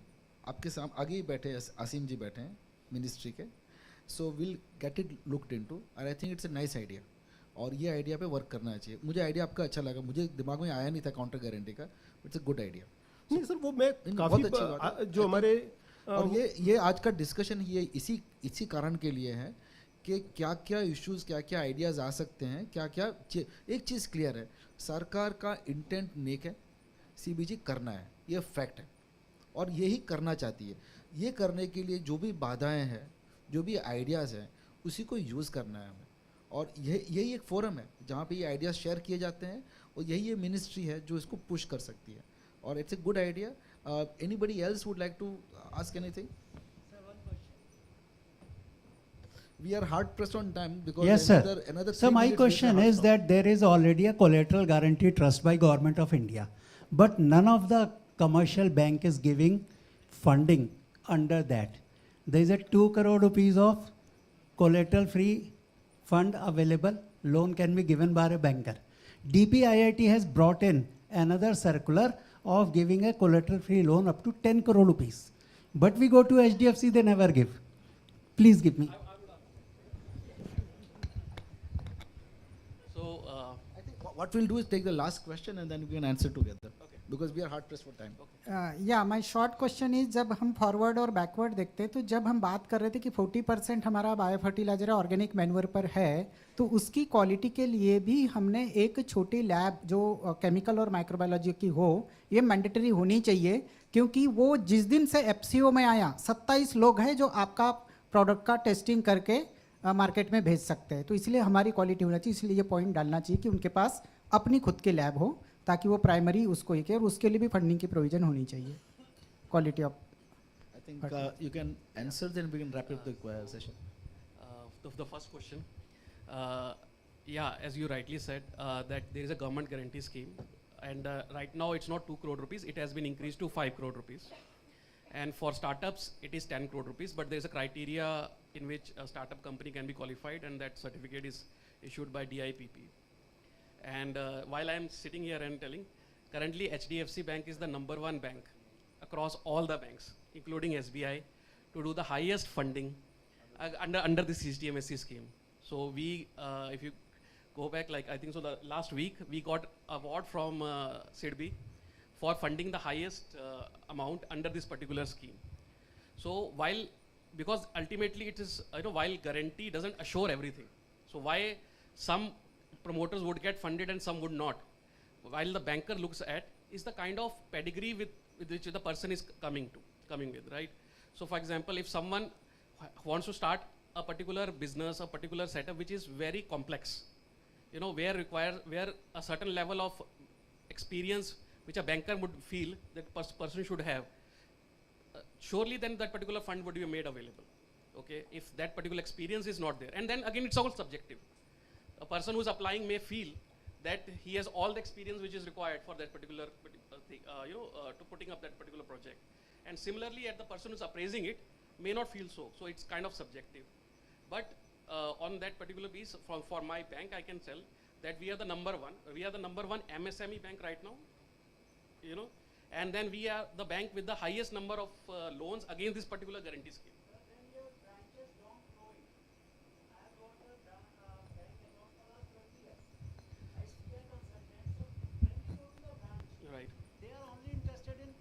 Credit card, home loan or card loan. They are not aware of this kind of. I have talked to at least 4, actually my clients. I say go to HDFC, that's a very good bank. They go to HDFC bank, they say we'll do it in 10 days, and within 10 days they say we are not interested. Sir, we can so discuss whom this. should do? Yeah, I think we'll take this offline. Yeah, we can discuss this offline, but we'll surely address your concerns. So like to end this session, I think it was an interesting session. We were running late. I tried to economize on time to close in 45 minutes. This is one of the important session, and as I would like to again point out, bankers by their very nature are risk averse. They're not supposed to take risk. Risk is to taken by the equity people. However, bankers have their own concerns, and these are concerns which will keep on. It's a bilateral education.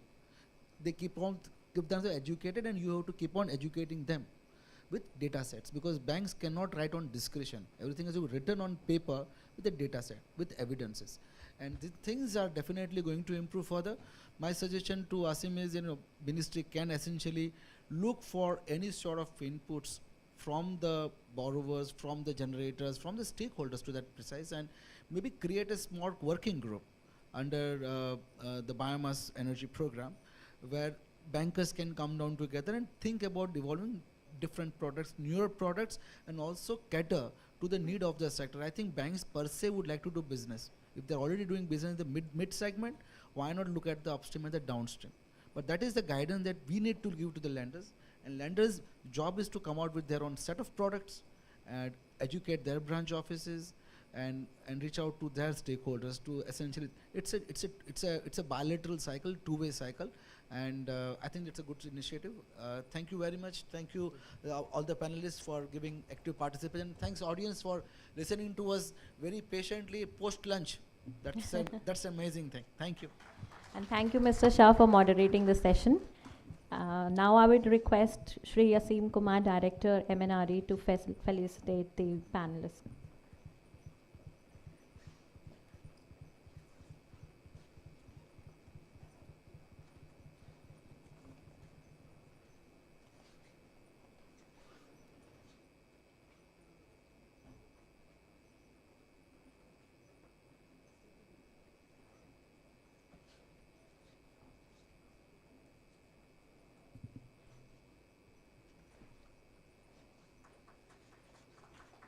To Mr. Ronnie Singh.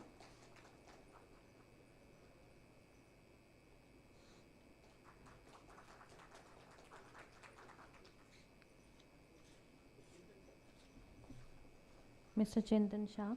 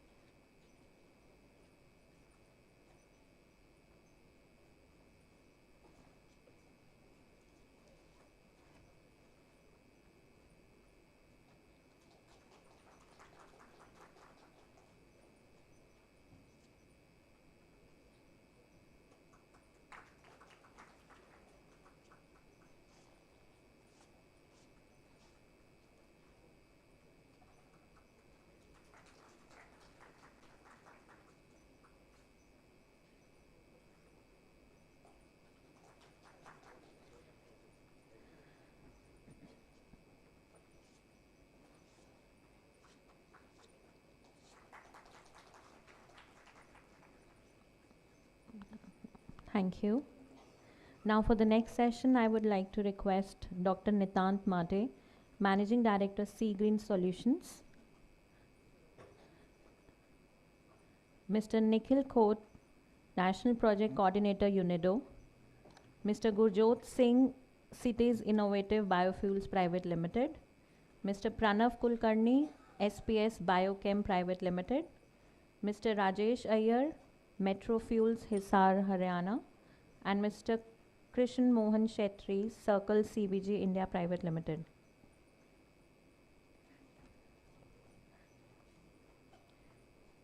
We'll start with the presentation by Dr. Nitant Mate. He'll be presenting on the significance of innovations in the growth of the biomethanation sector.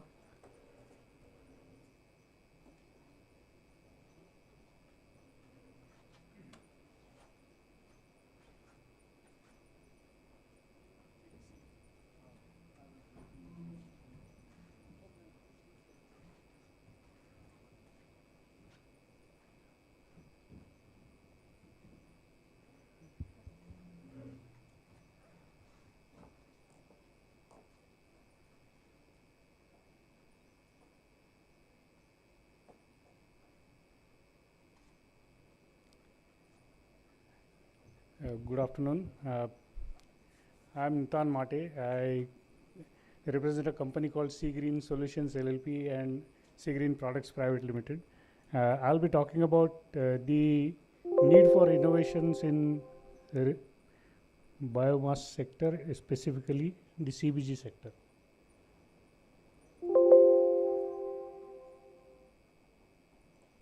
Okay. Up and down. Yeah, that's fine.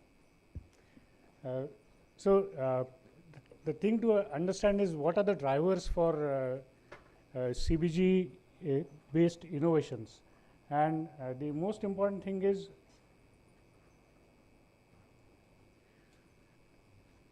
in biomass sector, just like all other renewable energy sector, it is very important to understand that the payback or the economics should be calculated based on life cycle costing and not based on the upfront costing. And especially when it comes to even comparing between the renewable energy sectors, one would say that, look, a 1 megawatt solar power plant is less than 5 crores today, and a 1 megawatt biogas power plant you are talking about like 20 crores, 25 crores, and it's simply not comparable. But it should not be looked at that way. You have to look at what is the life cycle cost and what is the levelized cost of energy. And that's where the challenges start, and innovations are required because of these things. That means you have to look at reducing the cost and scaling up and scaling down. We have to understand that the availability of resources is decentralized, and if you are able to scale down and still make it economically viable, that would be something that is we would be looking for. And then other important thing is for CBG kind of projects, the biogas projects, everything that comes out of the biogas plant is a product, and that needs to be sold as a product, so that needs to be productized and sold. And the solutions don't, they are not like a pair of socks fits all. We have to have solutions based on the climatic conditions, based on the geography, and what are all the local products available. Storage, transportation, transmission, efficiencies of that are also areas that are driving innovations, that will be driving innovations in biogas sector. And then project finance we looked at in the earlier session, and actually financiers are not very happy financing biogas projects because these projects have a lot of risks. And we discussed that at length, and that is where again innovation has to come in terms of how the projects are configured and how the financing is done. And then manpower is another big problem. There is acute shortage of manpower. A biogas project, if you are looking at a megawatt kind of biogas project, you are talking about at least 100 to 200 people being employed at various levels and requiring different skills, starting from the farmer all the way to the person who is going to sell CNG at the plant, at the CNG station. And then while we are looking at all this, there are subsidies, they are available for conventional energy and conventional fertilizers, and we are competing in this using these biogas solutions, and we are competing the subsidized products. And that is where again innovations are required. And I'm going to tell you that even with subsidized products we are able to compete because this has that kind of potential. And so we need paradigm shift, because tomorrow when it comes to reliability of a substrate, people will start saying that, okay, grow Napier. This is a fantastic substrate. And then next problem will come that, look, you are competing with food because you are growing Napier. And so we have to change paradigm, because you are not really growing Napier. You have to look at these plants as biogas fertilizer plants rather than just biogas plants. And the moment you look at it that way, it is food and energy is what you are looking at. So it is not food versus fuel, it is food and fuel is what you are looking at. So these kinds of paradigm shifts are required, and a lot of social engineering is required in getting into these sectors.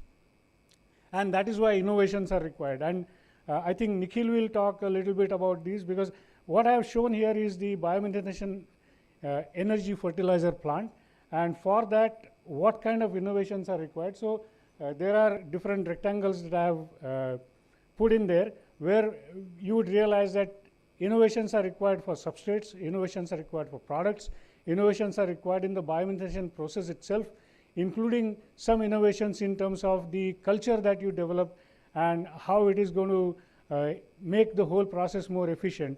And then, of course, as I said, everything that comes out has to be converted into product. So what you can do with CO2, what you can do with fertilizer, I mean the slurry that comes out, how you would do the value addition, all kinds of innovations are required, and that is where I think the challenges are. If I were to look at all those steps and start looking at what kind of innovation possibilities are there, there is a long list of things, and I'm not going to read all those, but what I would want you to appreciate that there are so many areas where the innovations will be required. If you look at it generally, design of equipment, we require innovation. Design of processes, we require innovation. Reducing the cost, we require innovation.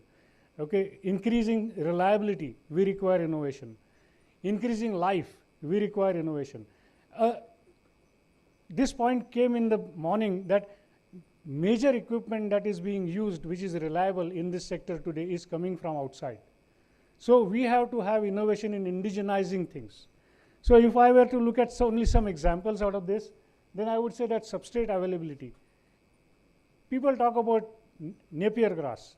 There are, individuals in India who talk about, I can produce 800 tons of Napier grass per acre per year. And there are some people who talk about saying that, look, it's not possible. Only about 60 to 70 tons per acre per year will be there. So we have to identify the processes and the agricultural practices that will reliably produce this Napier grass. Another thing that people talk about is, algae. But algae has always been something that is far-fetched, futuristic. But algae also gives you possibilities of, using the carbon dioxide that is coming out of this biogas plant and recirculating that carbon dioxide to produce biomass, which is going to be coming back to your biogas plant. So why can't we not think of ideas like that? So innovation is required in substrate. Innovation is required in substrate storage. Of course, we touched that, and I'm not going to talk too much about it. And I think there are a couple of presenters after me who will talk a little bit in depth about how this can be done. Size reduction is an area which is absolutely essential. Today, everybody is talking about paddy straw, and size reduction of paddy straw has been a challenge over past at least 5 to 6 years, that paddy straw has been talked as a substrate for biomass, biomass-based biogas. And I think there again, equipment innovation, materials innovation, and life of the equipment are all the issues. Carbon dioxide scrubbing is an area where I think a lot of innovation is still possible. One can, as a part of polishing of the biogas that comes out finally. See, you have got CO2 scrubber. Typically, people talk about, you do pressure swing adsorption and you remove CO2 and then your methane is there. But in the CO2, there is methane. And so you need to polish that and get that CO2 out and bring back the methane. So while doing that, if you can do cryogenic scrubbing, you will be able to produce liquid carbon dioxide or you will be able to produce dry ice. And each of them have got value. If you can, in the scrubbing process itself, last polishing process, if you make CO2 pharmaceutical grade or food grade, it will fetch different value in the market. And these kinds of things are required, and that is where, see, at some point in time, you should be able to say that, look, my biogas plant, like what you have in sugar factory. In sugar factory, sugar is a byproduct today. Okay. So in a biogas plant, if you can bring it to a level where your methane becomes a byproduct, that is what you are going to be really looking at, and all your bankers are going to be very happy. So innovations are required in all that, and I will not talk too much about that, but fertilizer also requires innovation. Liquid that comes out requires innovation, and the solid that comes out, of course, requires innovation in converting that to various types of fertilizers. We have talked about PROM, but PROM is only phosphate rich. But if you are starting with paddy straw, you can make a silica rich fertilizer. You can make, potash rich fertilizer. If you are starting with press mud, your fertilizer may have potash, which is even higher in percentage, and all those kinds of things are possible. Not just selling manure. Selling manure is not going to make much impact in the whole thing, because as the earlier panelists said, that 70% return on investment is coming out of methane, and only 30% is coming out of the manure that is there. But if you do the right kind of innovations, actually 70 to 75% return on investment comes from the fertilizer. And that is the kind of paradigm shift that is required, and for that you require innovation. So if I were to look at what kind of expected outcomes are there, cost reduction, increase in reliability, increase in bankability of the product, increase in life of your project, and that means your LCOE goes down, and altogether indigenization is what is expected, and in real terms Atmanirbhar Bharat at grassroots is what is possible because of biomass based biogas projects. because it is decentralized. And I would try to push it, saying that everybody conventionally thinks about making things bigger so that you can reduce the cost per unit. I would say that I would want to look at making things smaller and finding out what is the smallest possible viable capacity so that my risk goes down drastically. And since I have a decentralized availability of raw material, I should be able to make smaller projects viable. And can my innovation really bring me to that level is something that I would want to look at. Quickly, some examples of innovation. This is the first large-scale biogas plant based on paddy straw, which is there in Fazilka. The innovations there were the design of the digester itself. This digester was actually high solid digester. So technically, when you put paddy straw in the digester, and if you allow the liquid to flow out, the solid content in the digester is in the range of 16 to 18% or even higher. So it was a high solid digester. So feeding and extraction of paddy straw again is a problem. So a lot of stuff, a lot of innovation was there. Then the design of biogas plants itself can be an innovation. There are 3 different types of plants I am showing. So it can be very simple rural biogas plant where a chaff cut material can be put in there, or the designs in terms of primary digester, secondary digester, the layout of that, and so on and so forth. When it comes to growing substrates, this is an example of some experiments being done on Napier. Napier actually grows 2.5 centimeters per day. See, there is a typical growth rate where initially it is slow, then there is constant growth, and then it slows down. So in between, where the constant growth rate is there, it is about 2.5 centimeters per day. So this is something that one can look at.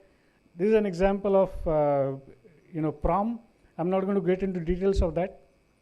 Very innovative stuff, like if you can make dry ice as a byproduct of your biogas cleaning process, then you can actually create a rural cooling system which is based on dry ice. So this is an example of a house refrigerator which can probably use about 10 kg of dry ice, and for 10 kg of dry ice it keeps 150 liters of refrigerator cool for 3 days.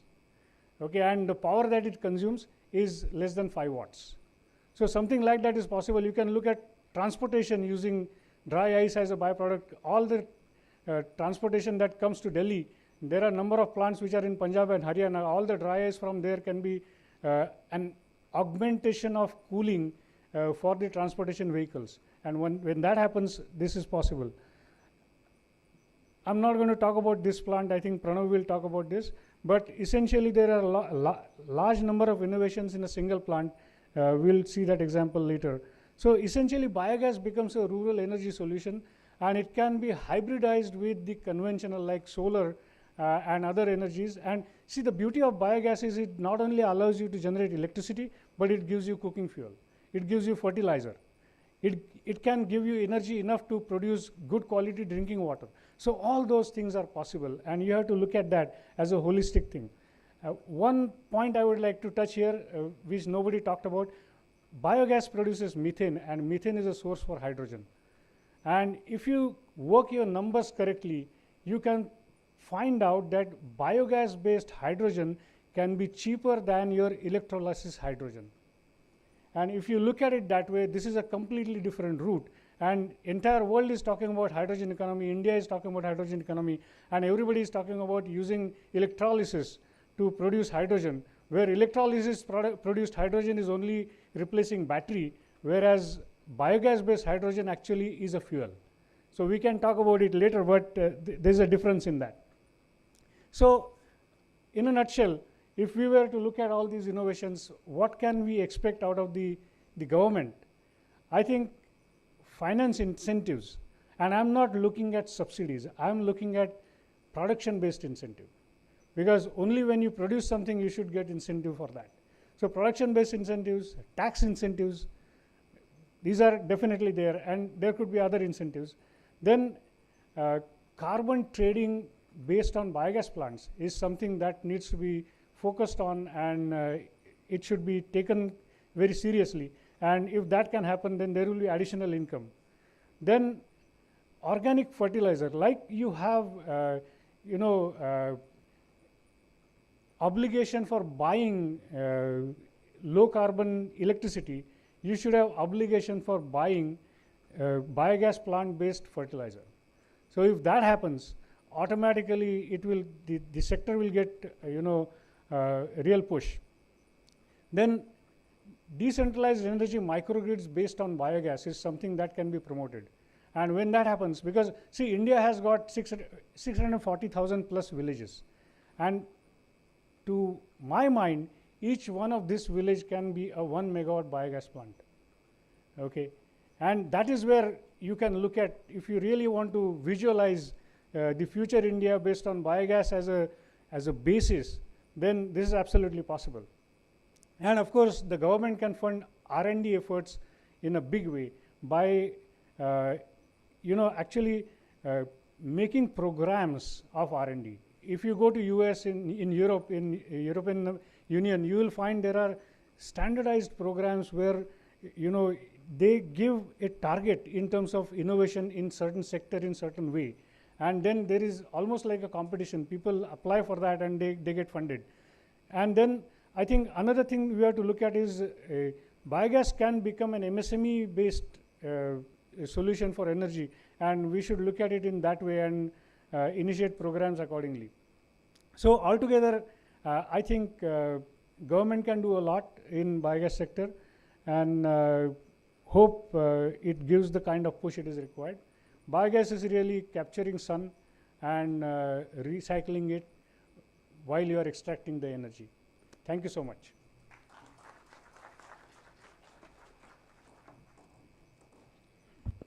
Thank you, Dr. Mate. Now I would request Mr. Nikhil Kote to present the presentation on GEF MNRE UNIDO Financial Support Scheme to promote innovations.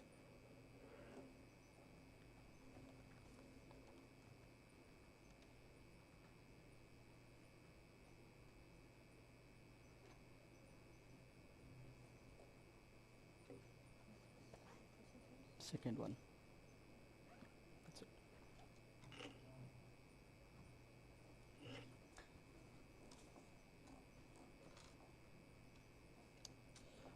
Good afternoon.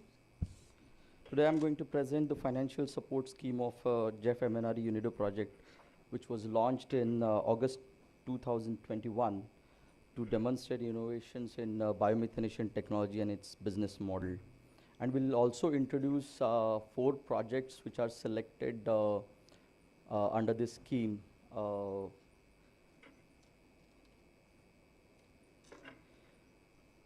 The objective of this scheme was to provide assistance to reduce the financial burden of a loan, interest rate of innovative demonstration projects, and scale up investment in innovative industrial organic waste to energy, biomethanation technologies, and business models in India. There are challenges which became driving factors for this scheme. Like biomethanation projects are capital intensive compared to other waste to energy technologies such as incineration. Innovations in biomethanation project further adds up investment cost. Loan interest rate for financing of innovative biomethanation projects are high due to lack of confidence and perceived risk by the lenders. Biomethane applications, including heating, power, and bio-CNG, lack to compete with the other renewable energy sources and also conventional sources. The market of organic fertilizer, which are the byproducts of biomethanation, is still underdeveloped.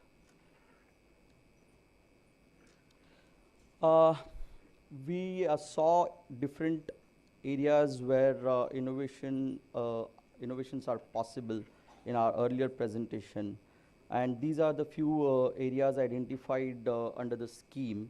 Feedstock pre-processing and management.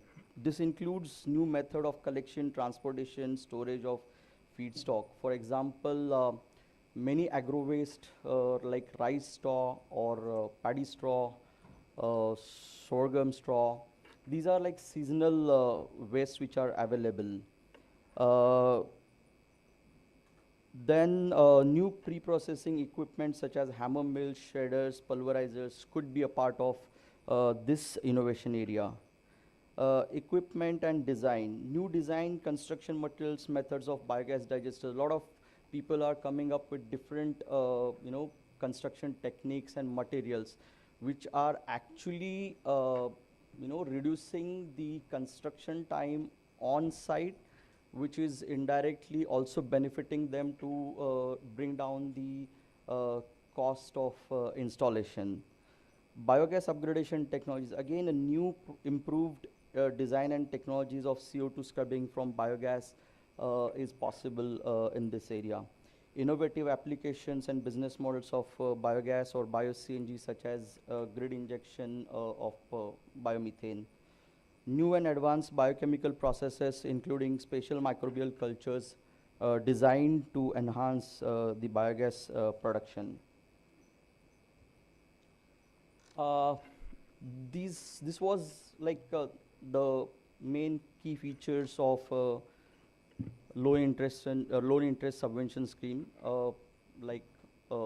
Project developers were free to get loan from public sector, scheduled commercial, private sector banks listed by RBI. The project loan interest subvention was up to 5% for the loan tenure of 8 years, and direct disbursement of the applicable interest subvention to the project loan account. And these were the interest subvention rates, determined for different applications of biogas. The scheme was already launched in 2021 August, and after that 4 projects got shortlisted or selected rather by the expert appraisal group which was appointed to do the evaluation, and IREDA is the fund manager to administer the applicable financial support to these projects upon their successful completion. You will be seeing the presentation about the innovations from these 4 projects now. I will not take more time because the next presentations are going to be even more interesting. So I would request all 4 project owners or developers to give the presentation about their innovation one by one. Thank you.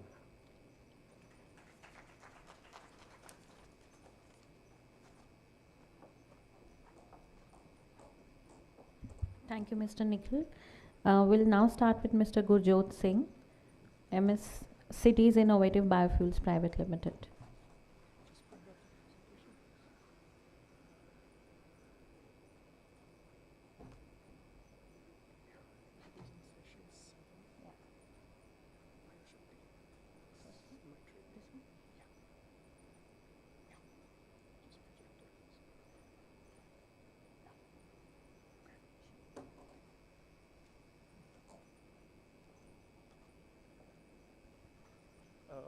Thank you to UNIDO and MNRE for having me here today. My name is Gurjot.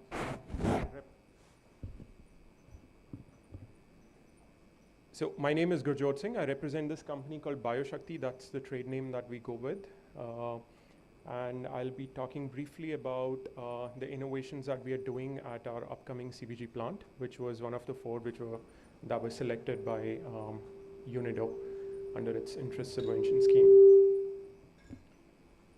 So what you see on this on the screen is a snapshot of the plant, which is about to be commissioned in about another 3 months from now. It's the first plant, I can say confidently, in India, which is based on dry digestion technology. Before this, nobody had introduced this technology on a commercial scale. We are the first ones to do it. To give you a broad perspective, in the world of biogas or bio-CNG, there are broadly 2 kinds of technologies. One is called wet digestion technologies, the others are dry digestion technologies. Wet digestion technologies usually have a dry matter content in the feedstock of less than 15%. And anything above 15% usually goes with dry digestion technologies. There is a category which is in between, it's called plug flow. Plug flow usually falls somewhere between 15 and 25. So typical dry digestion plants are usually more than 25% dry matter. In our case, we can take the dry matter content as high as 40%. So when I say dry, it's not completely dry because you cannot have anaerobic digestion if it's completely dry. So it's drier as compared to wet digestion, much drier in fact. So this is just a snapshot from Google Earth. It's a plant which is coming on the outskirts of Patiala city in the district of Fatehgarh Sahib in Punjab. The output is going to be 5 tons per day of CBG.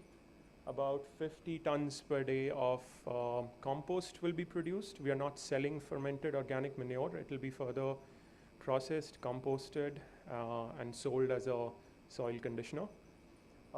We are also generating about 45,000 tons of carbon dioxide equivalents. That's carbon credits per year. We've tied up with somebody who does the assessment and sells that further. We have our own raw material supply chain to collect paddy straw. So the biomass which goes into this plant is a mixture of paddy straw, chicken litter, and cow dung. So it's a 50-50 mixture of wet and dry materials. It's 50% paddy straw and 50% mixture of chicken litter and cow dung. Yeah. So basically, a dry digestion plant looks something like this. In wet digestion plants, you're all used to seeing cylindrical or circular digesters with membranes on top. We do have those as well. As you can see, I think in the first picture, yeah, we do have cylindrical tanks as well, but they are not the digesters. Those tanks only work to store the liquid that we are recirculating. I'll come to that in a moment. The main digesters are the ones which you see in the rectangular unit. So they look something like this when the plant is completed.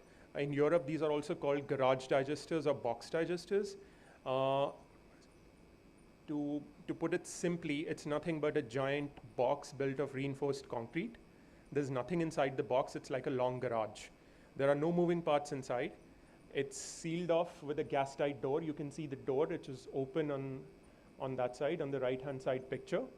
And the loading and unloading of these boxes is done either with a wheel loader, a JCB, or you can also use a conveyor belt if the system requires more biomass. It's a very, very simple design as compared to a wet digestion system. Like I said, there are no moving parts inside. So we do not have agitators here. We do not have stirrers. There's absolutely no movement of biomass inside. Biomass is stacked in layers, and then the door is closed. The chamber is completely sealed, and the anaerobic digestion starts. So usually this process involves co-digestion of wet and dry materials to provide some moisture to the process. And because there are no moving parts, because there's no movement of biomass inside, so this process has a very high tolerance for impurities. So one of our presenters in the morning from IoT Adani, she was talking about how the system can be configured only for very select kind of feedstocks or biomass. In wet digestion, yes, that's a drawback, it's a limitation, but it's not so in case of dry digestion. So as far as biomass is concerned, this process is completely agnostic. So for dry materials, anything that you can think of, it's paddy straw, it's cotton waste, jute waste, corn waste, or anything that comes to mind can be used. As far as wet materials is concerned, it can be any types of manure, it could be food waste. Food waste with a substantial amount of impurities also is tolerable. So we have a joke in the industry of dry digestion that you could throw a dead body inside this digester and nothing will happen. And it's true. You could do that, and the body would just simply keep lying there and the digestion would go on around it. So this process is that robust, it's that resilient, that we don't really care about impurities that go inside this box. Once a digestion is over after a period of 20 to 25 days, the material is unloaded just the way it is loaded, and the material is semi-dry. It's not a slurry, and then it's further taken up for composting, which is what we'll be doing. So that's one of the things with dry digestion. You could call it an innovation, or it's just a quality. It's just an advantage of this process that it is feedstock agnostic. You can put pretty much anything that's available. The other important part of process design, which is inherent to this technology, is a recirculation of the liquid that's produced. The process liquid, people call it with different names. It's called leachate, it's called effluent. In the industry of dry digestion, it's commonly referred to as a percolate. So the liquid which is formed during the digestion process, it's collected. using a network of pipelines, and it's stored in these tanks. The tanks which I just mentioned in the first picture, the 2 tanks that you see, those tanks are not digesters, but they are meant for actually storing the process liquid that comes out. So this liquid is stored at a temperature of 55 degrees. It's a thermophilic process. The tanks and the boxes are completely insulated. So somebody raised a point in the morning, what happens during winters? So we don't have to fear that because the entire civil structure is completely insulated. The temperature inside is maintained very stringently. So it doesn't matter whether the temperature outside is minus 20 degrees Celsius, as it often happens in Europe, where these plants are quite common. So the liquid that's produced, it's collected in these tanks, and then it's recirculated. I'll show a small video where the recirculation of that liquid. So this liquid is basically the backbone of the entire technology. The liquid works in multiple ways. It works to stabilize the pH. The pH of this plant remains between 7.5 and 8, which is a perfect pH. It provides the moisture, it maintains the temperature, it provides micronutrients, a feedstock to inoculum ratio. There are a million biochemical parameters that I could talk about, which is maintained by this liquid. So this is sort of like a backbone of this process. A question which is commonly asked, and I probably anticipate, is that doesn't it lead to ammonia toxicity? Doesn't it lead to accumulation of nitrogen?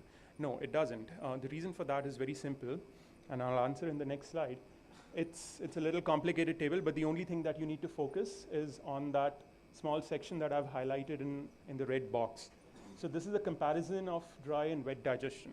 So if you were to build a plant using paddy straw and cow dung, if you were to build a wet digestion plant versus a dry digestion plant, what is the kind of CN ratio you would get? CN ratio is a carbon to nitrogen ratio. It's a critical parameter that must be controlled. And what is the kind of water intake that would go inside? So as you can see, when you compare dry digestion to wet digestion, the amount of water that this cycle requires is about 80% less. So on a unit to unit basis, the amount of water required in this technology is about 80% less as compared to wet digestion. And similarly, the same amount of water that comes out later on in the process liquid is also much lesser. So this is a problem which wet digestion plants often face. They end up with lots of slurry, which they find it difficult to work with. They have to use screw presses to separate the liquid from the solid. We don't have any of that problem because very little water is used to begin with, and there's no effluent at all. And you can see a very simple graph on the right-hand side, which shows as the amount of straw increases inside the plant, the amount of water which a wet digestion plant uses, which is the upper curve, it keeps on increasing exponentially, whereas in case of a dry digestion plant, it increases very slowly. So the amount of water which is used by plant is really, really small, which is important because when you're talking about semi-arid or arid regions in India where groundwater levels are quite low, it's an important parameter that you need to take care of. Yeah, so another interesting feature of this plant, like I said, because there are no moving parts and there are no screw presses or agitators or any such thing, the amount of pre-processing that we need to do with the raw material is very minimal. We don't have to use hammer mills. We don't have to use very fine shredders to make a powder out of rice straw. So I've seen with some other plants which are trying to use rice straw, they use very aggressive physical and chemical pretreatment, which is very energy intensive. It's very expensive. It increases the operational expenditure a lot. We don't have any of that here. It's a 3-step process which we have filed a patent for. We coarsely chop the biomass, which is rice straw. By coarse, I mean 2-inch pieces. It's this size. So it's not fine shredding, it's very coarse shredding. And then there's a wet material, so this is stacked in layers. So there's a layer of dry material, then a layer of wet, and then dry and wet. We stack it to about 2 meters or about 6 feet, and then there's an automated screw mixing system. So this process happens outside the anaerobic digester for about 5 to 7 days. During that process, what happens is the dry material, which is a rice straw, which contains high amount of lignin, that gets completely soaked in those nitrogen-rich juices coming from the wet materials. And because it's outside, because it's aerobic, because there's a screw system working, the lignin starts to break down aerobically. So we call it pre-composting. That's what starts to happen, and this increases the amount of biogas output that we have by 25 to 30%. After about 5 to 7 days, the material becomes super hot. It's about 65 degrees Celsius inside. It's literally steaming in winters, and then that material is loaded inside the boxes, and the process starts. Some other things that we have innovated in this plant, the first one is microbial desulfurization. It's not exactly an innovation by global standards. Biological desulfurization is very commonly used outside of India, but we're using it here as well. So there's a particular category of bacteria called thiobacilli that's injected inside the digesters during the process of digestion in situ, and this reduces the amount of hydrogen sulfide by about 50%. So the hydrogen sulfide scrubbers have to do much less work afterwards. The other thing we do is carbon dioxide inertization. So the carbon dioxide which is produced is a byproduct of biogas upgradation. It's stored. We have a tie-up with a local buyer who liquefies it and takes it, so that's another source of revenue. But at the same time, we use it internally as well. So that carbon dioxide is used for flushing the digesters before biogas production starts. So what it does is it removes the oxygen, and the biogas or the methane production starts very quickly in a matter of 2 to 3 hours. The last one is what we do with the digestate that comes out. So the term that's commonly used in this industry is the digestate, the material which comes out of the digesters. So it's semi-dry in our case. It's further composted using a closed box composting system that we have. We'll add micronutrients and some other additives to it, whatever is permitted under organic guidelines in India. And then a very high quality soil conditioner is further sold. So we have tie-up with bulk buyers who are buying it from us. This is the last slide. I'll just summarize it. So this is basically the differences between dry and wet digestion. This is what we are doing. Like I said, the dry matter content is quite high. It has low sensitivity to impurities, very little pre-processing. It's a modular structure. As you can appreciate, these are boxes which are stacked next to each other. So if at any stage you want to increase the capacity of this plant, you don't have to build a giant cylindrical digester. All you need to do is build another box right next to it, and you can increase the capacity at any point. So it's a modular structure. There's zero effluent and very low maintenance costs because, like I said, there are no moving parts inside. So I'm not going to talk much about this because I think people have already done that. We have an internal raw material supply chain. We go to the farmers on our own. We do the baling, collection, storing, stacking of this material for the whole year.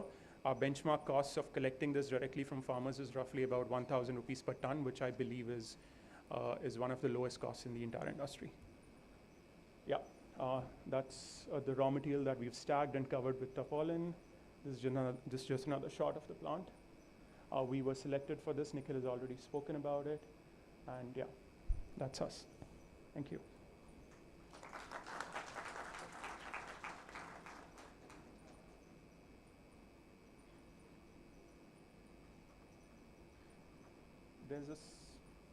There's a small video from from one of the plants of our partners in Europe. It's just about a minute. You can see how the loading of a dry digestion plant is done and how the liquid is recirculated. So this is just a raw material in that plant which is lying outside. Yeah, that's how the raw material is. The liquid is recirculated. So that's the door of the box which is open. It's open when it's being loaded and unloaded. And that's the liquid which is being recirculated. That's a percolate which we collect, and then we recirculate. We spray it on top, so it works as an inoculant and a temperature stabilizer.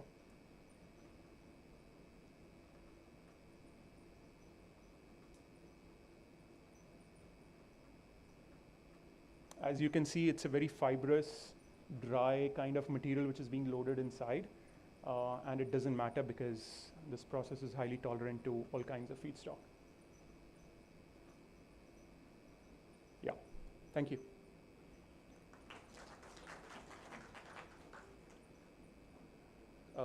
I'm sorry, I have a train to catch, so I'm going to take leave, and I wish good luck to all the other presenters. Thank you, Nikhil.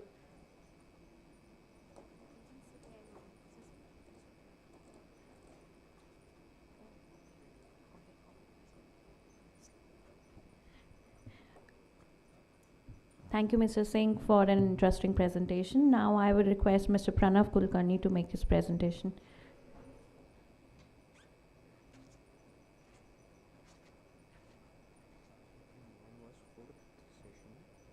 This one. Which one is yours? Okay.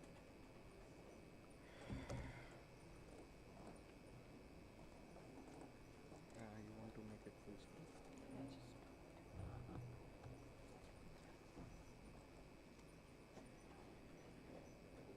Good afternoon, everybody. My name is Pranav, and I will be representing the project which we are executing in Yamunanagar, Haryana. So in our project, we will be using 200 tons of press mud every day, and seasonally, we will be using about 16 tons of paddy straw per day. The compressed biogas output, the minimum output is 6.5 tons, but the project is designed for 8 tons per day.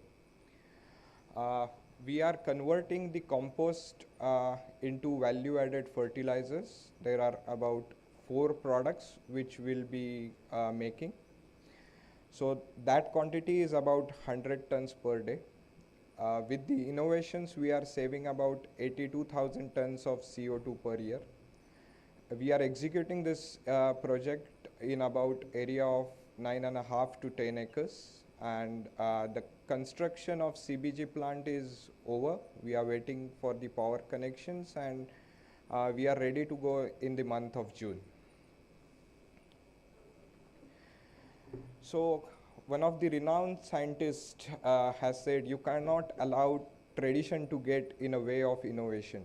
There is need to respect the past, but it's a mistake to revere your past. Knowledge, experience, and constraints drive innovations. Innovations drive productivity, and productivity drives economic growth.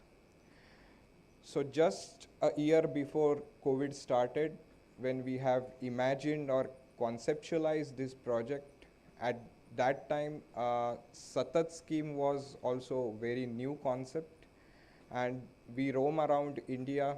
We spoke in an entire value chain, right from the financing institutions till the project owners, project operators, and the engineering companies who had executed these kind of projects. And we tried to understood what exactly problems were there, which problems had forced these kind of projects to go into the a loss dive, or which things have really made the project economically non-viable. So we tried to understood those problems. We did our detailed project report. We did the sensitivity analysis with a technical point of view, and some numbers were popped out during the DPR stage, as well as our interactions with the people involved in different value chains. Some of the highlights were, if your project is, the on-time factor of your project is lesser than 320 days in a year, then your project doesn't turn into a profit-making project. Also, if your project capacity is get reduced by 20%, that is your on-time factor is about 80%, then also your project doesn't make the commercial sense. And then these things drove us to the 7 innovations which we have done into the project. To mitigate those risks, to mitigate those factors, we did several innovations. The first is raw material handling and the storage of raw material. Second is thermochemical pre-processing of paddy straw. This is applicable only to the paddy straw, not to the press mud. The third is digester material and its arrangement. Then fourth is multi-stage hybrid grass scrubbing system, bio-CNG applications, and the most important ones are the value-added fertilizers and advanced biochemical process. So starting with the raw material handling and the storage, the significant material which we are using is the press mud. And in our area, the press mud is available only during the period of 180 days to maximum 200 days in a year. And as all of us know, it is a biological process. We have to keep this plant running for an entire year, and thus we need to store the press mud. And if we do not store press mud properly, then yes, there are going to be a lot of losses there will be loss in volatile matter and thus the gas potential.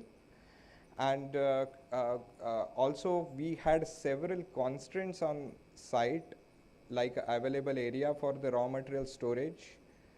Then the soil strata at site was poor, so to manage all the leachate which is coming out of the fertilizer to make the entire concrete base, it was too expensive. So to cater that, we have done some innovations in handling of the raw material, storage of the raw material. We are storing the material in multiple layers of press mud, paddy straw, and the tarpaulin, and we are stacking the material with the help of Goliath crane, which has a span of about 50 meters and the length of about 180 meters. We will be stacking almost 36,000 tons of press mud into that dedicated area, which has leachate collection system, biological processing of leachate, and then it will be digested into the digester to produce a biogas. Then thermochemical pre-processing of paddy straw. As we all know, sugars in the paddy straw are bounded by the lignin. There are several methods to break that lignin, but it is very important to select the method which is not only technically viable but also commercially viable. And we have tried to find a sweet spot to process paddy straw. So when we did all kind of pre-processing, we understood that the steam explosion is one of the most effective way to separate the lignin from the separate the sugars from the lignin, but it was the most expensive one to process. So we have tried to find a sweet spot. We are grinding the paddy straw in a hammer mill, and then we are trying to do that at high temperature to make a cellular level steam explosion. Then the digester material and the arrangement. We have divided the biological process into two parts, primary digestion and secondary digestion. So till acetogenesis, the reaction will happen in primary digesters, and then it will be transferred to the secondary digesters for the methanogenesis. Also, due to some site constraints and seismic zone 3, the concrete, if we would have gone with the concrete digesters, then the weight of self-weight would have gone up and the cost would have gone up. So we have moved ahead with the GLS type of digesters, and also we have divided digester capacity so that the reliability factor will be always more than 85%. Then the fourth is multi-stage hybrid gas scrubbing system. For this capacity of plant, the membrane systems as well as water scrubbing and few chemical scrubbing systems were not economically viable. They were capital intensive also. At the same time, the operating costs were also high. So we had no choice but preliminary to go ahead with the PSA. But PSA has its own inherent problem of losses of more than 20%, even though technology providers sometimes claim about losses of 2 or 3%. Those are always in the range of 15 to 20%. So what we are trying to do is, at the vent of PSA system, we are trying to implement a cryogenic or a membrane-based system, so that the volume at the outlet of PSA or at the vent of PSA is low, and at that time a membrane system or a cryogenic system makes sense to operate, and we are recovering that methane and putting back into the system. So with this we envisage losses of about 2 to 3%.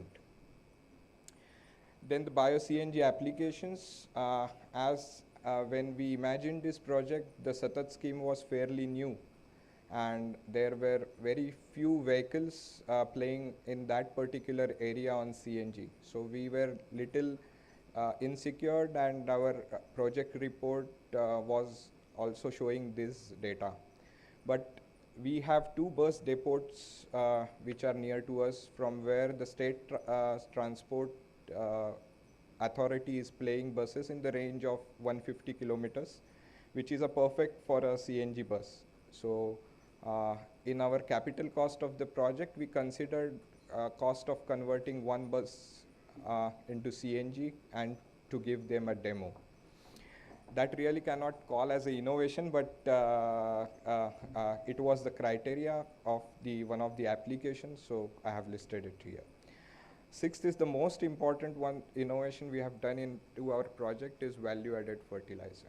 When we did the detailed project report and we spoke with the several people who were operating biogas plants at that point of time, particularly compost at that time was not under fertilizer control order. It has recently come into fertilizer control order. There were no set prices for compost were available at that time. One could be selling it at 2 rupees. At the same time, someone was selling at 1 rupees.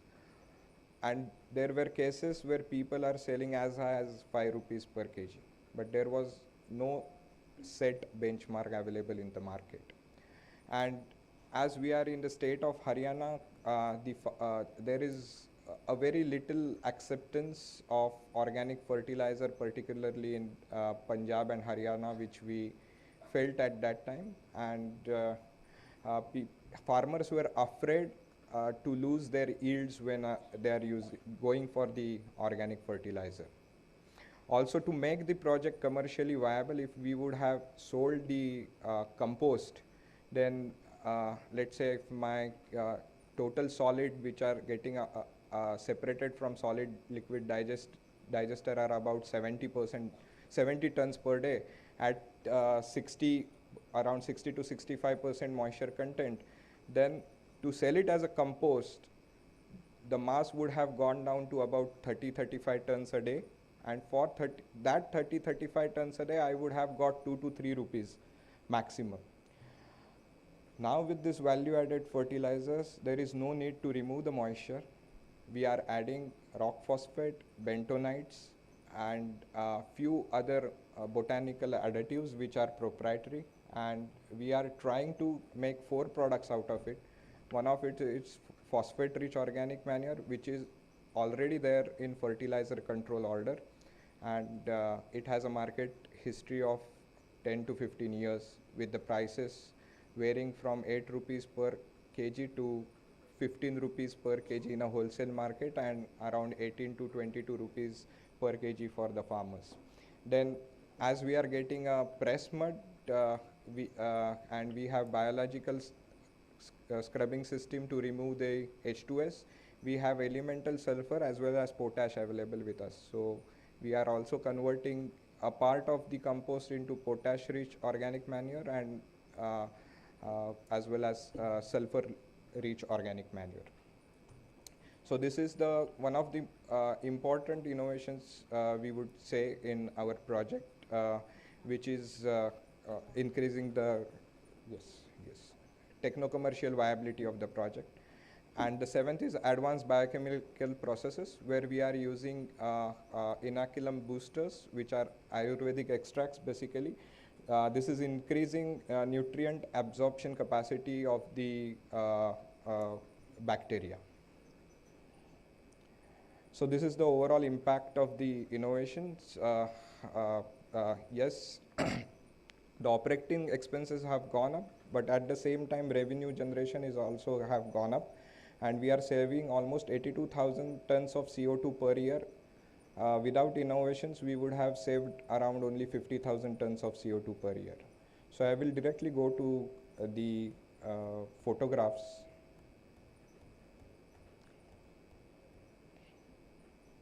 So these are some site photographs. On the left-hand side, you can see the engineering 3D drawing, and on the right-hand side, the actual project photograph. So this is our raw material storage area. The storage volume is around 63,000 meter cube.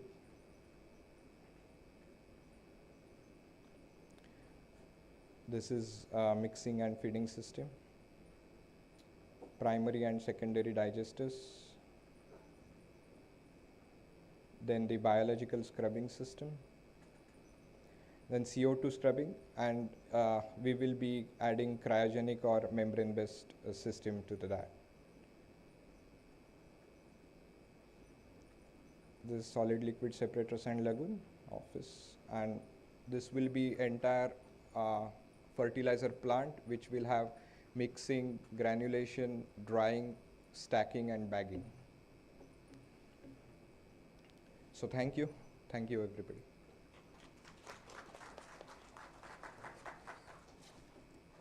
Thank you, Mr. Pranav.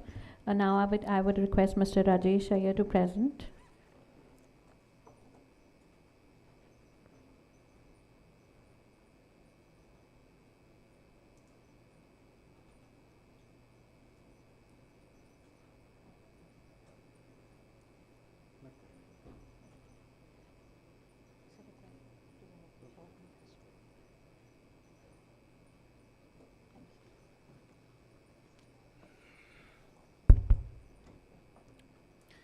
Yeah, good evening. All dignitaries, I believe it's the last hour, so I would like to rush up things before you get too tired and drained off. Myself, Dr. Rajesh Iyer, I am the founder of Kyra Engines Private Limited and the technical partner to Metro Fuels.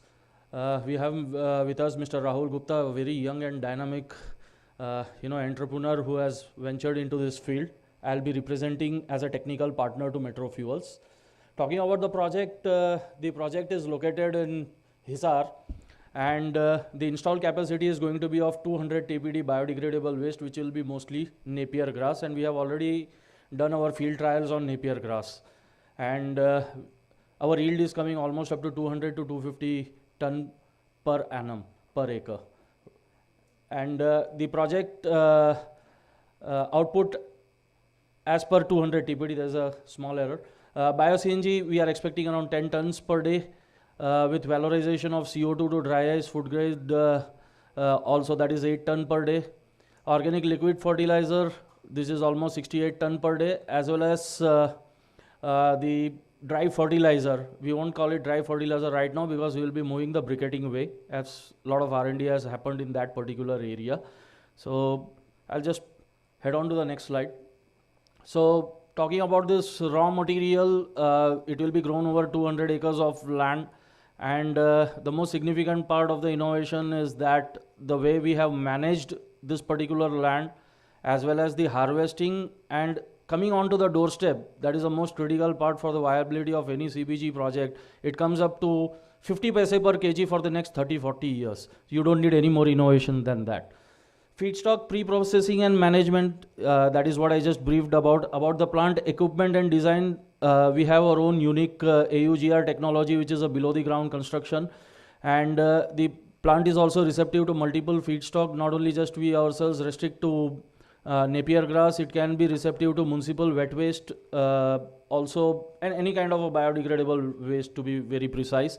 The most significant factor of this entire project is that it is devoid of agitators. We have been talking about CSTR, agitators and all these systems actually which consume a lot of power. And this technology doesn't need any additional power. So you save upon energy on that particular front also. So this way, if you talk about, because it is below the ground construction, definitely you don't talk about heating coils also, because above the ground you do require heating elements to ensure that the bacteria remains under a mesophilic stage, or you want to create a thermophilic. Under any case, even peak winters, it was minus 1.5 degree, which was a couple of months back. But still, as we all know that during winters, the borewell water still remains warm. So that is sufficient for the bacteria to grow and cultivate. In terms of, that is how, it is 30% more energy efficient compared to the other technologies. The liquid digested post slurry separation will be recycled, and a part of it will definitely be used as a fertilizer for our own cultivation of Napier grass. And partly a little bit will of course be sold into the local market. and of course valorization of CO2 in the form of dry ice is there. And literally if we talk about it's a zero emission, zero discharge project. As far as scrubbing is concerned, we have a unified technology. Not only that, it's a PSA technology. We have ensured that the energy that is consumed by this technology is as minimal as possible. And not only that, the membranes that are going to be used, unlike other manufacturer, it has been designed in such a way that there is a guarantee of 7 years for the molecular sieves that are going to be used. So you can understand that even this is one of the most significant factor, that those projects which fail after a 1 year period, it is attributed to not only raw material or maybe the technologies that go behind it in terms of the energy. The cost is one significant parameter, but then the purification system also fails, right? Because of which, in order to revamp the entire system, again a lot of money goes into it, again for which the clients don't get a bank funding to it. So here we have ensured that the client is kind of safe in terms of running the plant for the next 7 years in terms of the purity of the system also. And as far as the digestate or the manure is concerned, as I said, we will be selling partly to the farmers, but majority will be used for the captive consumption only. Briquetting of the dry digestate, that is something which is significant. Like we have been talking about since morning about the dry fertilizer part, the slurry separation technologies. The conventional technologies, they can separate hardly 10-15% of the total dry matter which has been fed to the digester. Here going a different route where we'll be retrieving around 30-40% of the total feed. I'm not naming the technology which we'll be using right now, but that means that for a 200-ton plant, we are almost retrieving 80 tons of a dry matter.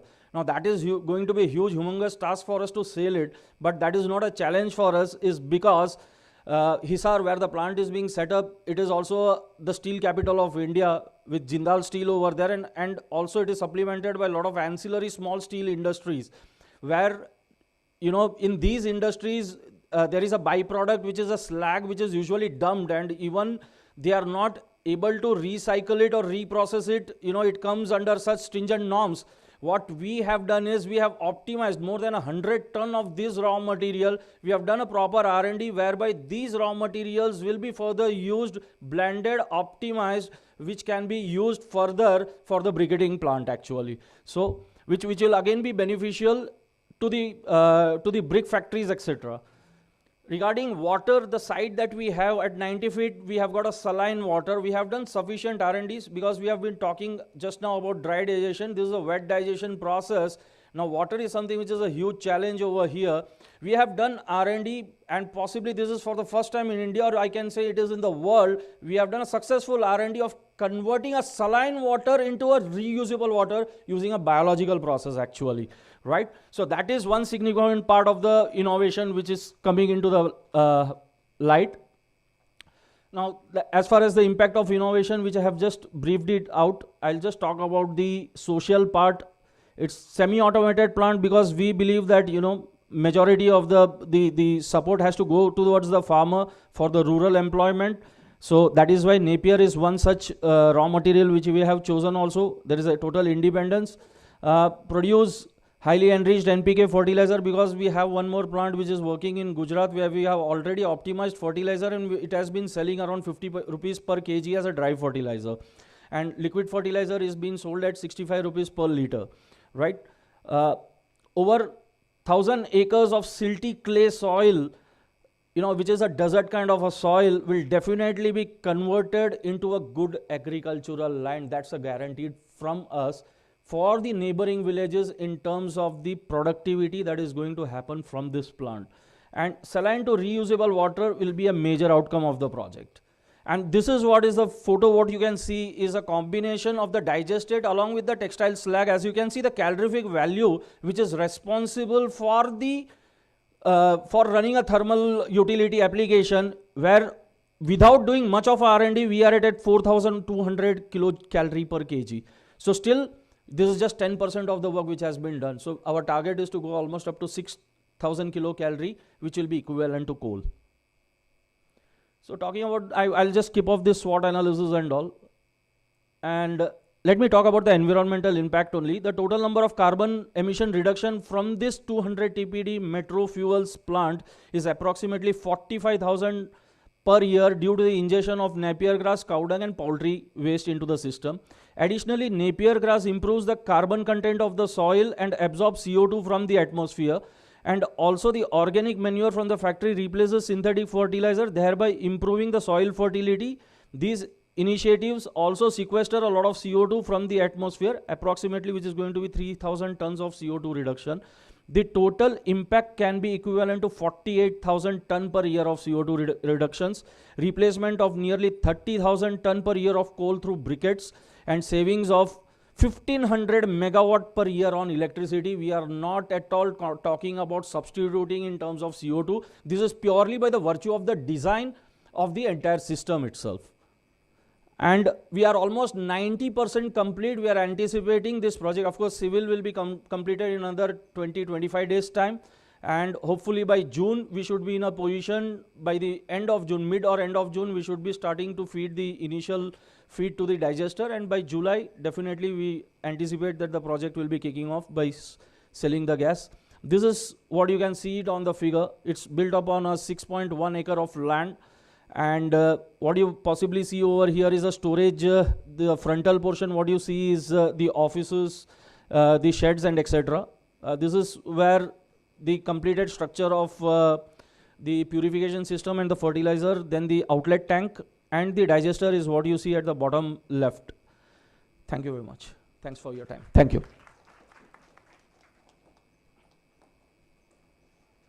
Thank you, Mr. Iyer.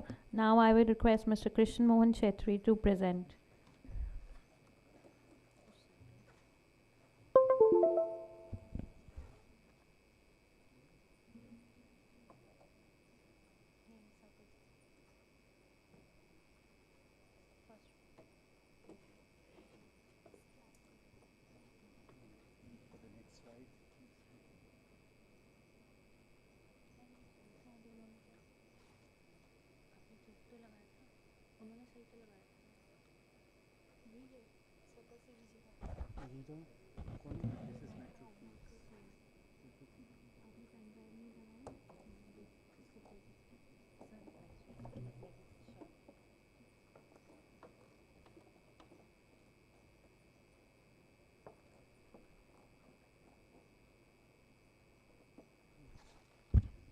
Good afternoon.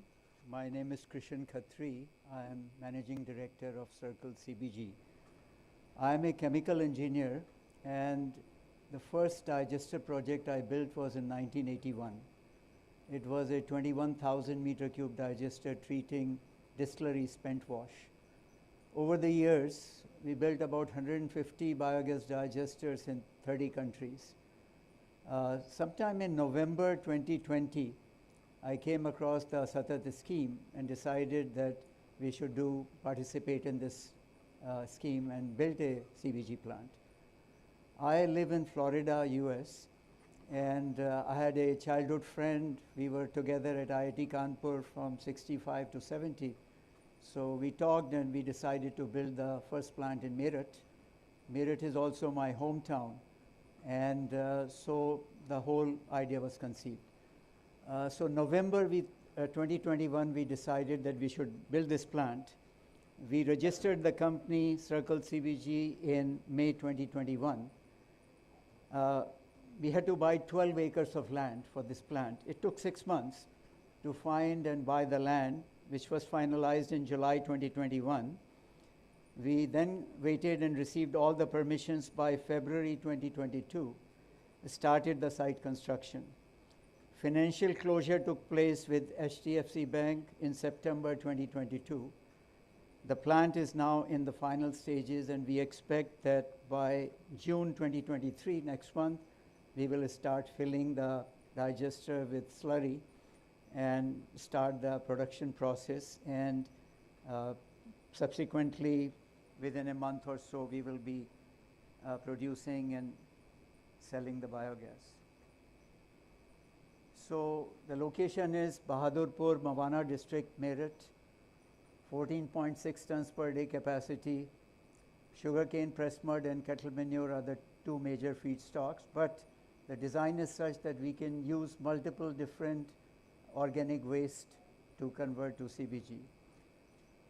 commercial agreement with HPCL under Satat initiative.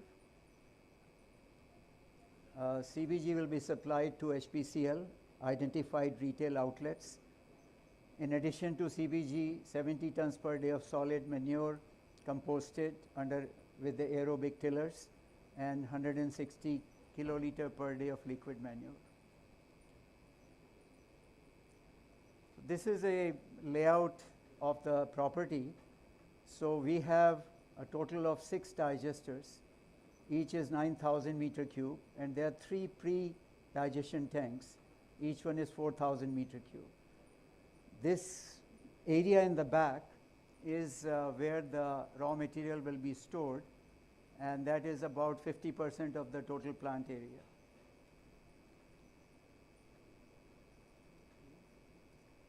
So these are the pictures of the digester under construction, 6 digesters, and the rectangular tank here is the pre-digestion system.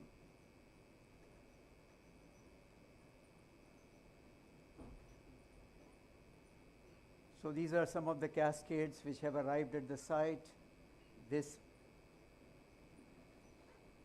picture next to it is the press mud is stored for the season.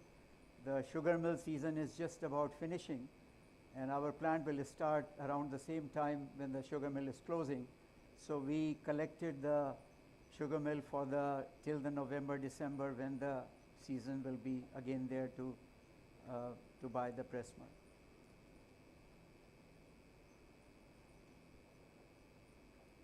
So this is the 4 acres of land in the back side, which will be having a RCC base leachate collection for storage of the press mud.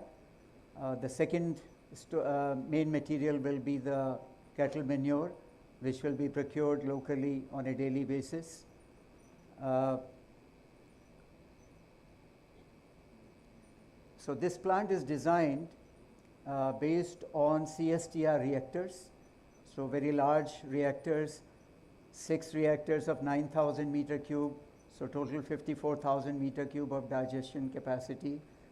The objective is that we can, if one digester is down for repair, maintenance, cleaning purpose, that our output does not suffer, the remaining digesters can easily handle the total flow that we are expecting and total substrate that we are treating.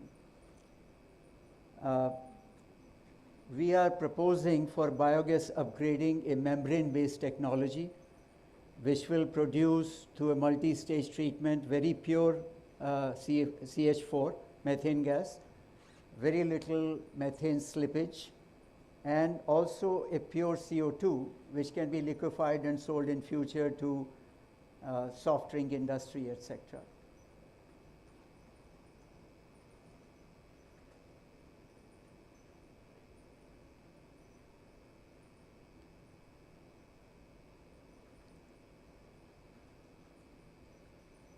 Couple of innovations.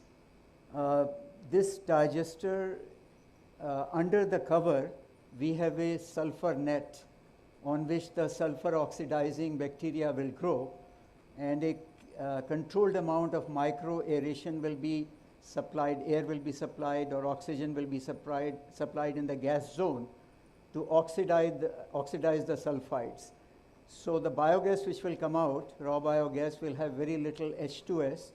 We still have an external cleaning system based on activated carbon, but the load on that will be reduced because of this pre-treatment under the digester. Also, when the sulfur grows on the this net, beyond a certain point it drops into the slurry underneath, and this is the slurry which will then generate the organic fertilizer. So all that sulfur will be captured and will become part of the organic solid fertilizer, which will be beneficial for the farmers.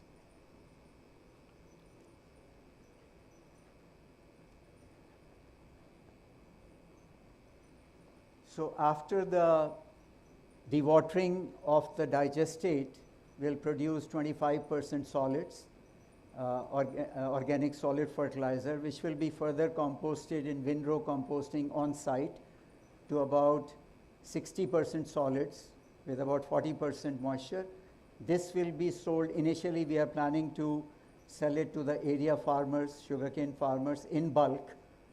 They will bring their trolleys, tractors, and we will load the material in bulk. So the price will be low, but there will be no constraint of space at the plant as we ramp up the production. The liquid fertilizer will be cleaned through an ultrafiltration system to remove all the suspended matter.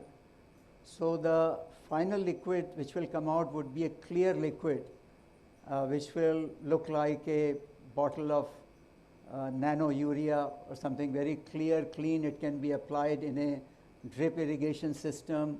It can be sprayed on the vegetable patches, on the fruit trees. So there will be no solids to plug those spray systems. It will be cleaned through ultrafiltration. In addition, we have provision to provide reverse osmosis to reduce the volume of this liquid. So if we can recover half the liquid, half the water through reverse osmosis, this water is recycled back in the plant, and the fertilizer is now twice as concentrated. So for a buyer, they can dilute and use it, and the transportation cost of the fertilizer reduces. So these are some of the innovations. In addition, at the site, we have a 4,000 meter cube tank to hold the excess liquid. If the farmers who are buying during the sowing season the liquid fertilizer and the actual production, there's a mismatch, we have on-site storage of this material. So for both liquid and solid fertilizers, there is sufficient on-site storage availability. So this project, we expect that outside the vehicle drivers who will carry the CBG cascades to the retail outlets, or the drivers who will bring the press mud, the transport contractors drivers who will bring the press mud or fertilizer. In addition to those drivers, we will have 15 full-time employees at the plant. And high organic fertilizer for more competitive price than chemical fertilizer for local farmers. Our objective is to try to give the fertilizer to the area farmers at a very reasonable price, initially maybe even at no cost, and so that they can benefit from it and improve their productivity.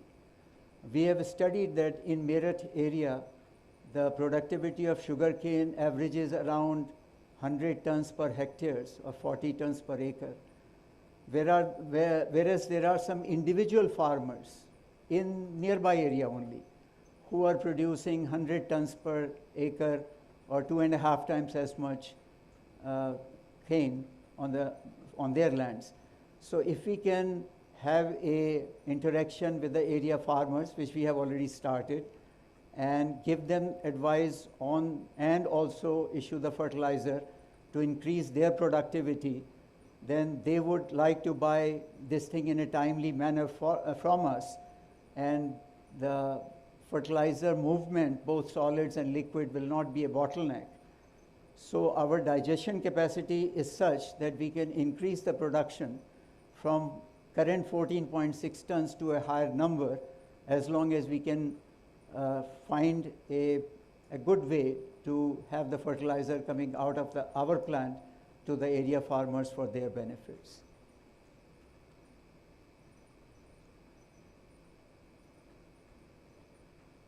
So these are some of the benefits in a slide for the innovations that we indicated in our design. So this plant, we expect that will start producing CBG in the month of July. And initially, we have stored enough raw material that we will produce around 5 tons per day from July till November.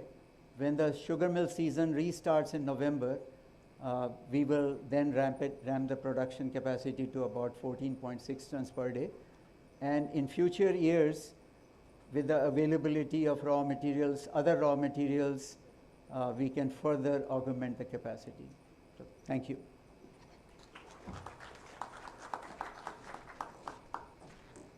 Thank you, Mr. Shetri. Now I would request Mr. Nikhil to felicitate the presenters.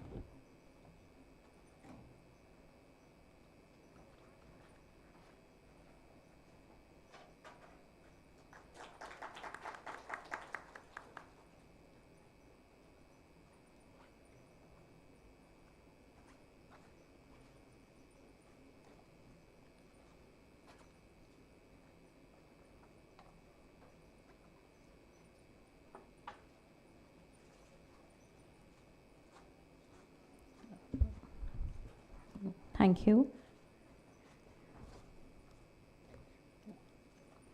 Now to conclude the program, I would request Shri Asim Kumar, Director MNRE, to give the closing remarks.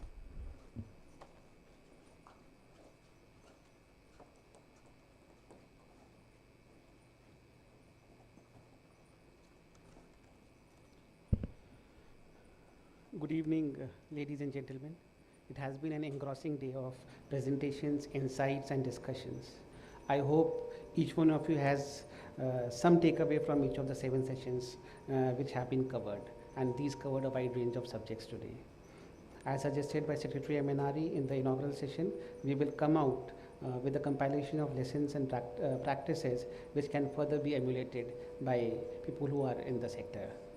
I am grateful to all the speakers and panelists for taking out time from the busy schedule to offer their insights for the benefit of those present here.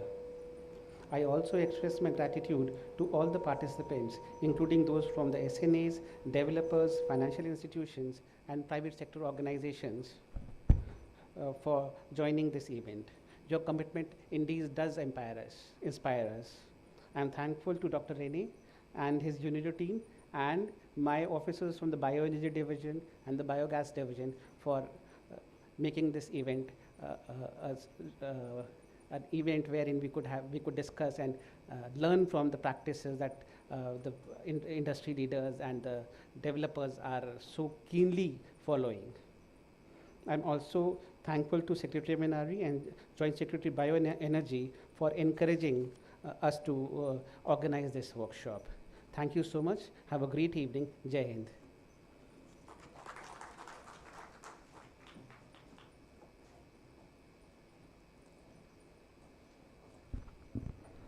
Thank you everyone for being here today. We have arranged tea also, so please have a networking tea. Thank you and have a good evening.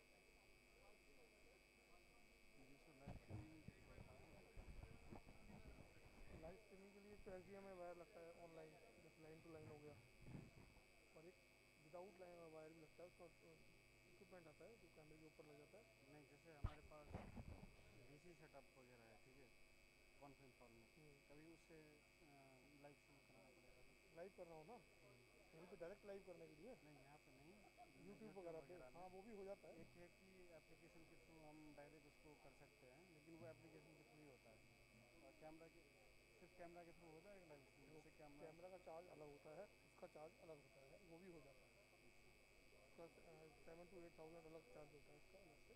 Equipment रहता है वो हम लेके आएंगे, आपको हमें wifi देना होगा, हम उसके अकॉर्डिंग आपको हम यूट्यूब पर लाइव डाल देंगे। तो ये अभी आपने कहाँ से मतलब इंटरनेट लिया है? ये मैंने ऑडियो लिया हुआ है, लाइव नहीं किया मैंने। अच्छा, लाइव का इन्होंने बोल रहा था, इन्होंने हमें जो बीच में बोल रहा था कि यूट्यूब में भी अभी लाइव स्ट्रीम हो रहा चल रहा है, बोला होगा लेकिन हुआ ही नहीं है वो। अच्छा, इन्होंने मेरे को दिया ही नहीं वाया। क्योंकि पिछले बार आया था तो मैंने देखा था कि एक फाइबर कनेक्ट किया था इन्होंने, किया था, हाँ मैं वही बता रहा हूँ, इन्होंने मेरे को वही कहा था कि आप आ जाना, हम आपको दे देंगे वायर।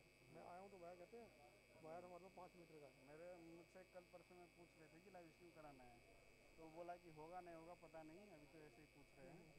तो मैंने बोला सर पिछली बार तो वो बाहर से ही बंदे लेके आए थे, वो कैमरा में ही फीडिंग कर रहे थे, तो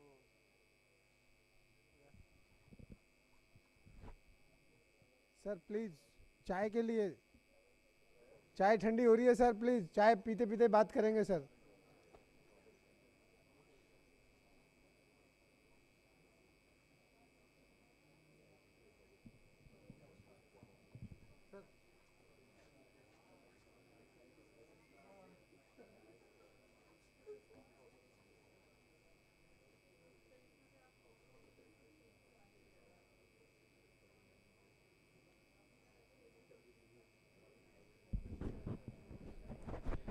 सर हॉल का टाइम ख़त्म हो गया सर, हॉल जल्दी से खाली करना है।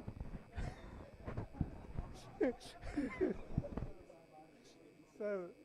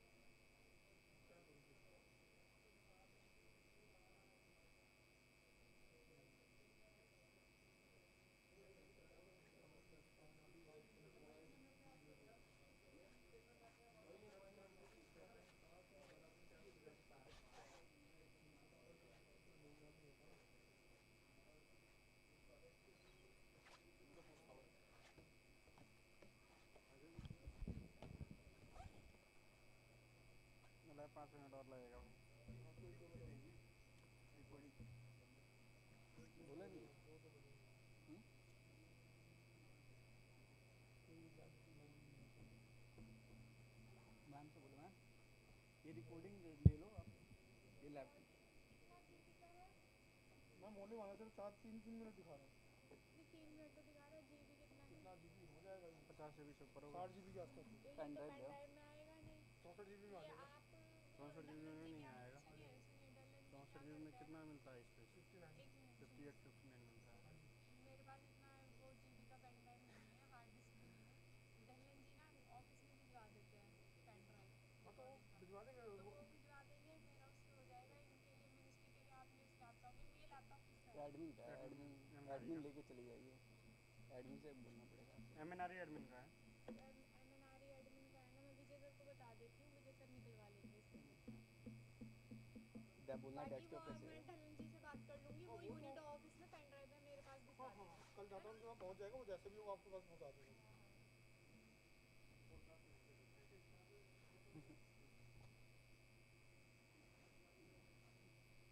अरे यहाँ पे तो एक और लैपटॉप आ गया था कहते मैं अपने लैपटॉप से करूँगा प्रेजेंटेशन फिर से मैंने बंद किया फिर चलाया दूसरे लैपटॉप में बंद करके क्यों बोल रहे थे मैं अपने लैपटॉप से करूँगा पीपीटी मैंने कहा परमिशन लो पहले फिर परमिशन लिया उन्होंने फिर मैंने इसे बंद किया चलाया तो आप लोगों के पास लाइव का है नहीं क्या सेटअप नहीं